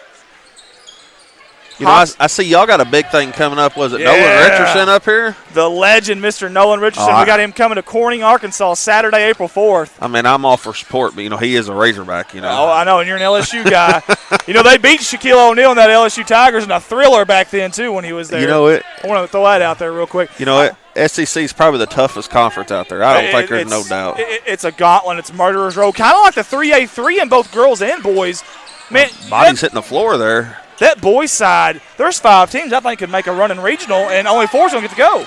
Yeah, the Truman Wildcats failed Osceola. Yes. You know, it was a ball game, but the second half, the Seminoles just blew the Wildcats out of the water. I think they scored 8 points the whole second half. I was watching from the house, and I was like, Truman, I'm telling you, if you put Truman in the regional tournament, they get the right matchups, they can go far. Any of those other 4 teams, the same thing. Look at that. Look at J.C. Brown over there doing a little yard work, drying some land up. Kerry Coon says it's clean here as well, and everyone says it's clean where they're at. Carolyn Collins says great job streaming. She did a good job down there. You got to put your shoes into it. Now, here she goes. Another spot. Fantastic job. We got some talented young ladies. It's that mother's instinct. The ladies have that mother's instinct. They want to take care of people. It's what it is. And, where's y'all's squeegee boys? Like you see on TV, come out and wax, wax, wax, wax. Yeah, well, J.R. Roark was our squeegee boy, but he's running a camera for us tonight, so we just have to do Hey, JR. Good old JR. Yeah, your brother's on the stream right now, and I'm just curious who's the most athletic. So if JR, if you're listening, or Bo, if you're listening, I want to know who's the most athletic, you or your brother JR. You better charge your phone. That's not my phone. That's JR's phone. But Ronnie Stratman said that's going to be my next career move. Country singing, laugh out loud. I love it. Guitars and 2 bodies on the ground here. That ball is going to looks like it's going to stay with the Lady Seminoles. 40-31, 1:08 to go here in the third quarter. We need Ronnie Stratman to sing a little Amarillo by morning. That's what we need, Ronnie. If you can do that for us, we'd sure appreciate it. Shirley LeBlanc says Mustangs get with it with a heart. They are still leading, Sherry, but there's under a minute to go here, and Osceola's got to single digits. Nice behind the back. Now, here's what I love about Hoxie. They have to practice this. They go at the basket 100 mile an hour, and if you'll watch when they throw their layups up or their floaters, high, soft, arcing shot. So nobody can touch them. Exactly. And the worst thing happen, it don't go in. You shoot 2, and if you make it, you shoot 1. And look at here again. We don't have anybody there to rebound. And it doesn't matter. There's an announcer's jinx, and Hoxie's just not having any of it. J.C. Brown, their sophomore's got 14 now. I'm going to say she's fixing to get 15. Good call. Nice call. Yeah, our stream lags. He said it after it went in, folks. I'm kidding. 42-31 here in God's country. The heart of Arkansas. 42 seconds to go in the third quarter. Well, we got some bodies on the floor. I'm going to tell you something. If Hoxie Mustangs and the Osceola Seminoles in football need some safeties, we've got some. We got some ball-hawking safeties out here that don't mind hitting somebody and getting on the floor. Well, J.C. Brown just ran right over Amia Wilkins of the Seminoles. That was a quarterback sack. That was. That's one of those get off the tracks when the train's coming through right there is what that is. Major league. Yeah. Steam engine locomotive coming at you. Hey, what about old Bobby Boucher? Bobby Boucher. The water boy. That's right. The medulla oblongata. But Mama says, floater up, no good. Nice save. Osceola's going to maintain possession. I thought it was going to go in off the backboard. 28 seconds. Oh, it's one-on-one here. You see how the Seminole just got back so quick right so there. Fast. It was 2-on-1 and then 2-4. Yep. Lisa Kirby says they don't need anyone. That's going to be Ellie Britt there with the putback on the offensive rebound. You know, a while ago it was a 5-point game. Now it's a 13-point game. Just a snap of the fingers. Under 5 seconds here. 3 seconds. Wow. Somebody buttered the rim down there and tightened it up an extra round because that sucker was as stiff as can be. That ball went in and then came out. I'm going to do that for Ronnie Stratman. LaKaya Turner. I thought it was going in. Do we got to slow it down like that? LaKaya. When she goes on a fast break, that's what I'm going to do. LaKaya. Lisa Kirby says Hoxie and the free throw, good job. Yeah, no kidding. They don't need anyone. You're right. They are knocking them down. Sometimes free throws is the name of the game, even though it says basketball. But sometimes free throw is the name of the game. It's just the simple things sometimes. And it's easier said than done because, listen, they're out there on an island. Their team has so much confidence in them that they just leave. And then you got the entire gym here watching you. It's a lot of stress. It's a stressful moment. It really is.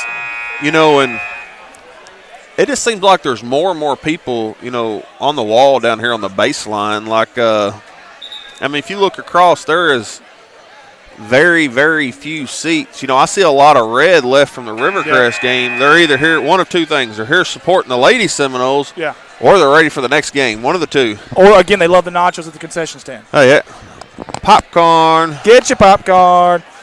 You know how much money they could sell if they, you know, had a popcorn person going around, you know? Yeah, just up and down the bleachers. I think it's a great idea. Hey, let's get popcorn. I'd kind of have a little tang to it, you know. Change my my language up just a little bit, kind of butcher it. So cold water here. Yeah, people would look at me. Nice feed. Man. Looked like she about, like her feet got loose when. It's the shoes, man. They're slick. She lost her power. Win or lose the game on free throw line is what what Lisa Kirby says. That's going to be on Jaden Brown with the elbow against Kayla Newsom. I want to say something about women's basketball real quick. It is physical. Yes. Let's get physical. I mean, it's physical, guys. Madonna will tell you. It's physical. I mean, they set the toughest screens, and they give the hardest elbows, I promise you. Not sure what they're looking for. Maybe a towel or hey, I'm glad Osceola's coach finally got up there. Yeah. Making himself useful there. You know, I've seen him 4 or 5 times this year, but look at these shoes. Look at these shoes. I mean, those are so nice. I give them a 10, a freaking 10. If somebody's at home saying this, tell me. I see is it Nike? But like, are they Kyrie's? Or are they? There's somebody's shoes. It's like my kid had some crayons and just started coloring on them. That's what happened. Yeah, it's something for. I don't know. Paul George maybe. 24. I don't know. That's just a wild guess. I guarantee you a viewer at home is going to tell us. I guarantee they will. They'll know. LeBron James flop right there, said Timmy Williams. Oh, flopping has become a big part of the game. That's something else that bugs me. I forgot. What's going on here? Do you know? I don't know, but there's one more thing that bugs me I got to talk about real quick, okay? One more thing that bugs me is the charges. You don't have to fall down for it to be called a charge. I hate that. That just really irks me. I'm going to say this almost looks like an official timeout or we just had this referee walk down. Yeah, that's our athletic director, Ralph Morrow, here at Corning High School. He's talking to him. Ralph's going back to the locker room. I don't know if the referee just needs some water or what's going on here. But David Keys says, my message didn't send earlier, but I still think The Waterboy is the best sports movie, hands down, bar none. Here comes Ralph sweeping the floor. Let's get Ralph on the camera there if we can. Yeah, here's Ralph Morrow. That's our athletic director. You can see the officials down there just sliding their feet across the floor. You know, I wonder if I see the window open here to my left. I just wonder if it's kind of getting moisture on the floor. Now, if you're Ralph, you've got to extend the arms here. That's horrible form there by Ralph Morrow. And your hands are too far apart. You got to really lock them together like a baseball bat. This ain't 2 strikes choking up here, Ralph. That's an amateur mopping job right there by Mr. Strike Ralph 3, Morrow. he's out of here. Get him out. Just toss him. And I can say that because I love Ralph, and Ralph loves me too, I think. He probably won't after this video. But, yeah, you really got to extend the arms there, bud. There you go, sweep over. And not a lot of force being made to the floor right now by the athletic director here at Corning. And still love him, though. A for effort, though. A for effort. Priscilla McGuire says wasn't a foul. Ron Hubble says points are diverse with Hoxie. Everybody getting some. They sure are. That's for darn sure. Antonio Hawkins says Giannis, the Greek freak. The shoes are last year's NBA MVP. Well, he's a good one, Giannis, too. Have you seen him play basketball? Oh, my God. He's not even a player. Goodness. He's beast mode. He really is. It's just that guy, he only knows one speed, and it's full throttle, full tilt boogie. You know, I'm not going to take a charge from him. I don't know about you. Oh, God, no. Oh, God, no. I better have a cup and a life jacket before I do that. Blow that thing up so I'll bounce off the court. Great job. Well, yeah, I was just going to brag on her she got that rebound inside there with 3 people around her, 3 purple jerseys, and then as soon as I started to brag on her, I jinxed her. And Aaron Jones said LeBron's name always has to come up when basketball is in session. James Harden is more of a flopper than Bron. I will say that James Harden probably does flop a little bit too. Yeah. Go ahead. He's probably got the most dangerous step back that I've seen. Yeah, his triple step back where he steps back 3 times. Hey, but they don't ever look at the offensive foul, the forearm. Yeah. If you get on an NBA defender, if you get stepped back 4 times, how's it not an offensive foul or a walk? Yeah, well, I want to say something, though. Those guys are extremely talented, though. I will say that. And someone hit the floor, and they hit it hard.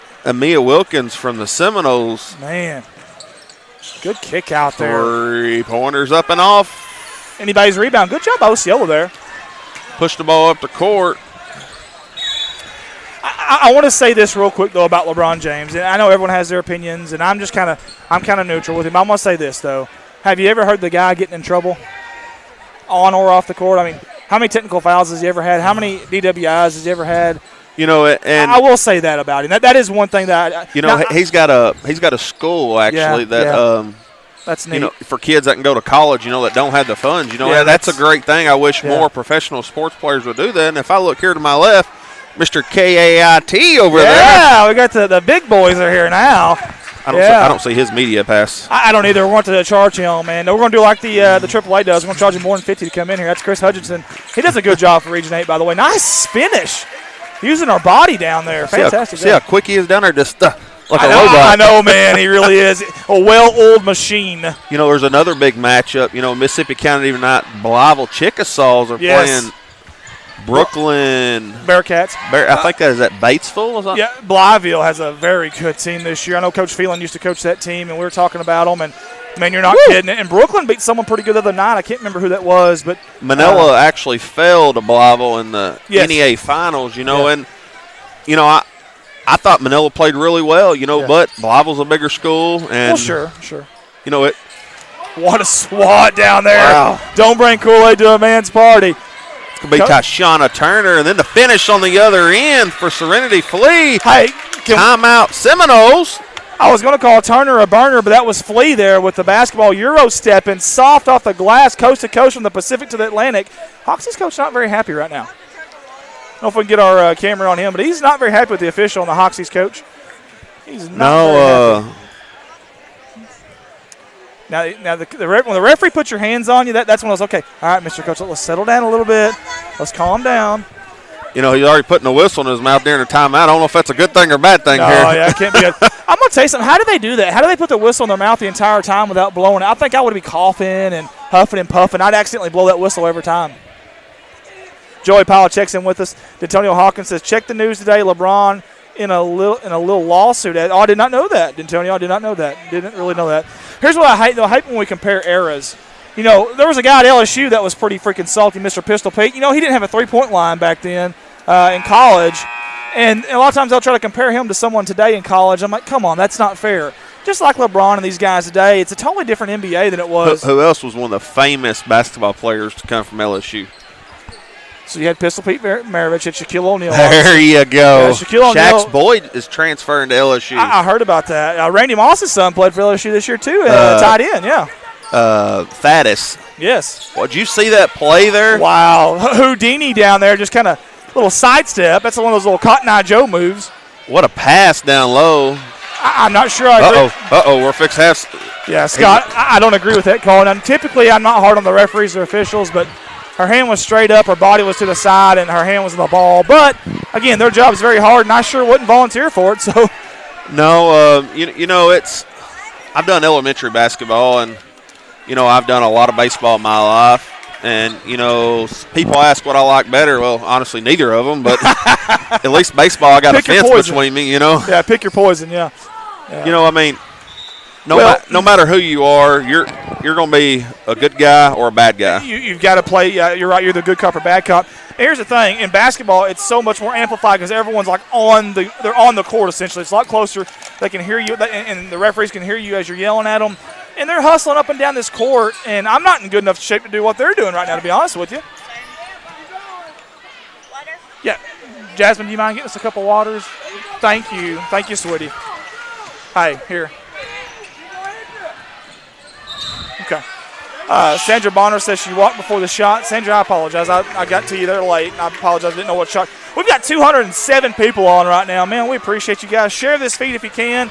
Also, let us know where you're listening and tuning in from and watching from, and what your favorite basketball movie is, or actually sports movie. Let's go ahead and we'll open it up a little bit. What's your favorite sports movie? As we've got a 10-point ball game. I'm not sure. I'm not exactly sure what he's complaining. I mean, we got a 7-9 foul ratio. It's pretty close. Sure.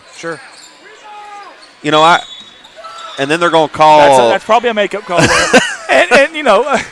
And people say, "Oh, that doesn't happen." Well, I don't know. We're human beings. And then the referee goes like, "Well, there wasn't no slapping." Hey, they're human beings just like all of us. I mean, all I gotta say, better them than me. That's all I would not want to do it. Exactly. Hey, Greg Mock's on. I want to talk about Greg Mock. He's our IT guy here at Corning. He helps us out every game. I bug him, and pester him all the time. He's never said one bad thing to me, although I feel like he probably wants to because I pester him so much. Thank you, Greg. That Aaron Jones up there. Aaron Jones, are you from Truman? Hey, Jay, Mr. Aaron Jones, let us know if you're from Truman. April Woods Day is on with us. April, thank you very much. If that's Aaron Jones from Truman, he's a diehard LeBron fan. That's why. Okay, gotcha. And we've got Leslie Hill. She says she's watching from Gosnell. Scott Ward says poor officiating. Susie Frank's watching from Manila with a heart. Lisa Kirby. Judy McDonald says Manila. Pistol Pete is a good one. Yes, Pistol he was. Pete. Yes, he was. He was a dandy is what he was. Oh, man. Talking about support, we've got 206 people watching right now. And what are you going to bet? It's just about every school in 3A is watching this game. Oh, I guarantee you. And that's because we're able to do that. Yeah. If you're not here, you can still watch a game at home on your smart TV or. But we got some free waters, but we got to say holy hay bells 4 times. Holy, hay bells, hay bells, hay bells. That's good enough for me. Oh, falling on the shot. No good. Rebound here. Getting very physical here. Sandra Bonner says Walnut Ridge, but I'm for Hoxie. That's different. That's a Lawrence County rivalry, and she's for Hoxie. That's very interesting. Good strip down there. Who's that out on? Good defense without fouling. Bob Spit. Go ahead. I'm sorry. She threw the ball down. I'm not so sure I like that little rubber strip there. Right past you already know what I'm talking about. Yes, I do. I know exactly what you're talking about. That's a trip hazard. It really is, and I don't know how we fix it at this point. You almost have to just net. I think it is. Oh. Good call. But silky smooth. She tickles the twylon. Holy hay bells. There we go. Holy hay bells. We got it in there. We've got Teresa. She's watching those great Hoxie Mustang ladies from Walnut Ridge. Bob Smith says sports movie Brian's Song. That's about Gil Sayers, isn't it? That's a really good one if so. I think that's the one Bob's talking about. Joey Gonzalez is watching from Manila. David Keys, longest yard. Yeah, I forgot about that little Adam Sandler. Aaron Jones, don't start. That's got to be a LeBron fan right there.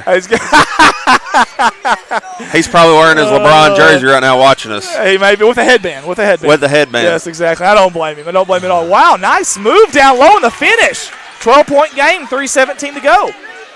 Jeff Goff says go Lions. Joy McKenzie watching in Manila Lions basketball. And they coming up next here, Joy, so stick with us here.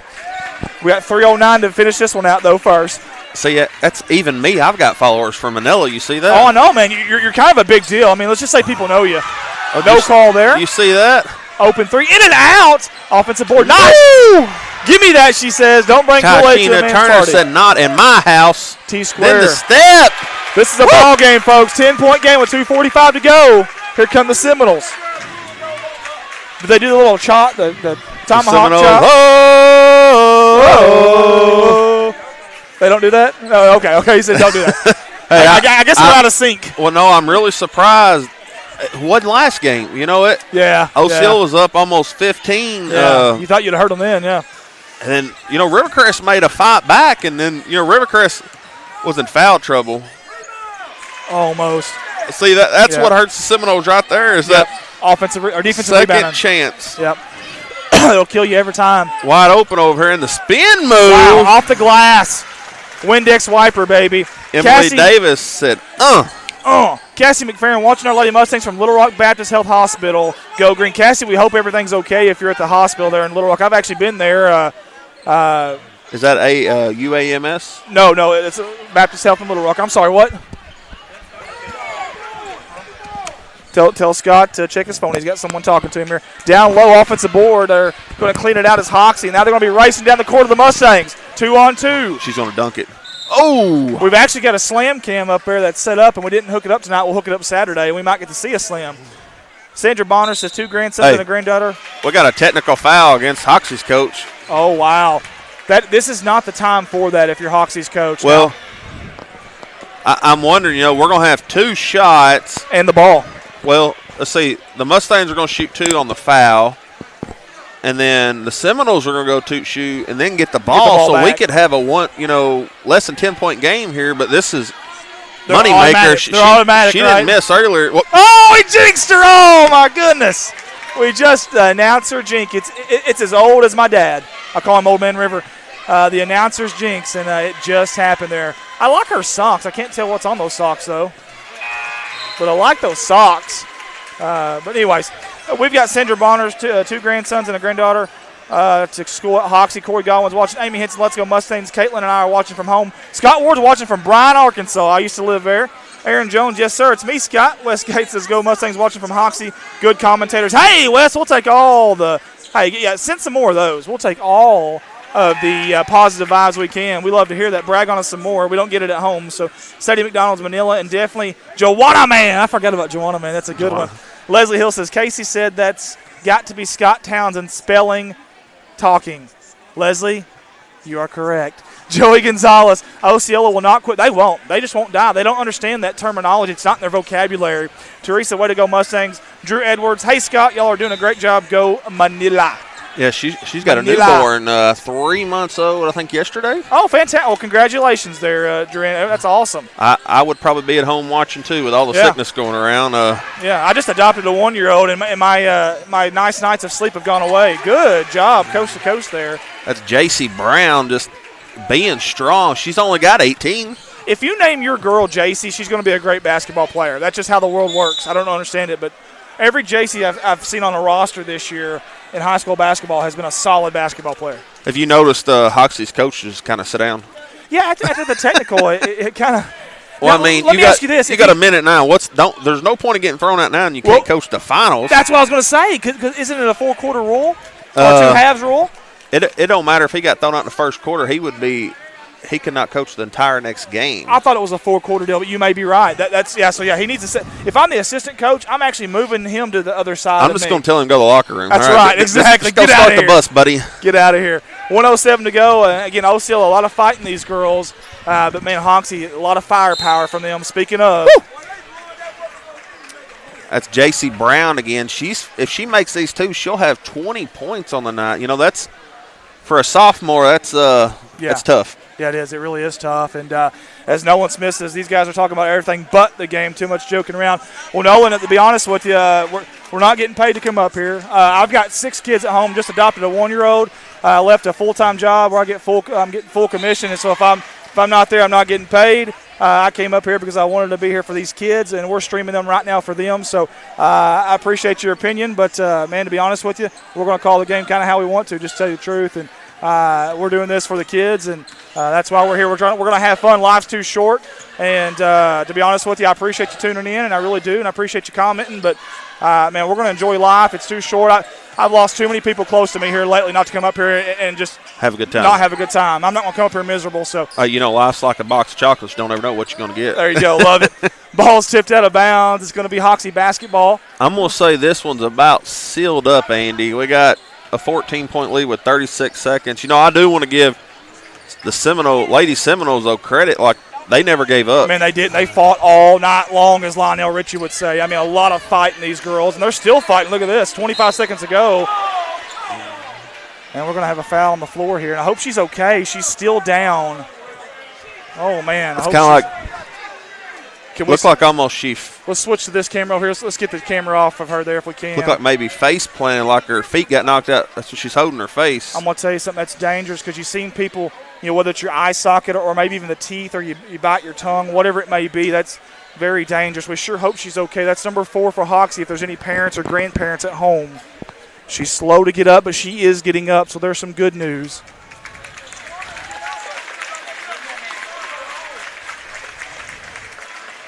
That's going to be Emily Davis there. Yeah, she's tough, though. I'm going to tell you something. She's staying in the game. She told Coach, just go sit down. I got this. 23.8 seconds. Hey, 23.8, and she's telling Coach, "You're taking me out after here." we're going to the barbecue place at the stoplight. I seen that. That's right. Yes, sir. Harold's Barbecue. They do a great job. Y'all have a stoplight here? Yeah, we do. We have one. Yeah, thanks, the Scott. T, isn't it? That's a little verbal jab there by Scott. That's okay. I can handle it. Yeah, and number 4, she's tough as nails right there. I love it. And Coach checking on her here again. Again, we're not sure what she hit there. Whether if it was maybe around the eye socket, maybe the nose. But she sure hit hard. We could hear it. We've got headphones on that are pretty thick, and we could sure hear it. And, man, you hate to see it. But girls basketball, I'm telling you, these women are tough. They're tough as nails. It seems like used to, under the go here where all these people are standing. I thought, at one time, like there wasn't nobody allowed directly under the go. You can't. And that's why whenever I was putting that camera up, I was trying to be careful where the ball was. You're not really allowed to do that. If the referee wanted to, he could actually move them out. But there's a couple of pretty big guys down there, and I'm not sure. You think he's going to tell Mr. KIT to get out No, of here? sir. That's just not going to happen. Hey, he said I can get on prime time with that. Oh, man. Hey, Teresa says you guys are great calling. Hey, we appreciate that, Teresa. Ryan Hubble, that passion is probably why Hoxie is so impressive it is. Lisa Kirby says, well, I think they're great. Priscilla McGuire says, keep it up, guys. I'm loving it. Very good. Susie Franks, we appreciate you both. Shirley LeBlanc says, you guys are doing great. Thank you. You guys are doing great. Keep it up. Sean Perkins. Tamara, enjoy the commentary. Man, everyone jumped to our aid. I feel like, man, that's a lot. That's a lot of Mayberry people for me. There you go. And again, Nolan, seriously, I probably got a little too defensive there, and I apologize. But again, we're trying to enjoy this. Again, lately here at Corning, Heavenly Hopper with a finish. We've lost so many people here recently that are no longer with us, and it wakes you up, makes you realize how short life is. And we're going to enjoy this and have fun doing it. And Hoxie trying to get a little buzzer beater here, and they do score, tack on 2 more. Not sure about that one, but hey, that's neither here nor there. We're going to stick here. Normally we go to a sponsor video. It only gave her 21 points. 21 on the night. What a night for her. Congratulations to the Hoxie Lady Mustangs. Heck of a fight by the Osceola Seminoles. Sorry, Andy. The Lady Hoxie Mustangs will advance to the final Saturday night now to play the Truman Lady Wildcats. That'll be a dandy right there. That's at 6 o'clock I think start you're right. time. Yes, sir. I think you're right. Susie Franks, appreciate both. Here we are. We're down here. Jennifer Harper, y'all are doing a great job. Love it. I can hear how much you both enjoy this. Here's the thing. Now, she's the arm wrestle that she sent me. Oh, is she? Now, here's the thing. Nolan, if we were doing radio. Hold on one second. They're praying. Hold on one second. I apologize. Did not see that. There we go. Very good. Amen. Nolan, if we were doing radio, I would actually agree with you. But we've got video here with about 4 different cameras that you're able to see. So even when we're talking, you're able to see what's going on visually. So that's why I kind of got a little defensive there. But either way, we appreciate you, Nolan, for tuning in with us. And here comes the Gosnell Pirates. This is going to be a dandy right here. We got 9:24 to go. Judy McDonald says, doing great, guys. Thankful for y'all. The Manila Lions come out. You hear the booing? I do hear the booing, yeah. The booing for the Lions. You know. Fat heads over there. Yeah, there's a bunch of them. We got that's the Manila student section over there. Got some fat heads. I love it. I'm gonna say go ahead and go out on a limb that all these Osceola Seminole fans here are going to be cheering on the Gosnell Pirates. Yeah. As Manella's beat Osceola twice this year, and they split with Gosnell. This is going to be a dandy, I'm telling you. It just has that feel. The atmosphere is there for it.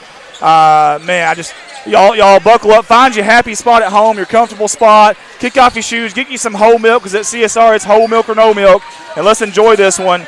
Ryan Hubble says, yeah, Andy, we love you. Taking the disrespect with class. I appreciate you, Ryan. Love you too, buddy. Sherry Middlecoff, you guys do an awesome job. We appreciate all the games you have brought us this season. Tabitha Hampton says, great job, guys. Go Manila. Timmy Hope, way to go, Mustangs. Love my double J's from Hoxie. Double J's were on fire. Not Bob Smith. Andy is the best thing for promoting Corning sports and forever. Bob, I paid you to say that, but I'm so glad you came through, brother. Thank you, man. Bob, you're a wonderful human being. I appreciate it. I'm trying to get through all these comments, but there's so many of them. Holly Adams says, watching on YouTube. Keep up the great commentary. Thank you. April Day says, I love the enthusiasm. You two are doing great. You do this for the love of the kids. So many people appreciate this, especially the ones that can't attend the game. Carrie Middlecoff says, Ellie Britt is a beast. She is a beast. She really is, and she was in beast mode. Sherry Baker, awesome job. Scott and Andy. Heather Orr, the ones that aren't able to be there, I appreciate you guys so much. Y'all are doing wonderful. Carrie Middlecoff, y'all are doing a great job. I mean, they're everywhere. They came out to our aid here. There's Brooke Birmingham. That's the Manila Lady Lions basketball wife. You know, that's got to be tough, you know, being a spouse of a coach, because you spend so much time in the gym when, you know, family's important, and then, you know, being a coach, you know, you got to put pride and work into these kids. It's not natural. No, and here's the thing. And those coaches, I don't care what you say, they bring home that game. Whether it's good or bad, they bring it home, I promise you. And I'm a sore loser. I know I am, and I know a lot of coaches probably are too. You bring that home, then your wife is there, and she's been working all day, cleaning the house, doing the dishes, keeping all the bills and finances in line, and keeping the kids, and then she comes home and she's got to deal with you. I'm gonna tell you, it takes a special person to be a coach's wife, and so Brooke, I give it to you, I really do. As Brittany Smith says, only one of the Hoxie players is actually in their school. That's an interesting comment there from Brittany. Yeah, you know, is it school choice? Is that okay? My actual next door neighbor in Manila goes to school at Hoxie. Oh wow! Play softball. Wow. But it's, you know, I'm not going to disagree or agree with all that. If you want to change schools and the school allows you, hey, you know. Well, yeah, if the school's going to allow you, I mean, it's obviously that's the rules, and you're not breaking rules, obviously, if that is the case. So, Carrie Milk, y'all doing a great job. Brooke Birmingham, y'all doing a great job. Keep it up. We appreciate it. Courtney Hovis, Justin Whitman, Stephanie Gully, Artilli says go blue. Jackie Eddins watching. Shirley LeBlanc, Lady Mustangs are all heart. They are. Kim Owen, let's go Lions. Going to be a good one. Thanks, guys. Carla Whitman, I'm glad to hear them talking about everything in the game. I'd much rather hear that than just a play-by-play, especially since I can watch the game as well. Keep up the great work, guys. I'm so thankful. There's even more, and I can't quite read it. I'm so thankful I can watch this from home. Thank you, Carla. She's a sweetheart and a wonderful human being, and so is her husband. I sure do appreciate them. And they adopted as well, and they know all about that too. So, you know, I mean, if I was at home, I mean, I would probably kicked up my lazy boy with it on TV. I would too. But you know what? Can we get a? I'm here making a goose egg like you. That's right. Hey, we did get a free water though. Hey, we did get a free water, and I'm gonna put Space Jam juice on the side of it. High quality H2O. High quality H2O. That's going to be, you got some captains down there. It's going to be Daly Ballou, Braden Burcham. I believe that's Jordan Lewis. No.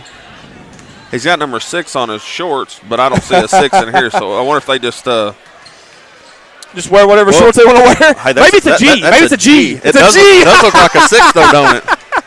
That is Jordan Lewis. Does. Amateur broadcasting here at its finest. That's us, guys. Hey, this ain't ESPN, okay? That's right. J.R. Roark, by the way, has done a fantastic job on the camera tonight. J.R. Roark, on unbelievable job. He does a fantastic job for us. His phone's at 5%, but Landon Thomas is doing a good job on the director's iPad. He's got the 4 square up there right now. I don't know what I just did with J.R.'s phone, but I'm going to give that back to you. Maybe can we charge it? Is it possible? You know, Coach Birmingham here just messaged me. He said, I never get mad after a loss. Laugh out loud. Oh, never. Not one time. No, never seen that.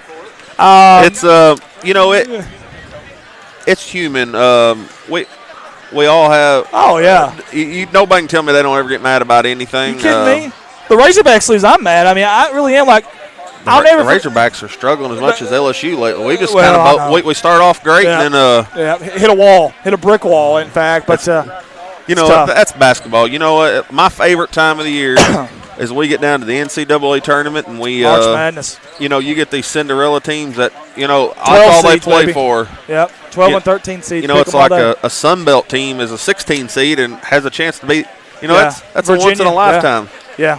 Well, it's really special just to have your logo on that bracket every year, just like it is when you go to the regional tournament. You know, the top 4 from our conference will do that. It's cool seeing your name amongst that. Who did Donald Trump pick the other day? Who did he pick to win? Do you see it? Oh, I did not. I thought he picked already a I team didn't to see win. that. No, I didn't.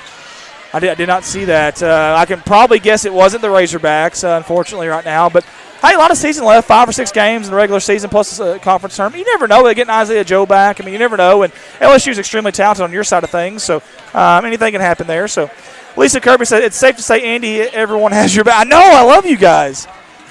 Brooklyn beat Blytheville tonight by 3, says Carter. By 5. Oh, by 5. Wow.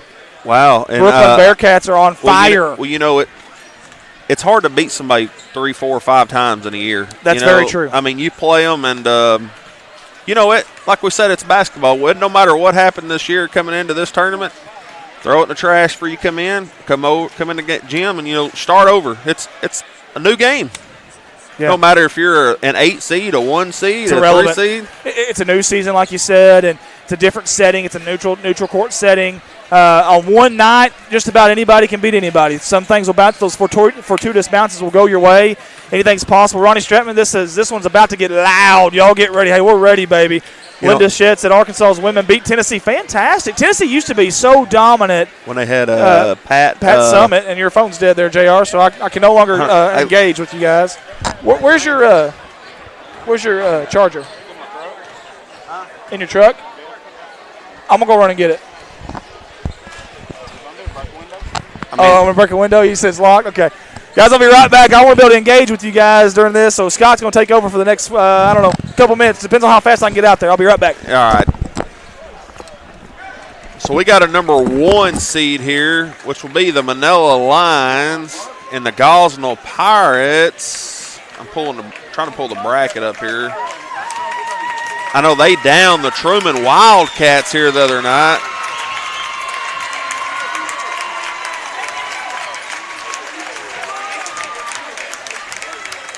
Just from my view, not saying because I'm from Manila, but there's a lot of Lion fans that traveled all the way up here to Corning tonight.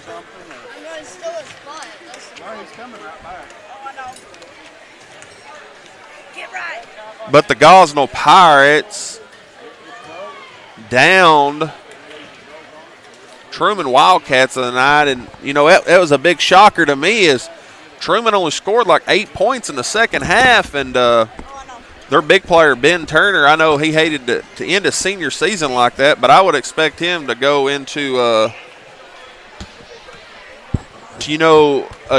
young college somewhere to, at least start. Hello. Hello. I took a spot. You took a spot for a second? Yeah. What's your name? Jasmine Farley.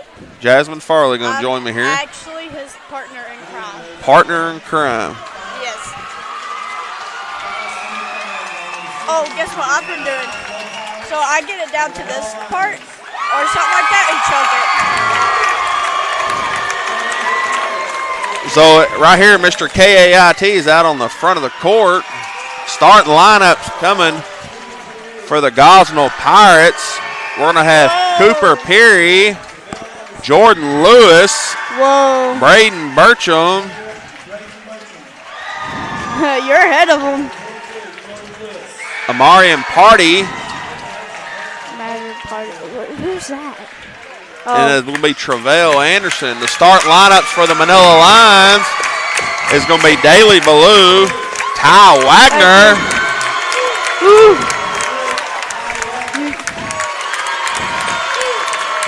Braden Nunley, Brian Gonzalez. Look at these cheerleaders. They're going and crazy. Jake Baltimore. The cheerleaders are going crazy now.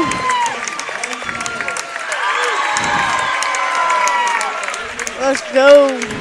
Let's get this wonderful game going.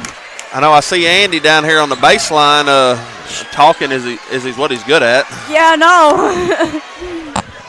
All righty. Come on, Andy. He's coming back. Maybe. So looks like we're going to have Jordan Lewis and Brian Gonzalez with a tip-off here. All right. Same officials as last game. Okay. Fine. Yeah. Where's the basketball? Hold up. Looks like they had to get a boys' basketball. The girls' basketball was still at the table.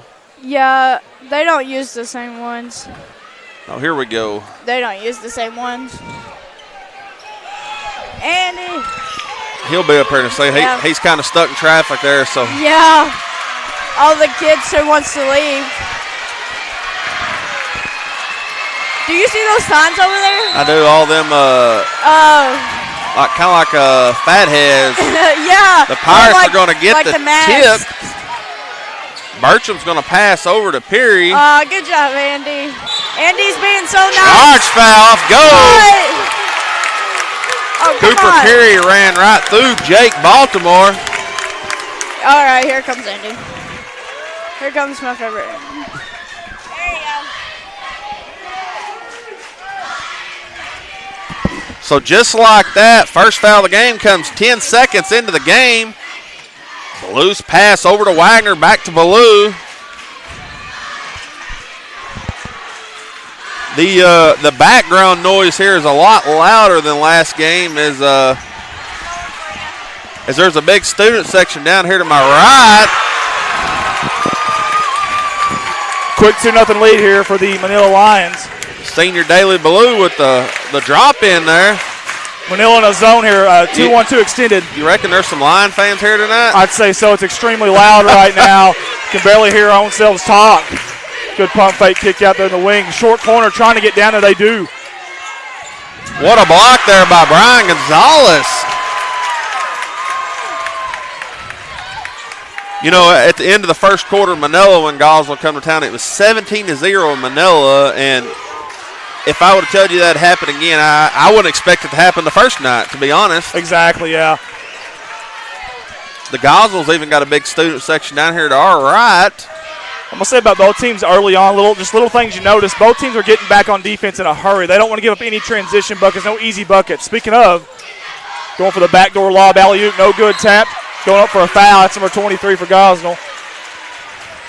Looks like that's going to be Ty Wagner on the foul for the Lions. That's his first foul.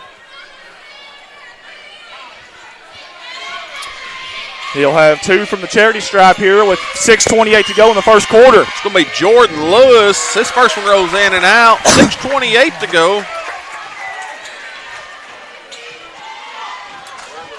Rim's been unkind there. Got an opportunity to atone for himself. He rattles it home 2-1 early on. Again, great crowd, as Scott alluded to, from both sides. This is going to be an exciting basketball game. Again, zone extended out there by Gosnell. They do not want a three-point basket at all from these guys. There we go. We got Pyron out of there. Great job. Great find inside. Nice soft touch off the glass. That's going to be number 11. It's going to be Brian Gonzo Gonzalez there. Again, early on, you got a really, really loud crowd here. Really getting into it. You like to see that, especially early on. Sometimes you don't see that till the end of the first half or into the game itself, but they're loud and proud right now. You know, I see a lot of good feed, but it's going to be a charge. That's Baltimore's second charge taken tonight. He's a sophomore. That's a super sophomore right there, a diaper dandy, baby. Great job there by Baltimore. 4-1, Manila, 5:40 to go. I believe that's either a little bit of a shiver, a forearm shiver, or a moving screen. You got to be set. They're going to say it was a moving screen there. It's going to be 15, Braden Nunley, freshman. Yep. You know, you see a lot more freshman girls play high school ball than you do boys. Yeah, that's very true. That's very true. It does seem like it anyways. Nice skip pass here to the near corner for 3. No good. That's Bertram's shot, rebounded by Gonzalez. You know, it's a quick-paced ball game so far. And that's what I was alluding to earlier. Both defense are getting back really quick because they understand that. They know both teams, both offenses are going to want to push the envelope here, and they've done a good job. Both sides have. You know, we were talking earlier, you know, even Seminole Nation is still down here at the table. Baltimore shots up and off. I'm going to say they're going to stick around and watch this. Yeah, nobody wants to leave. KIT's still here. Everybody's still here. There's actually people standing up right now, not even sitting down. This is like a championship game right here. I mean, this is fun. Love the environment. Man, anybody's basketball. Manila somehow came out with it there. A little bit of friendly fire by Gosnell, but love the hustle from both sides. Baltimore with the ball out on the wing. Skip past that short corner, kick out for three. Ty Wagner thought Gonzalez there was going to tip it. Nearly hit the camera down there. Yeah, we've got a camera down there. I don't know if you can see it, but that camera right there just about, we can click to it there. That camera right there just about took it right there, right in the face. Almost a grand slam. Oh. That's why we don't have anybody manning it. We don't have good enough insurance to cover them if they do get hit. 4:15 to go here in the first quarter. Beautiful save. Active hands, too.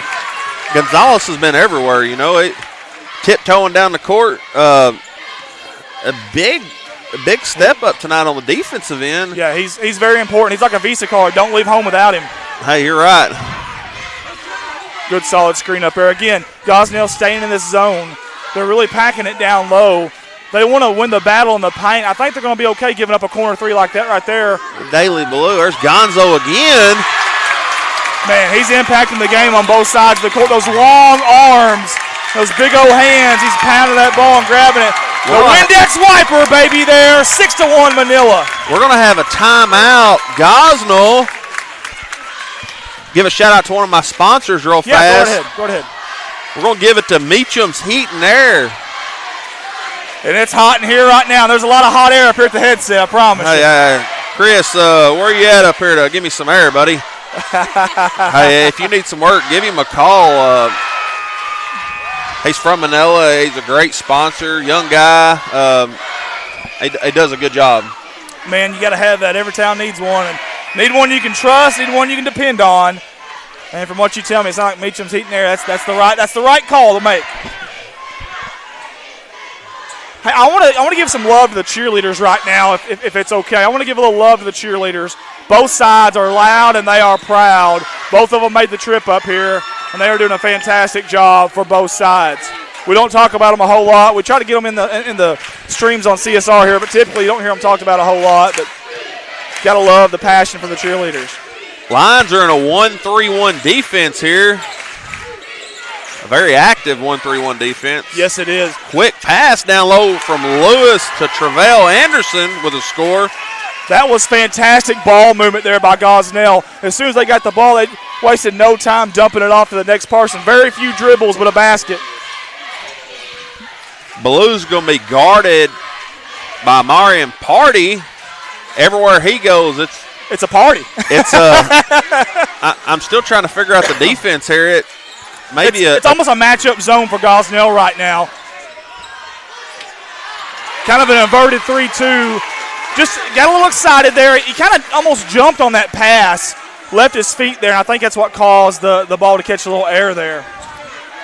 Wimberley Hill looking at the official coming up the court. I'm not sure if he's trying to win a foul. That just looked like he overthrew him. Yeah, I think it was. I don't think there's anything there with the official that needs to be said, obviously. Probably shouldn't anyways. Good ball movement again by Gosnell. Look what it ends up being. Count the basket and the foul for the Pirates. That's going to be Amarian Party with the basket. Ain't no party like an Amarian party. Got the opportunity for the old-fashioned three-point play. We got 300 people on with us right now. Whoa. Holy hay bells. Holy hay bells. Love it, guys. Tell us where you're watching from. Tune in, engage with us. We love it. We got us a ball game. Buckle up. It's going to be a dandy. Flat shot, but it goes in. There's no style points in free throws. Ball game at 6. 6-all. I love it. I love this. Coach Birmingham mentioned, he said that's a 1-3-1 defense with a chaser. Yeah, the chaser's very active then. That sounds like a 4th of July firework. It sounds like a drink. It sounds like a drink of some kind, yeah. I'm going to tell you what, if it is a chaser, that chaser's got to be very active. You got to trust that chaser too. Very quick feet by the chaser if so. Nice defense here by the Pirates. I'm going to tell you something. They've done a fantastic job. All Manila shots so far have been contested or off an offensive rebound. Give Gosnell credit early on. I love the matching shoes, team shoes by both teams here. Unified. It's simple. Unified. It's simple. I know. I'm an old man. I like the old style. I'm sorry, but old man basketball, that mid-range jumper like Jimmy Witt. Speaking of the mid-range jumper, no good. Wanted a foul, I think, was Ballou down there. Yeah, as Ballou's shot hit the ground, I couldn't see nothing from here to be a foul. Yeah, we got a lot of people standing up, and, of course, our cameraman's got to be right here in front of us. It's such a crowded gym right now. Dangerous pass inside. The ball's on the ground. Gosnell, fortuitous bounce back to him. Austin Harmon going flying. I think he just simply lost that basketball down there off his knees. It's going to be Manila basketball. That's going to be Jordan Lewis there off his leg. Listen, it's nice to have a Jordan Lewis where you can throw that ball up there just about anywhere you want it. He's going to go up and get it. Now, he didn't handle it, but watch that little short corner, that dribble drive at the high post or elbow, that short corner lob to Lewis. It's there right now. It is. Mattingly checking in for Baltimore to give him a breather with 1:15 to go here in the first quarter. The referees already, I see them wiping sweat off their faces. The referees are already tired.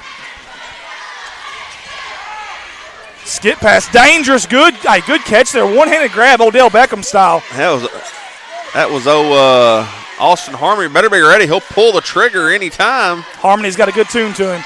What a spin move. That's a Manu Ginobili type of move right there. If anybody watches Spurs. And he's a lefty. It's perfect. That was beautiful. Ballou now with 4 points. Low-scoring game here in the first quarter, only 8-6. Well, now that's one thing I want to allude to as well. I want to talk about both of these teams were the best in the conference with defense this year, especially in conference. They ratcheted it up quite a bit. I wouldn't be surprised to see a 41-39 type of game. If he would have followed his shot there, it would have been. Yes, sir. But nobody would have been back either. Well, and not only that, but on the shot when he went up, he faded to the right side a little bit. He landed to the right side of where he originally shot that. It's hard to do that. 10 seconds. Good dribble drive kick out there. What a pump fake by Wagner. Nothing but nylon there. 3 seconds. Need some help. Inbound 2 seconds. Here comes the buzzer beater at half court. No good. Almost hit the camera up there. Almost hit our camera spot. Almost hit the athletic director, Ralph Morrow, who didn't even use his hands. He was putting his feet out there. Ralph, you got to do better than that, brother. He's on a strikeout. He's got 2 strikes. The mop earlier. The floor mop, and now that. So we're going to get to some social media here. We got 348 of you guys on. That's unbelievable. Party, pronounced party, long Party. Y'all are doing great. Thank you, Sarah, for that. We appreciate that. Not party, pronounced party. We've got a few of them telling us party. Well, there still ain't no partay or party like a Marion Party. I love it. He's been a good player so far. Todd Ewing, how many people in the gym? Looks full. It's crowded. It is absolutely crowded. You're shoulder to shoulder. You're getting to know your neighbors pretty well. I know exactly what Scott's wearing tonight. It's an Old Spice cologne. I can definitely tell. Yeah, definitely Old Spice. 350 watching. It's unbelievable, guys. It's exciting, says Jenny Noble. Dennis Kirk says, let's go Manila Lions here from Monette. Not too far from Manila, so little town of Monette. Crystal Ross said, let's go. The BIC Mustangs. Yeah, Buffalo Island Central. As you see the fans there on the Party. There's another one. Party. They're definitely correct. I appreciate somebody from Mississippi here. Tanya Grissom Tetro is watching from Long Beach, Mississippi. I'm thinking Long Beach. I'm thinking like Long Beach, California here, you know. Either way, you're on the beach, baby. I love it. 3 in the corner by Ballou. No good. A quick trigger. That's going to be Burcham with the rebound. I will say that about Ballou. He doesn't need much room to get the shot off. You know, and a lefty's hard to guard as it is because you're used to guarding everything off the right. So awkward, yeah. They're extending that zone out there again, way out here above, right there by the Bobcat mouth on the emblem. Some teams, they'll crowd it down so low they'll barely have a foot on the three-point line. They're out here almost a half court. That's pushing. Look how far it's pushing the guards on the wing out. It is. That makes entry passes very hard. I feel like they might have bailed him out there a little bit. It's kind of that no man's land, that short corner down there. That's going to be Brady Mattingly on the foul. I love the Gosnell jerseys. I like the little stripes on the side there. It's kind of neat. It's matching all the way down the uniform to the shorts, you know? I love it, man. I like it. I love it. I want some more of it. Oh, here we go. Billy Ray. Oh, good pump fake there. Get him up in the air. 7 minutes to go here in the first half. Dribble drive, short corner kick out. You know, we've had great defense on both ends. Yes, sir. Solid defense. And we just, as soon as we say that, we get kind of a sloppy foul, and the coach from Manila's not very happy. But And he's not very happy with the referee right now, actually. That is going to be the 5th team foul on Manila. You've got 2 on Gosnell, and the possession arrow is in favor of Gosnell right now. 6:53 to go here before halftime. You know what? Bertram hurt the Lions beginning of the year when we played them, or right back around Christmas time. He shoots the ball. He'll shoot it from the Bobcat out front. You know, he's got a lot of range. Yeah. Kick out. You got a 3 here open from the near wing. It's up. No good. Hit Ballou right in the shoulder, it looked like. I think it did, and he must have some pretty broad shoulders, a strong shoulder. That thing just took a beeline for the wall when it hit him. I think it hit him harder than it hit the wall. It hurt after it hit him. Yeah. Josh Kirk says, let's go Manila Lions. Let's get this win. Tony Costner says, go Lions. Jennifer Cossey's also watching. And Chris Hill says, Manila all 362. the way. 362. You guys are unbelievable, man. You support this, and it's about the kids. They're getting seen by that many. The ball's on the ground. It was off his shoe. Not sure what we have there, but either way, it's not backcourt. It went off his shoe. That probably should have been backcourt or kick ball.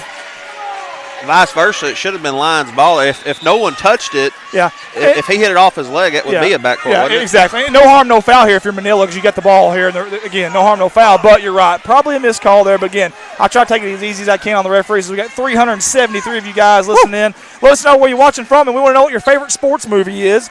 You guys are doing a great job. Go the Lions corner. Let's go Lions. Ryan Hubble says, got to call some fouls, but it's tournament time. Let them boys play.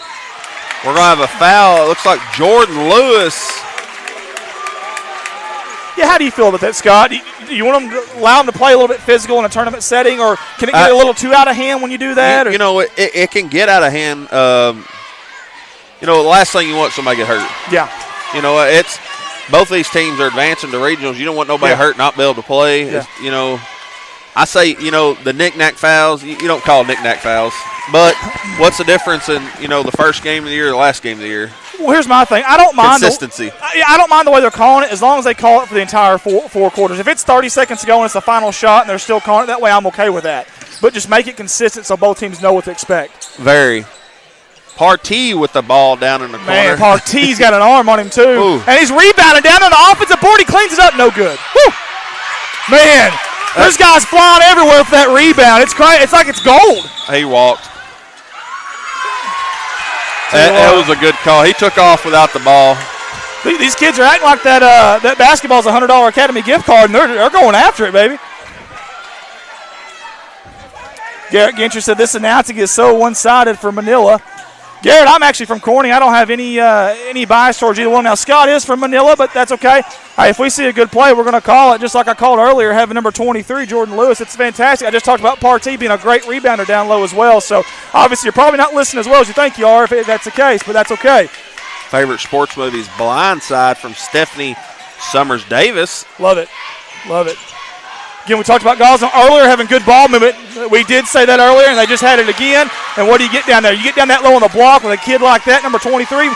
Most of the time, it's going to be a good result. You know, Jordan Lewis, you know, great position there. And, I mean, if you're Manila, if either he scores a layup or you foul him. That's what I'm saying. If you got the dribble penetration on this zone and Jordan's down there in the short corner, it's going to be tough. It's going to be tough all night. The guards have got to keep these other guards out of the paint and the dribble drive. If they do that, I think Manila will be okay. If not, Gosnell's going to have a field night down low with Lewis. You know, he's very strong with the basketball. You know, if he gets the ball within 5 feet, he's going to the rim. Speaking of strong with the basketball, number 15 and White, he grabbed that rebound with two hands and corralled it. You know, not sure what was said here a second ago down here with the official and Gosnell's coach. Right here in front of us. There was a huddle for sure. Kick out, open three, no good. Rebound here near side. Pull there by Harmon. That's what we was talking about earlier. You know, it ain't nothing for someone to throw the ball up here. We've seen for both teams. Yeah. Mark Weathers is watching from Steele, Missouri. Love it. Corey Hill says, you guys are doing great. Thank you, sir. Jackie Camp says, go Pirates. 381 on live right now. Kick out near corner. That's Partee. Dribble drive. Strong move to the basket. The finger roll. Love it. Silky smooth by Partee. And guess what, folks? We've got a 2-point game, a one-possession game with 4:23 to go. You know, very low scoring as we talked about, but it's been active on defense for both ends. Yes, sir. The points are hard to come by right now. Rebounding is critical, and turnovers. Because turnovers leads to a lot of times transition buckets. That's your easy points. That's going to be critical in this game. 16 fouls right now against Manila. Keep that in mind as Gosnell has the basketball here. 3:55 to go here in the second quarter. So he has that pass right back to Lewis. Yeah. They're looking for him every time down the court. There's that no was really different that time because it was on the weak side. Most of the time they've been looking for him on the ball side. The guard on the wing dribble drive in, then get to him. They did a little different wrinkle there on the weak side on a skip pass. So you almost got to front Lewis down there if you're in the bottom half of that zone defense.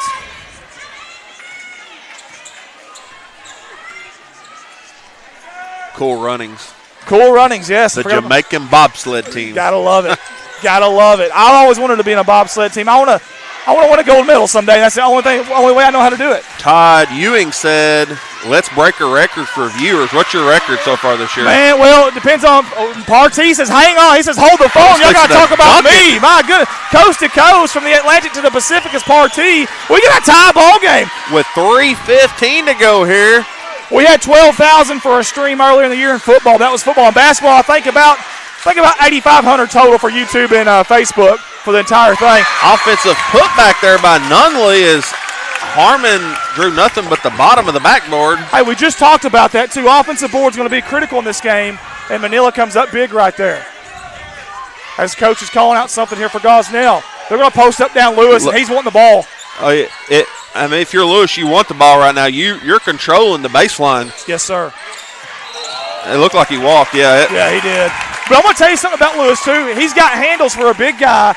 That's a tough guard. It really is. 396 right now that are live. Jamal Carter says, that's my brother. Pirates. Well, I'll tell you what, your brother's doing a heck of a job.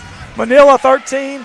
Gosnell 11. Manila going for the left side of the screen. You're right. We're here live in God's country. Bobcat Gymnasium on the campus of Corning High School. We appreciate Holy you. hay bales. Holy hay bales. What a basketball game. Holy hay bales. What a crowd. Online and here live. This is unreal, guys. I'm loving it. Near corner dribble drive going up strong. That's going to be a charge. Lewis just took a shot. Nice defense there. Lewis does everything. He drives the bus. He cleans the jerseys. He takes charges. He scores down low. He blocks out. There's nothing he can't do. He's walking down easy. You know what? He took a shot there. He seems like he's all right, but he didn't second guess it, did he? No, sir. There was 404 there watching us. And I think that's the 7th team foul now on Manila. 7th team foul against Manila. That could be very important here with 2:15 to go before halftime. Possession arrow still in favor of Gosnell. No, looks like Manila's gone to man-to-man defense. Yes, sir. They were in a 1-3-1, correct? Good find and good movement away from the basketball by Gosnell. Better block, though. Great defense. What a pass. Good find down low. Fantastic job. That was quick. Like, I don't know how it went through Bertram's hands. No, that was fast. A touch pass. It's a hot potato type of thing right there. Again, fast break points are critical right now for both teams because the defenses are so stout.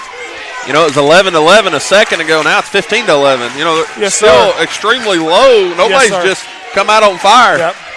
Gosnell needs some more movement away from the basketball right now. They're a little bit stagnant. Partee, so athletic. Man, he's a high riser, baby. He's a diaper dandy. Dipsy do dunkaroo. Laid it up. Windex wiper. Love it. 15-13 with 1:18 to go. Nobody was stopping him. He had a one-track mind. That was to the basket. Yes, sir. One speed, full throttle, full tilt boogie for Partee. Can Manila answer here with 1:08 to go? You know, you got to love this. You know, you got two student sections They're driving from probably the farthest two schools away. Yeah. You know, just to support them, three-pointer. Good he had it for a second, lost it. They're going to say it was poked out. They're going to say it was poked out by Gosnell, and they just got a technical foul on the Gosnell coach. Well, I had a feeling it was coming. He was all the way on the baseline. He's done gave him a warning. Man, that's tough. I love the coaches fighting for their kids, but when it's a close game and a crucial game, man, you got to know that boundary. You got to know where it is. You might teeter with it, but you can't cross it. Well, you know, he done got on to him earlier. Blue with a missed free throw. You know, I wonder. We talking about a little huddle earlier. If that's what the whole scenario was, but it didn't matter. Blue missed both free throws. Jay Norton says keep it going through halftime so we can watch the cheerleaders. We certainly will. As Despain says, MHS cheerleaders are awesome. We will definitely do that for you guys. Did you hear that, Landon? We're going to keep it here at halftime so we can watch the cheerleaders. We're going to get them on the live stream, give them some love, too, because they do deserve it. We're under a minute to go here before halftime, though. Some basketball left before we do that. 2-point game here early. A defensive slugfest. Battling. Who's that? I don't know. I don't know how to call that one. Battling for the rebound. These guys are giving it their all. It feels like a darn championship game. They may not have anything left in the tank come Saturday. Good thing is we got a rest day tomorrow. That's right. Whichever one of these advances is going to play the Osceola Seminoles as they knocked off the number 2 seed earlier. Yeah. If you're Gosler here, do you hold for one shot? Man, I would. The way this half has gone, I definitely would. And here's why, because no matter what, you're in a one-possession game that way. Even if you miss it, you go into the locker room only down one possession. I think if you're Gosnell's coach, you had a technical foul, Manila's the number 1 seed, you take that going into halftime. I do. And then Manila swaps to a 1-3-1 here. It's what it kind of, Watch the dribble drive here. 6 seconds. You got to hurry up. You got to go now. They've wasted a lot of time. They got to go. 2 seconds. Well, good find down low. It's in. Count the basket. We got a tie ball game going into halftime. Holy A-bells. Wow, what a pass. Woo! Pass and finish. That was. And just in the nick of the time, I'll tell you what. We said hurry up. There's 5 seconds. There was 2 passes in 5 seconds. He says, watch this. And it sounds like Tim McGraw, not a moment too soon, not a minute to spare. Great job there. Gosnell's coaches are walking off with the referees right now. Again, both teams got to be happy. I mean, listen, neither offense looks great, but you got to give the defenses credit. Let's get these cheerleaders out here and get them seen. This is going to be the Pirate cheerleaders of Gosnell. See what kind of routine they're going to pull off here tonight for you. They got plenty of them. Depth, strength in numbers, they always say. They got more basketball. There's more than there on the team. They may seriously have. That's probably true. Actually, let's get some audio for them too here, guys. We're going to go off the audio, and we're going to give you some audio from the cheerleaders. I'll be right back, guys.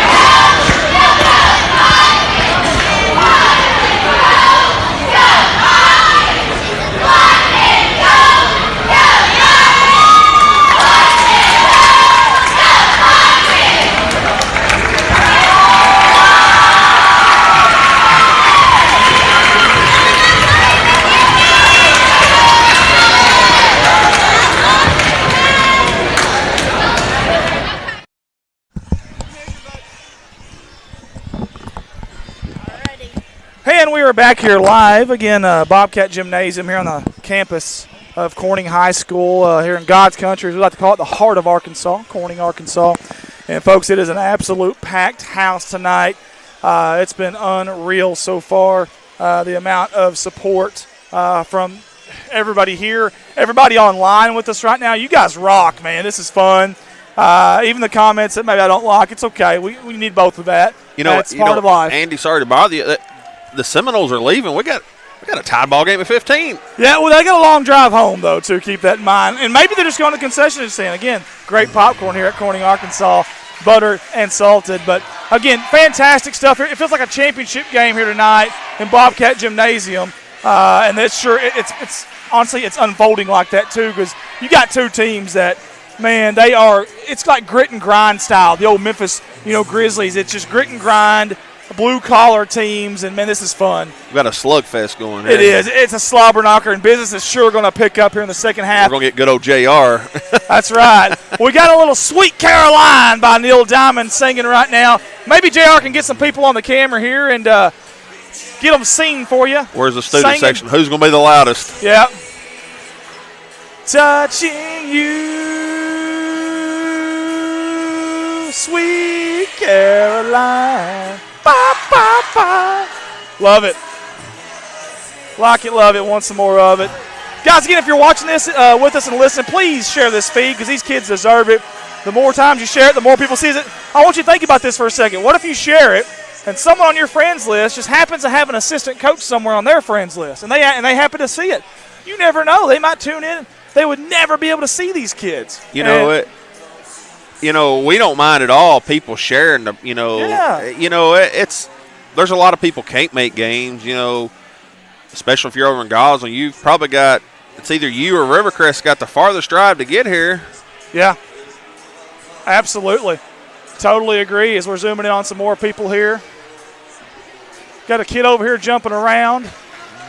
As soon as I get her on camera, she's going to stop, of course.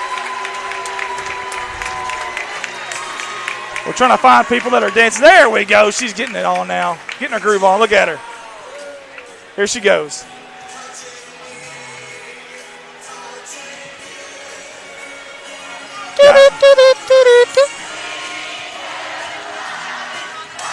Oh, you got to love it. Nothing brings people together more than salted popcorn and Neil Diamond. And a good old slobber knocker. Speaking of, look at that. Got 4 minutes to go here before we kick it back out there. I want to get a guy on camera here. That's J.R. Roark right there on that camera. He has done a fantastic job tonight. He's been on this camera that I'm on right now. And, again, he's volunteering it. He's doing it for free. And I sure do appreciate him. I really, really do. Let's go to JR's camera real quick. He's got the fans over there, don't he?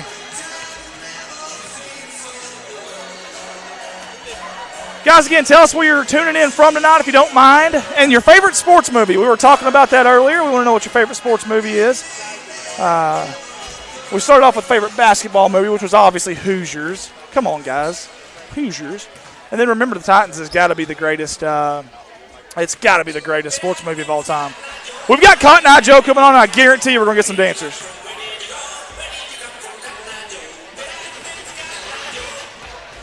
Oh, they cut the music on them. You can't do that. We got boos, and rightfully so. They turned it back on. We would let you listen to the music, but it's copyrighted, and we'll probably get kicked off. So we're going to keep it on the headphones here, and you can just watch the dancing. Now, this one right here has got some good moves. Good footwork. She's following through. Love it. Got some over here. They're running out of steam out of the cheerleaders. Oh, got another one coming out. Oh, she said, nah. I got out there. It's a pretty big crowd. I think I'm going to pass. The little one down there, look at her. She is going at it. She's watching the older girl out here, and she's learning something from this. If I did that, I would come back up here totally out of breath. I'm probably holding my lower back. And that is the truth.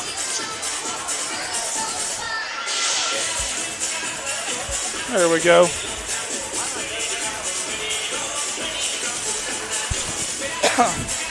Gotta love it. Cotton Eye Joe brings everyone together. Sorry about that. I was I tell you what, you can bring a big speaker system in the middle of a front line of a war, and you play Cotton Eye Joe, everyone's going to put the guns down and dance. I had Coach Matheny, our junior high coach from Manila, just actually came up to me, and he just paid for a regional game. Awesome. That is fantastic. Thank you to whoever that was. Manila is going to be going to the regional, so that's a big deal, man. That's a big deal for these kids. It's a big deal for the parents. Listen, there's a lot of parents that can't get to these games, a lot of grandparents that can't. We've had guys at Corning that are on the road 24/7 with their job. They can't get here, or they got sick, they're in the hospital, whatever it may be.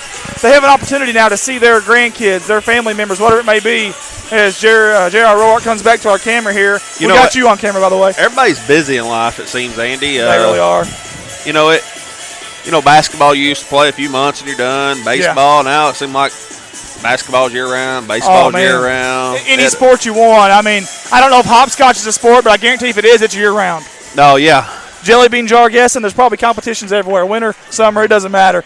But we got guys watching from Osceola. Shane Bryan, Debbie does Dallas. Good Lord, we got all kinds of crazy stuff on here tonight. Roger Cox, Sandlot is the best movie ever. I would actually agree that's a really good movie. Man, I don't know how you beat the Sandlot. I really don't. You're killing me, Smalls. You're killing me. Killing me, Smalls. Killing Love me. it. Thanks for the feed. Gosnell grad watching from Chattanooga. That's a beautiful place.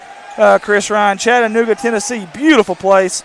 Tina Thorne says, love the live feeds. It's great for the ones who have health issues that prevent them from attending. Thank you from the Thorns in Manila. Jessica Perkins watching from Blyville, but cheering for the Pirates. Amy Jordan's also on. Amy Jordan's a sponsor here of Corning Sports Report. We sure appreciate that. John Webb says, Field of Dreams. Ronald Hill says, Goslin for show has the best section leader. Well, there you go.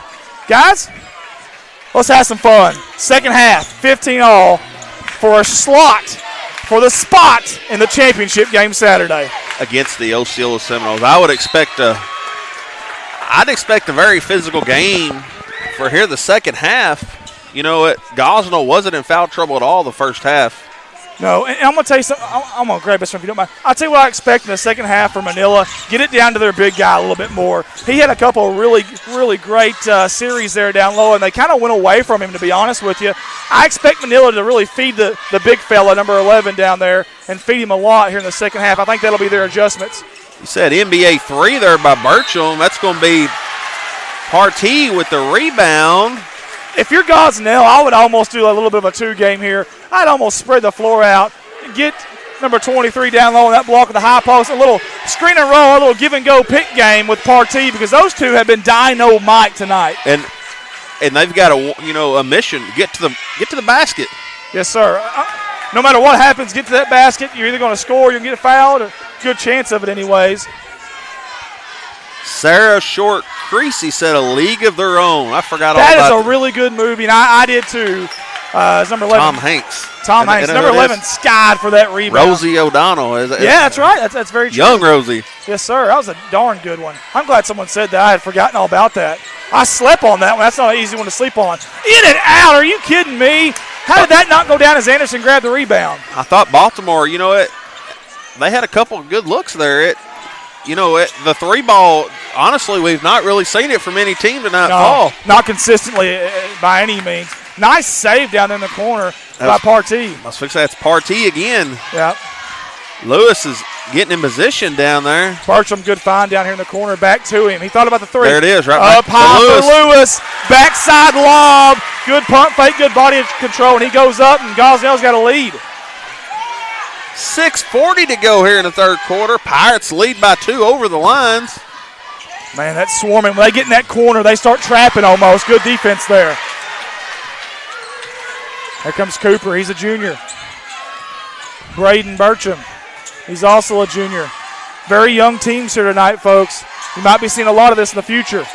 Anderson with the ball in the corner. Quick ball movement by the Pirates. Getting the lines out of position. Partee, short jumper, blocking foul. He drew the foul there on the shot. Go ahead. He's going to go to the line to shoot too.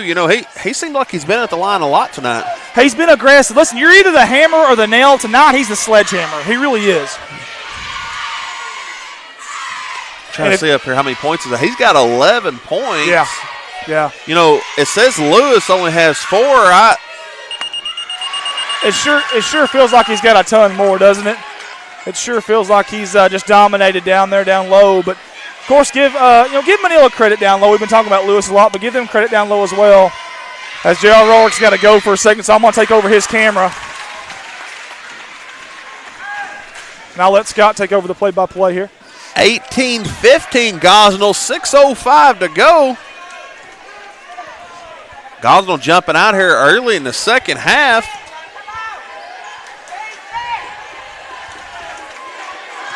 Blue very patient up there, waiting for his cutter to come. A little bit of a banana cut there off the handoff from Manila. Wagner with the ball here. Baltimore, I thought he was going to try it one more time. It's a battle down low between the two bigs right now for positioning. They're jockeying for it. 5:30 to go here in the third quarter. 3-point game. Still a great ball game we're watching. Pump fake.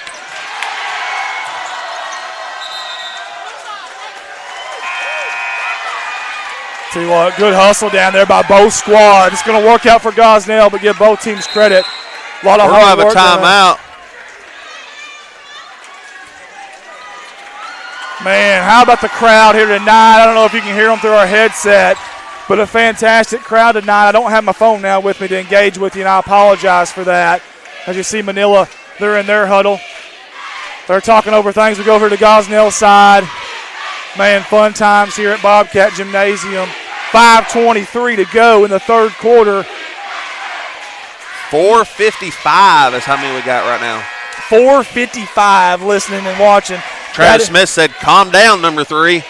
Number 3, I think he's meaning number 3 right there. Or a partee for I think that'd be Ty Wagner. He got frustrated a while ago. Gotcha. There's Ty Wagner right there. You see him on the screen. And Ty, he looks very determined. He's got that look in his eye now. That's a good thing. Dayshun Carter said partee is the driving force tonight. Hey, that's a good. I like that slogan, the driving force, because that's what he's been. Hey, listen, he's not settling for things, is what she's saying. Ryan Hubble said y'all's commentary is almost as good as Al Michaels and Chris Hollingsworth. Do you believe in miracles? Yes! It's a 1980 U.S. Olympic hockey reference there for you by Al Michaels. One of the greatest upsets in history over the Russians. I tell you, that's a dangerous pass down in that corner. That's no man's land against this zone, but both teams are trying it. There's that to Lewis again. It seemed like the lines are gradually starting to sink down there as they almost plan it coming. Yeah, that's that weak side lob, and they're almost having a backdoor screen there, but the screen just isn't quite getting it done, though. 4:44 to go here in the third quarter. Dangerous. That's going to be Braden Burcham on the foul. That's his first foul of the game. Boy, it doesn't feel like it, but I think you're right. As we look up here at the scoreboard real quick, give you a quick look at it with 4:40 to go here in the third quarter. Scott, this is a blast, man. I'm glad you guys came up tonight with us and joined forces. This is a lot of fun, and we got a ton of people here, a ton of people watching, and this is good basketball. It's a defensive it's the kind of basketball I love. Some people love those barn burners, but, man, this is my style of ball right here. I love it because every possession is amplified this way. It's look like they're going to say that's out on Nunley. We've played almost half the third quarter here, and we've only had 3 points scored, together. That's insane, man. That just speaks volumes to these defenses. And I know what you're thinking at home. Well, maybe the offenses aren't that good. No, these offenses have put up points this year, both of them, at some point of the year. It's these defense, man, is what it is right now. And they're buckling down. Speaking of, right there, right on cue. Look at the student section over there from Manila. If I can get this camera to quit zooming in and out and actually focus. They have been up the entire time. Let's look over here to Gosnell. They have been up the entire time, all night long. Both student sections. You see Manila's over there too. So Eli Straster said Gosnell is pronounced Gosnell. Gosnell or Gosnell? Gosnell. Well, either way, I can barely talk, so I'm going to pronounce it the best I can, buddy. I apologize. We'll call them the Pirates if we have to save ourselves, but we do appreciate the feedback there, really do.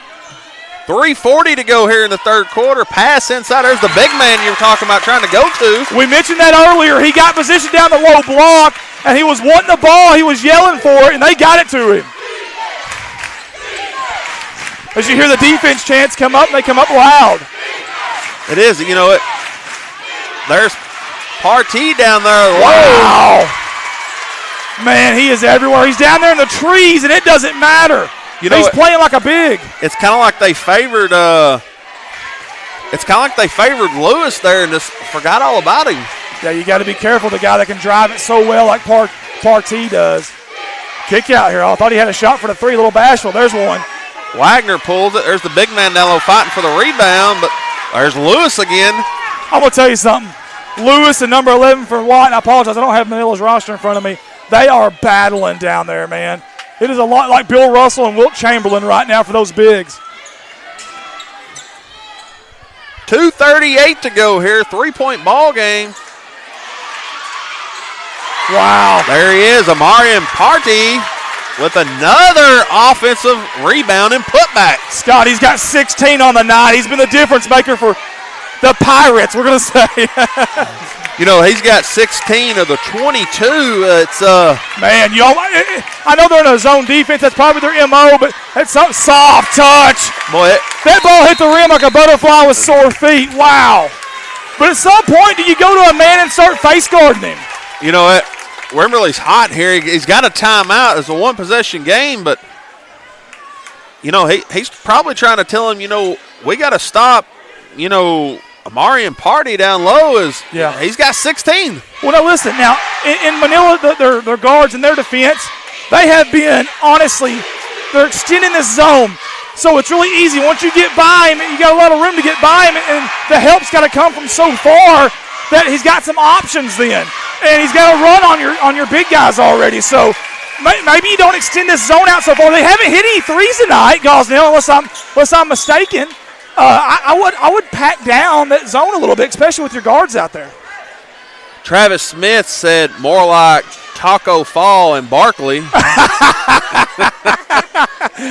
Oh, you got to love Barkley and Taco Fall, both of them. I love me some Charles Barkley now. I really do. He's a goofball, and he says some things he probably shouldn't sometimes. You know, I'm waiting for some Dennis Rodman hair to come, you know, back in style. Oh, please don't. Please don't give these kids any kind of ideas, Scott, because next Saturday night we'll have some hair out here that you won't believe. They'll be matching the Gosnell Pirate shoes if they make it. Oh, look at that. Look at it. Wow. That's another basket there. Backdoor cut. Like a thief of the night, number 3 in blue. Partee with another basket as he's just dominating the offensive end. Right now for Manila, you need a leader. Wow. Corner 3. That was set up by Ballou. Ballou, the dribble drive on the baseline. The wherewithal to kick it across the other side. He is a lefty. Keep that in mind. That's Jake Baltimore knocking down the shot. I think that might be the first 3 of the game for the Lions. I think you're right, Scott. And it couldn't have came at a better time for them. You know, now we're down to a 2-point game with $1:15 to go. Yes, sir. Timing is everything, they say. Down to Lewis, back up to Burcham. Wouldn't surprise me if Gosnell doesn't hold here for one shot. That's a good point, Scott. They don't. As a matter of fact, it's a turnover. Now Manila's going to be racing down the court here in transition. Wagner with the ball. Not sure exactly what he was thinking there at first. Like he wanted to shoot it, wanted to pass it, wanted to pick the dribble up, but nowhere to go. I really thought he would push it. Ballou for 3. It's good! Holy hay bells. Nothing but nylon from Ballou. Manila takes the lead with 40 seconds to go in the third quarter. Does Gosnell have an answer? That's back-to-back threes for the Lions. It kind of changed the pace of this game here towards the end of the third quarter. 28 seconds. Yes, sir. Everybody's to their feet right now in the gymnasium. This is unbelievable. They are going to hold for the last shot here. Good call by the Gosnell coach. That's Burcham with the ball out towards the top of the wing. Yes. Partee's in the corner over there. 10 Lewis, seconds. Low block. Keep that in mind here. 7 seconds. Here comes the skip pass to Burcham. Wagner just picked it off. Look at that. Wow. At the buzzer. You can't telegraph the pass on the other side. That's what got him in trouble there. Trying to force a square into a circle peg, it usually doesn't work. Now, if you're Gosnell, though, listen, one possession game. You came in here, obviously the underdog. You got to feel good where you're at right now. You know, Lions went on a 6-0 run in like 50 seconds. In a hurry. Listen, they flipped the switch, and they flipped it really, really quick. You know, Gosnell's going to have to – they're going to have to come back. You know, it's 530. Do you see that? 530 people on tonight. This is unbelievable. unbelievable. You guys rock. We love you. We appreciate you. You're supporting these kids, and I'm going to promise you, when they go back and see how many people watch, because these kids will go back and watch this, they see all the comments. I want to tell you something. It's going to make their days and nights whether they won or lost, and we appreciate you guys. We really, really do. So thank y'all for tuning in with us. Hey, we got one more quarter to go, baby. Let's enjoy this. Yeah, it's wow. Guys in the student section down there getting fired up. Speaking of student section, look at this down here. We got a fat head. That's Lions manager, the senior here. Number 20, or he's got a 20 on the back of it. Here we go. Lions will start with the ball in the fourth quarter. Listen, Gosnell's played great defense. That dangerous pass. Gosnell intercepts it. Here they go, turnover. In transition, the Pirates in a hurry, racing down the court. Silky smooth off the glass there. Travell Anderson. We got a 1-point game thanks to that young man. He went coast to coast in like seconds. Man, he's quick. A really quick first step by Anderson, too. Manila needs Ballou. They need their leader right now. Skip pass over to Mattingly. Mattingly's going to drive. Had a wide open look. I thought it felt like deja vu from the three they hit earlier. Ballou to the corner, then kick out. Beautiful find pass down to Gonzalez. Man, Grandma's best Sunday morning dish right there. Fantastic job. Hey, listen, you've got to be ready for that on the receiving end of that. You've got to have your hands ready, and then you got to do something with it when you get it. You know, it's one of them, if Gonzalez ain't ready, that's a turnover for the Lions. Yes, sir. Deep three from a different area. Cody Bircham. Are you kidding me? He hit that one from the border, from the Missouri border. Wow. Tied ball game. Oh, my goodness. What a game. Holy hay bells. That's Bircham's first three of the night. Comes at a great time for the Pirates. Oh, boy, I thought we had one there. Kick out corner, open three, taking his time. He buried it. Kyle Wagner with an answer back. Wagner took his time. I mean, just silky smooth, calm. He said, stop, collaborate, and listen, folks. They're going to say that was a 2 there. Oh, very interesting. Keep that in mind. That's a big play there, folks. Big play. Remember that at the 6:30 mark. You know, it was kind of blocked from my view from all the people standing up down here in the corner. But yeah. To Anderson. Beautiful no-look pass down there by Ballou. Listen, the Pirates are trying to force it right now down to Lewis. I mean, they are doing whatever they can. They're trying to almost nearly hand it off to him. I would get Lewis out here at the high screen, let him little pick and roll. Bertram with the dribble and shot. Lewis just getting there fighting for the rebound. Hey, give Lewis credit. One-man wrecking crew in between two guys down there. And hey, he wanted it. He just wanted it bad, and he got it. Whether you agree with the call or not, great effort by number 23. That foul's going to be on Brian Gonzalez. That's his third foul for the big man for the Lions. Soft touch again. That's very key on those free throws. Listen, these are big free throws. I know there's 5:30 to go, and you're thinking, well, there's a lot of time left. Yeah, there is, but these are big free throws right here. Neither team has got a lead very well and hasn't extended it. What's the call down there, Scott? I missed it. We're going to have a foul on Ty Wagner, a push. It's still a one-possession game here. Cooper Perry's going to inbound the ball. Oh, they got an open look there, Scott. There's another offensive rebound we're talking about. Yeah, someone on the ground there. That's dangerous down there. Yeah, we mentioned offensive rebounds being critical in the second half, and they have been so far. Just didn't work out for the Pirates there. 582. Holy hay bells. You guys rock, man. We love y'all. Thank y'all. Sorry I can't engage with you right now. I'm actually running the camera. Our cameraman's a first responder, and something happened. He had to leave. This is awesome, man. I love that. These kids are giving. You hate to have a team lose this game. You really do, because both of them have earned this win, but only one's going to come out here with a win. You're right. If it takes overtime, it takes overtime. Right? We've been there before. Nothing surprises me with these two teams right now. Look at that find down low. Did you see Ballou? Wow. Ballou just threw it straight to Gosnell. We're going to have a timeout, Pirates. You see the Manila fans over here. They're really into it. Go ahead. You clicked out of it. This is going to be a 30-second timeout. Guys, we're going to reset you here, okay? A lot going on. There's 4:37 to go here in the fourth quarter. Possession arrows in favor of the Gosnell Pirates. Manila has 14 fouls. Gosnell has 1. Foul trouble for Manila is number 11. Now, that's the big, correct, Scott? Brian Gonzalez, that's Brian correct. Gonzalez. Not really any foul trouble for Gosnell, as you can see up there. Look at the cheerleaders really going at it. Look at this. They're still on the show right now, the cheerleaders. Good job by Landon Thomas working the director's pad there. He got him on the camera there. We appreciate him. Josh Kirk said, come on, Zebra. Come on, Zebra. Come on now. All right, every call is going to be amplified from the men in white and black here, especially with this game being so close. 616 viewers now, Andy. Mike, you guys it's just blowing me away. Hey, this is a basketball game. You know, typically football, you get a lot more viewers than basketball, but you can't tell me Arkansas isn't a basketball state. You hear these student sections going back and forth with each other over here. We can't hear you. Yeah, with a different chance. Love it. Lewis with the soft touch. Guys, I can't tell you, I can't describe how tough of a shot that is. You know, it's just a flow, like it just natural. You're in that in-between where it's not too close to lay it up, but it's not too far for a jump shot. Good block down low. Good offensive board, though, too. 1 possession game. 4:05 to go. Yes, sir. Yes, sir. You feel the intensity in here? Oh, I can feel the heat. I can feel a cramp in my leg from sending off. I can feel a lot of things, Scott. Oh, he has been dominant tonight. Hey, it's Partey's world, and we're just all living in it. Timeout, Pirates. Is that 20 now for him?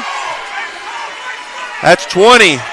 Partey with a 20 spot right now, and my cameraman comes back, Mr. J.R. Roark. I missed you, brother. I'm not very good at this. I can't do it like you do it. 4-1 on the fouls here. You know, only 5 fouls and 12 minutes of play. Now, let me ask you this. Close games, free throws are important. Do we know who the low percentage free throw shooters are for both teams, or do we know who the high percentage free throw shooters are on both teams? Well, your high free throw shooter missed the 2 free throws on technicals earlier for the line. So, well, I guess it's irrelevant, right? Hey, it's like you said, it's a new season tonight. Essentially, what you did in the regular season is irrelevant now. 1-point game. 3:54 to go here. Kobe Newell says this is awesome, man. We appreciate you guys for tuning in. Mookie Partey. So I guess Partey's nickname is Mookie. We may start calling him that if it is. Here we go, folks. Enjoy the ride. 3:50 to go in God's country. Man, what a game. What a district tournament so far, man. There have been so many close battles. This is a tough conference from top to bottom. Got a foul on the floor. Now listen, that's only the Pirates' second team foul. That's a Marion Partey. Now that is his first on the night. Both teams have done a pretty good job of playing defense without fouling too. Blue in the corner, one-on-one. We got a foul away from the basketball that's on Manila.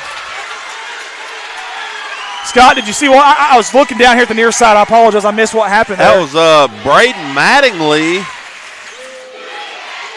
Looked like a push-off if he was trying to go around a screen set by Gonzalez. Yeah.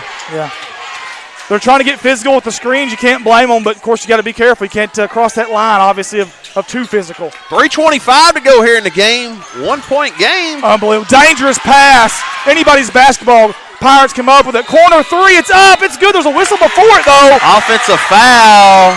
That's going to be Cooper Perry with the push-off. Man. Actually looked like an illegal screen coming out there from Travell Anderson. I love it. They finally called it, baby. That's one of my pet peeves. I love it. Thank you, Mr. Officials. You made my night. I have a weird bat and palm in the basketball. It never gets called. It just two of my pet peeves. I'm so glad. They're fronting Blue right now. They're going to a man-to-man defense, and they're fronting Blue.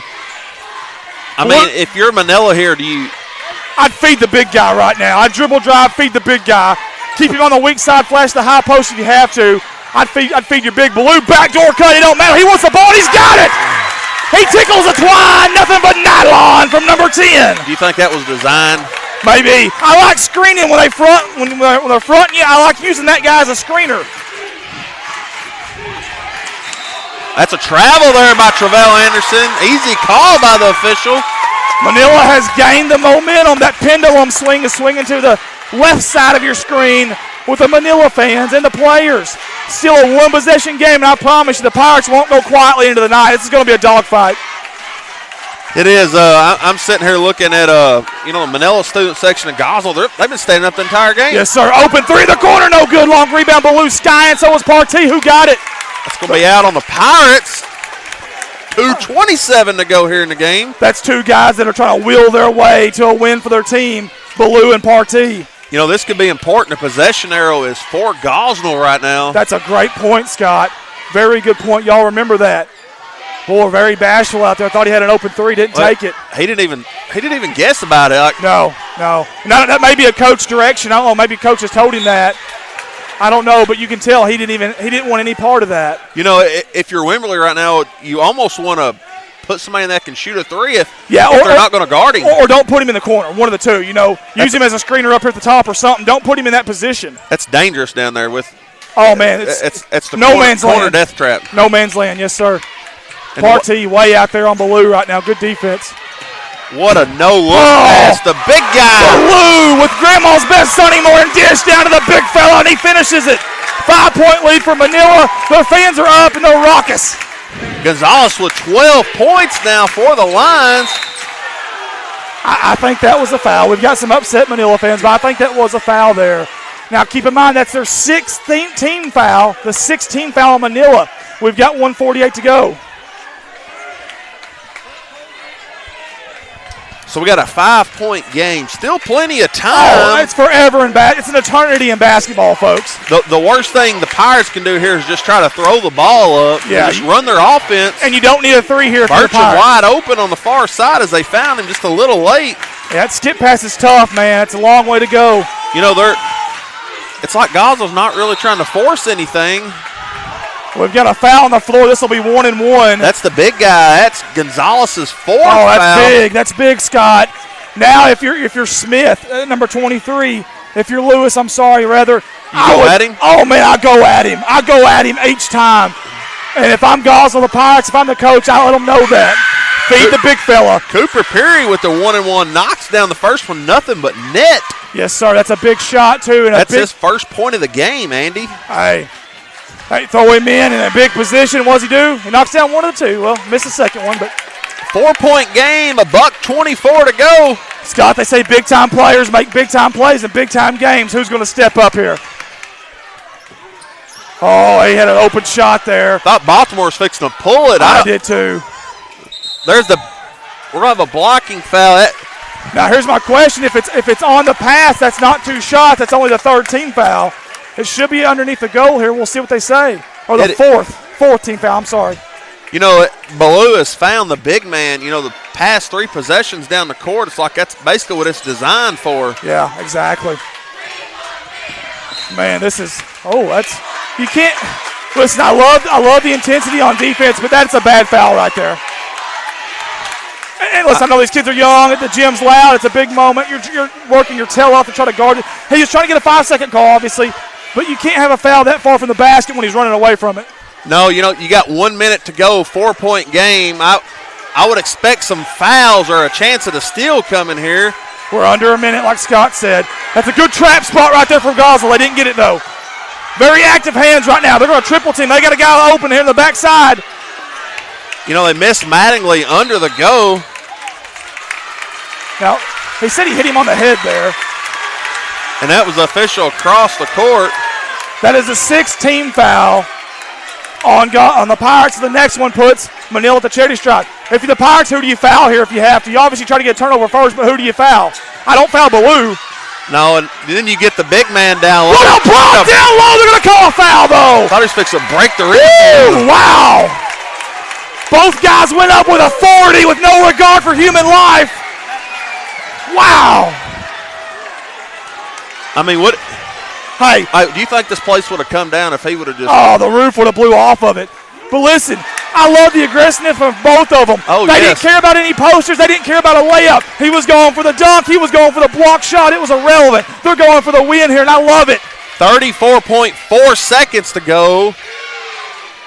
Gonzalez knocks one of the two down. We're going to have a Listen to this, bud. Chris Campbell says, Andy Rogers Scott is watching on my watch party. He's the morning DJ with 103.7 The Buzz with David Basil and Tommy Smith. That's big-time stuff. We got a big crowd. We got a big crowd here, and we got a big-time name watching us live. You got to love it. Man, this is Arkansas basketball is what it is. This is fun. This is great. Holy hay bells, what a game. The cheerleaders have been absolutely fantastic. I think the cheerleaders are even evenly matched, man. The somersaults and back handsprings are looking the same. If I'm a judge, I'm giving them a 10. If you're a Russian judge, you're probably throwing an 8 out there because they just, that's how they do things. But You know how much better this is with two people commentating than one? I've done one the whole year except when I've been with you. Me too. I've done one a lot, and it's so hard. And you kind of want to talk to yourself at times. Sometimes I'll talk to my cameraman, and he don't listen. But there's a lot of empty space in there, There really is. So it makes it a lot easier. You feel that empty space. And I want to tell you something. These fans have filled the empty spaces in the bleachers tonight. This is a blast. Thank you guys for tuning in with us, guys. We're not done yet, though. 34.4. Y'all buckle up. Here we go. So if you're Gosnell, what do you do here? Man, again, I'm going down to Lewis. I'm feeding the big fella somehow, some way. I want a high screen from him if I can. They do feed it to him. Down low, pump fake, going up strong. They get the foul. He drew the foul. That's number 11. That's his 5th foul. I think you're right, Scott. And that's it. Gonzalez is fouled out of the game for the Lions. To me, give the ball to Party. Play a 2-game high screen and roll with Lewis when you get the ball back for Gosnell. 22.5, great game from the big fella in white, though. Yeah, that's, that could change the whole perspective of this 22.5 seconds. Yes, sir. You're putting a freshman in for a senior. Who might be shooting free throws if he gets fouled here. Keep that in mind. But the Pirates have got to knock down the free throws. We talked about how elementary that is early in the game, but it's so important in these big games. That charity stripe. Rebounding here is critical, too. Missed both free throws. Baloo with the rebound. That's the last person you want to foul. Yeah, that is. He's going to have a 1-and-1 over here, and that's Party's second, so not in foul trouble for him. But like you said, you don't want to foul this guy. Probably the last guy on Manila's team I want at that charity stripe right now. 21.4 seconds is, I don't know if anybody's sitting down, or that's what I'm trying to look at. Nobody. And listen, I don't like Manila not having their guys down here. If they make it, they can roll it. If they miss it, you've got the easy rebound and a lot of room to go. Make them kind of turn these guys. Get you someone down there and turn them a little bit. Waste about 5-6 extra seconds. That will come big in this late game scenario here. 19 seconds. Perry with the ball. Wonder if he's going to throw it quickly. Skip over to Burcham. The Pirates need to do something here. 10 seconds. They've got to do it quick. They're wanting a 3. Deep 3 from a different area code. It's good! Nothing but nylon from the Gosnell Pirates. He shot that one from Paragould. Braden Burcham. Wow. Holy hay bells, what a shot. We've got a 1-possession game. Wow. That's Burcham's, that's 2 huge threes here in the second half. I'm going to tell you something. He shot that one with confidence. As soon as he got it, his feet were set, and he was ready to throw it up. I tell you what, pot of gold at the end of that rainbow. The Pirates. Maybe, Andy, the only downfall of that possession is they wasted 16 seconds. So much time. Now there's only 6.2. Granted, it's a 1-possession game, but Gosnell's got to have a steal here. Yeah, I agree with you. If not a super quick foul. And listen, you said there was a freshman in for Manila. I'm finding that guy, and that's who I'm fouling if I've got a foul.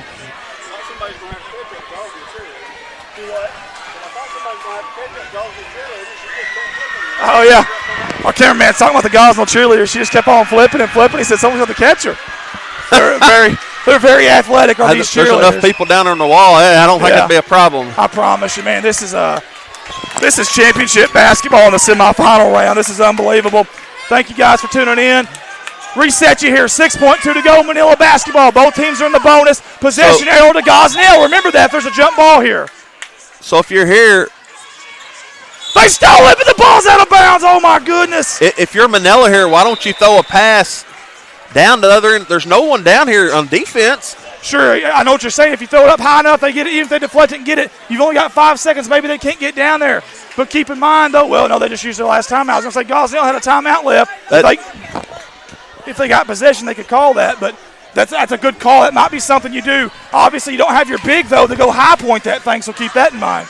You know, and Wimberly, you know, he called the timeout here for Manila. It wouldn't surprise me if there's not a design play for somebody to go to the other end of the court, and if he can get open, a little backdoor screen, and just, you know, that could hurt Gosler more than anything. Is a quick. I mean, if you get a free layup, that makes it a 2-possession game, where it'll be less than 5 seconds. Yeah, that backdoor cut with a screen is very dangerous. The kind of touchdown pass, if you will.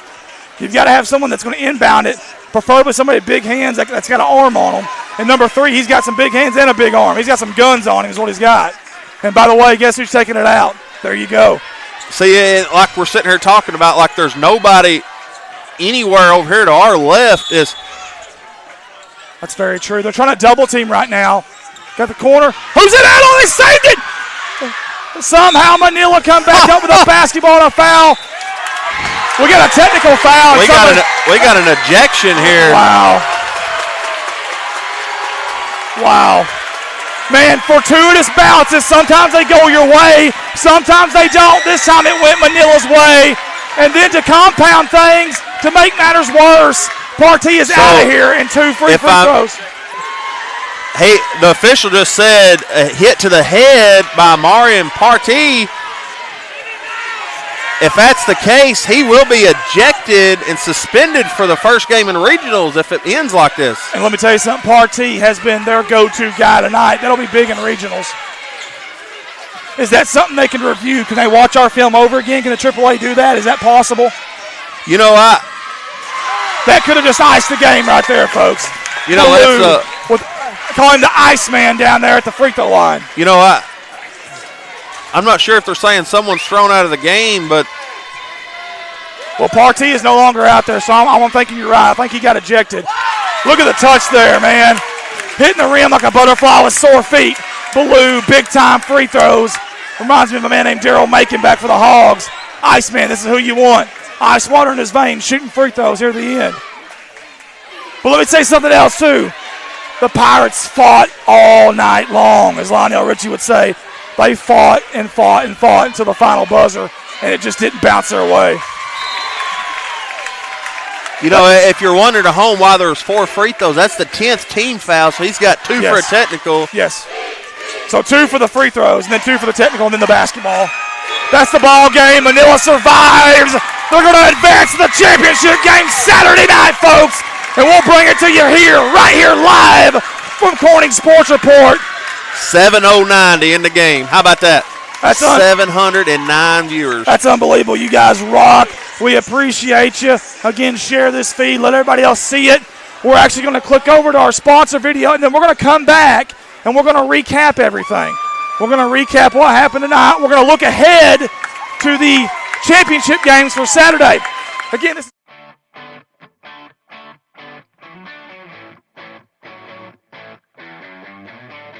Harold's Barbecue out of Corning, Arkansas. Proud sponsors of the Corning Bobcats. The best barbecue in town by a stoplight. Stop by and say hi to the crazy pitmaster, Lyndon Massey. Carry out, dine in, catering. Come hungry, leave happy. Harold's Barbecue. A big thanks to Goodman Drug Company out of Corning, Arkansas. Kathy Goodman and staff would like to invite you to drop by for any of your pharmaceutical needs and or Razorback and Bobcat apparel. Drop by and see them Monday through Friday, 8:30 to 5:30, and Saturday, 9 to 1, or use the convenient drive-thru. Goodman Drug Company out of Corning, Arkansas. Red Taylor Ford, locally owned and operated by the Taylor family since 1977.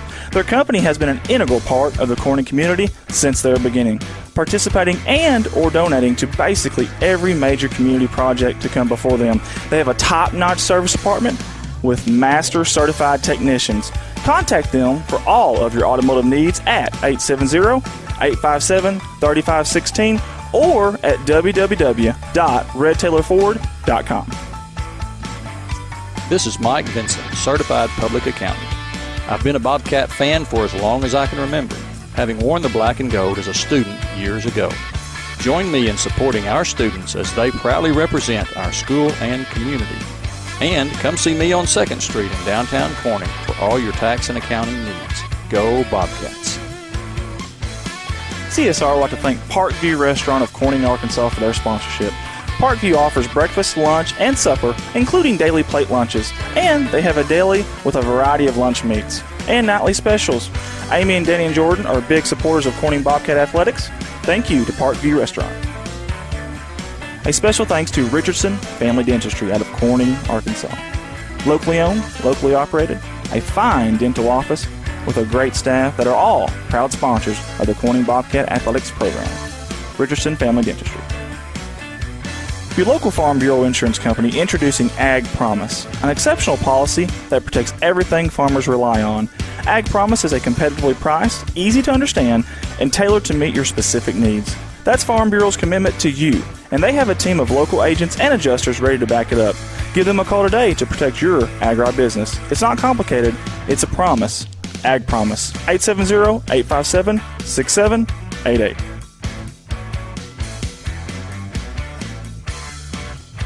A special thanks to Solace Grain Bins and S&L Irrigation on their sponsorship. Whether it's grain bins, wells, pumps, underground pipe, or any service of that nature, Solace Grain Bins and S&L Irrigation will take care of you. Rhonda and Jerry Solace would like to wish the Bobcats the best of luck on the upcoming season. First Choice Healthcare in Corning, Arkansas, proud sponsors of Corning Bobcat Athletics, celebrating 25 years of community healthcare. At First Choice Healthcare, we practice compassionate, affordable healthcare for everyone to help improve lives and build healthier communities. First Choice Healthcare, your community, your health. CSR would like to give a special thanks to B&B Well Drilling out of Peach Orchard, Arkansas, for their continued support of Corning Bobcat Athletics. Brian and Lisa Bass are proud graduates of Corning High School, and they invite you to call them for any of your well drilling needs. 870-215-3808, B&B Well Drilling. A big thanks to Clay County Electric Co-op out of Corning, Arkansas for their sponsorship. CCE is an electric utility company in Clay County with dedicated workers and a friendly staff, and have always been proud supporters of Corning Bobcat Athletics. Clay County Electric Co-op, 3111 US 67, Corning, Arkansas, 870-857-3521. A special thanks to Woolard Flying Service out of Corning, Arkansas for supporting Bobcat Athletics. Matt Woolard would like to wish the Corning Bobcats the best of luck this season and also remind them that the sky is the limit. Woolard Flying Service, 870-857-3839. A special thanks to Civil Engineering Associates for being proud sponsors of Corning Bobcat Athletics. 2 locations, one in Jonesboro, one in Poplar Bluff. Professional engineer John Seeley of CEA would like to wish the Corning Bobcats the best of luck on the upcoming season. Keith and Rhonda Turner of K-Ron Farms would like to encourage the community to support the students of the Corning School District. Whether it is a sporting event or an academic accomplishment, these students are representing our school. We need to let them know how proud we are of them. Let's show our Bobcat pride. It's great to be a Bobcat. K-Ron Farms. Looking for a good and reliable used car? Stop by and see the father-son combination of Mark and Kyle Williams at Mark's Car ER Auto Sales. Proud sponsors of the Corning Bobcats, locally owned and operated, 870-565-5046. Wiedemann Farms, 561 County Road 131 in Corning, Arkansas. Wiedemann Farms has been serving the Corning community since 1978. Larry and Mary Wiedemann are proud supporters of not only the city of Corning, but of Corning Bobcat Athletics. Wiedemann Farms, go Cats. The Corning Sports Report would like to give a special shout out to Boschlicker Brothers Farms for sponsoring our endeavor.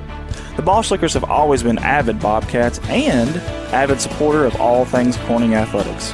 Thank you again, Boschlicker Brothers Farms. First National Bank takes the banking experience and customizes it to fit you. Whether it's supporting your Corning Bobcats or saving you time by eliminating trips to the bank, First National Bank puts you first, always. Member FDIC and equal housing lender, First National Bank. Corning Sports Report would like to give a special shout out to Jeremy and Amanda Wiedemann out of Corning, Arkansas. Extremely kind-hearted people who not only support the community, but they also support the Corning Bobcat Athletics. Jeremy and Amanda Wiedemann. The Corning Sports Report would like to give a special shout out to State Representative Joe Jett for sponsoring our endeavor. Mr. Joe Jett has always been active in the community, whether it's supporting the town of Corning or it's supporting Bobcat Athletics. This is a political ad paid for by State Representative Mr. Joe Jett. Corning Sports Report would like to give a shout out to Watson Oil Company for their continued support of Corning Bobcat Athletics. Locally owned, locally operated. Kelly and Chad Watson would like to wish the Corning Bobcats the best of luck on the upcoming season. Watson Oil Company, 406 Southeast 1st Street, Corning, Arkansas, 870-857-0006. Most of us are more comfortable doing important business with people we know and trust. You've been running into shelter insurance agent Kirk Scobie and Corning at church, at the grocery store, and the county fair for more than 25 years now. If personal service, trust, and easy access to your insurance agent are important to you, give Kirk Scobie or his team a call. Contact Kirk Scobie and ask about a free personal protection review for your auto, home, or life insurance today. From all the guys here at CSR, we'd like to give a special thanks to Mike Townsend. Mike Townsend is the owner and operator of Mike Townsend Farms, LLC out of Corning, Arkansas. Whether it's grain, lime, hay, byproducts, gravel, and litter, Mike Townsend Farms covers it all. Again, thank you to Mike Townsend Farms, LLC. Corning Sports Report would like to give a shout out to Rockwell Farms out of Peach Orchard, Arkansas. Logan and Karen Rockwell have been avid supporters of not only the city of Corning, but of Corning Bobcat Athletics. Logan and Karen would like to wish the Corning Bobcats the best of luck on the upcoming season. Rockwell Farms. CSR would like to give a special shout out to Heritage Ag out of Hoxie, Arkansas. Serving Arkansas farmers since 1966, leading the farm equipment industry into the 21st century. Call Brody Morrow, salesman, at 870-886-6663 or 870-809-1822, Heritage Agriculture of Arkansas. Hunting for a deal? Look no further than Legacy Equipment. Get a 1023E with loader as low as $133 a month. Need something bigger? Take home a 3025E with loader as low as $201 a month. Plus, take advantage of 0% for 84 months on all new John Deere Company utility tractors. Stop by any of Legacy Equipment's 7 convenient locations in Paragould, Corning, Piggott, Kennett, Hayti, Portageville, or New Madrid to take advantage of limited time savings. Some restrictions may apply. See dealer for detail. Offer ends November 1st, 2019. Corning Sports Report would like to give a special thank you to Harold Implement out of Corning, Arkansas. The Moore family has always been active in the community of Corning and also Bobcat Athletics. It's not just an Ace Hardware store, it's also a licensed dealer of Yamaha, Polaris, and Bad Boy mowers. A special thank you again to Harold Implement out of Corning, Arkansas. Corning Sports Report would like to give a special shout out to Zach Brown Farms for their sponsorship. Zach Brown Farms has always been active in the community of Corning and also Bobcat Athletics. Zach Brown, being a former Bobcat himself, wants to wish the Bobcats nothing but the best of luck on this season. Zach Brown Farms, on the road to success. When you need to find a part at a price that's right, that red and blue sign is just within sight. Roll in to Crest and roll on.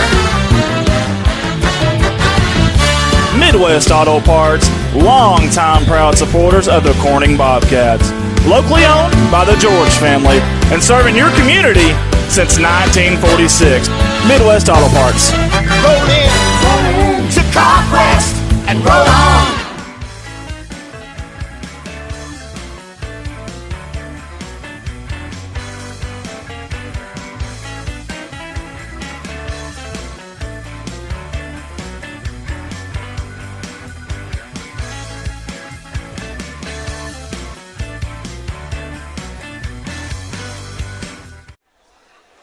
And we're back here live at Bobcat Gymnasium here in God's Country, as we like to call it. Flatland farmlands of Corning, Arkansas. Man, that was awesome. That was fun. That's what it's all about right there. Arkansas High School basketball, specifically the 3A-3 basketball. It's been unreal. I want to thank everybody, and I mean everybody, for tuning in tonight. We had a ton of people. You guys rocked it tonight, and we can't thank you enough. And we sure hope you'll tune back in with us Saturday for the championship. We got J.R. Rourke over there. Hey, without that guy right there, we don't even get here early. We missed the first 2 games. He came up here, set up everything by himself, ran a camera, ran this iPad that does the score, the audio, in and out of the camera. So without him, y'all thank JR. Without him, none of this happens. So very thankful for him. Then he ran cameras all night for us. The guys from the Mighty Manila Lions Facebook page with us, Scott Townsend Jr. was on the headset. Landon Thomas ran my iPad for me so I could talk. So thank you guys as well. We appreciate y'all. Jerry Songer for getting our table set up before we got here, and Coach Murray, they helped us get set up before we even had to come up here to get set up because it was a packed house. It's hard to get hard to get a spot here, so we appreciate that. All the volunteers that help out with it, from the concession stand to the gatekeepers, and even the referees. I know they're getting paid; they're not necessarily volunteers, but hospitality room. We appreciate them. The scores table people, all of them. We appreciate them. Scorebook people. Man, this is unreal tonight. We had the crowd was crazy. I mean, it was jam packed. It's like a canned biscuit about to explode. It's the only thing I can think of to explain it. And it exploded. But it was a lot of fun. Hey, actually, we got 100 people on right now. Let's just go through here. Brian Robertson's watching. Dennis Kirk, Michaela Carruthers. Why you think he got a tech called on him?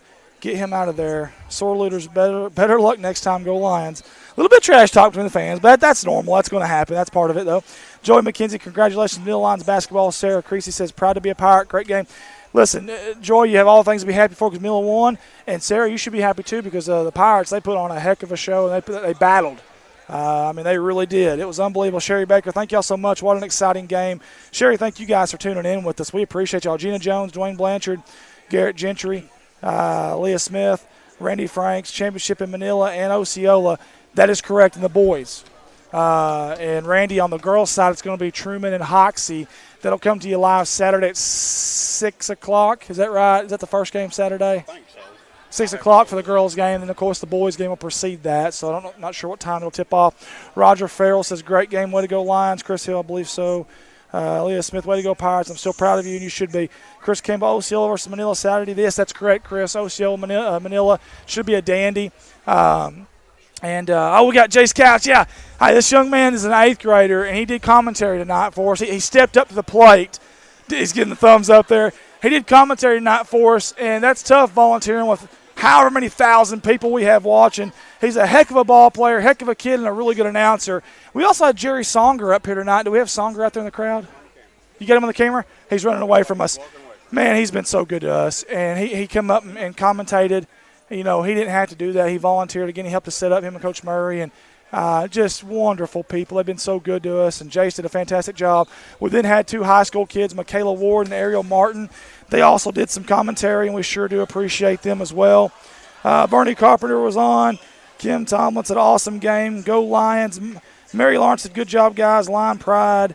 Sandra Brown, happy win. Man, so many people, guys. Sean Perkins says, thank you guys for providing this service. Hey, thank you, man. Without y'all support, y'all feed us, man. You like feeding the fire. You're pouring gas. You're getting us going.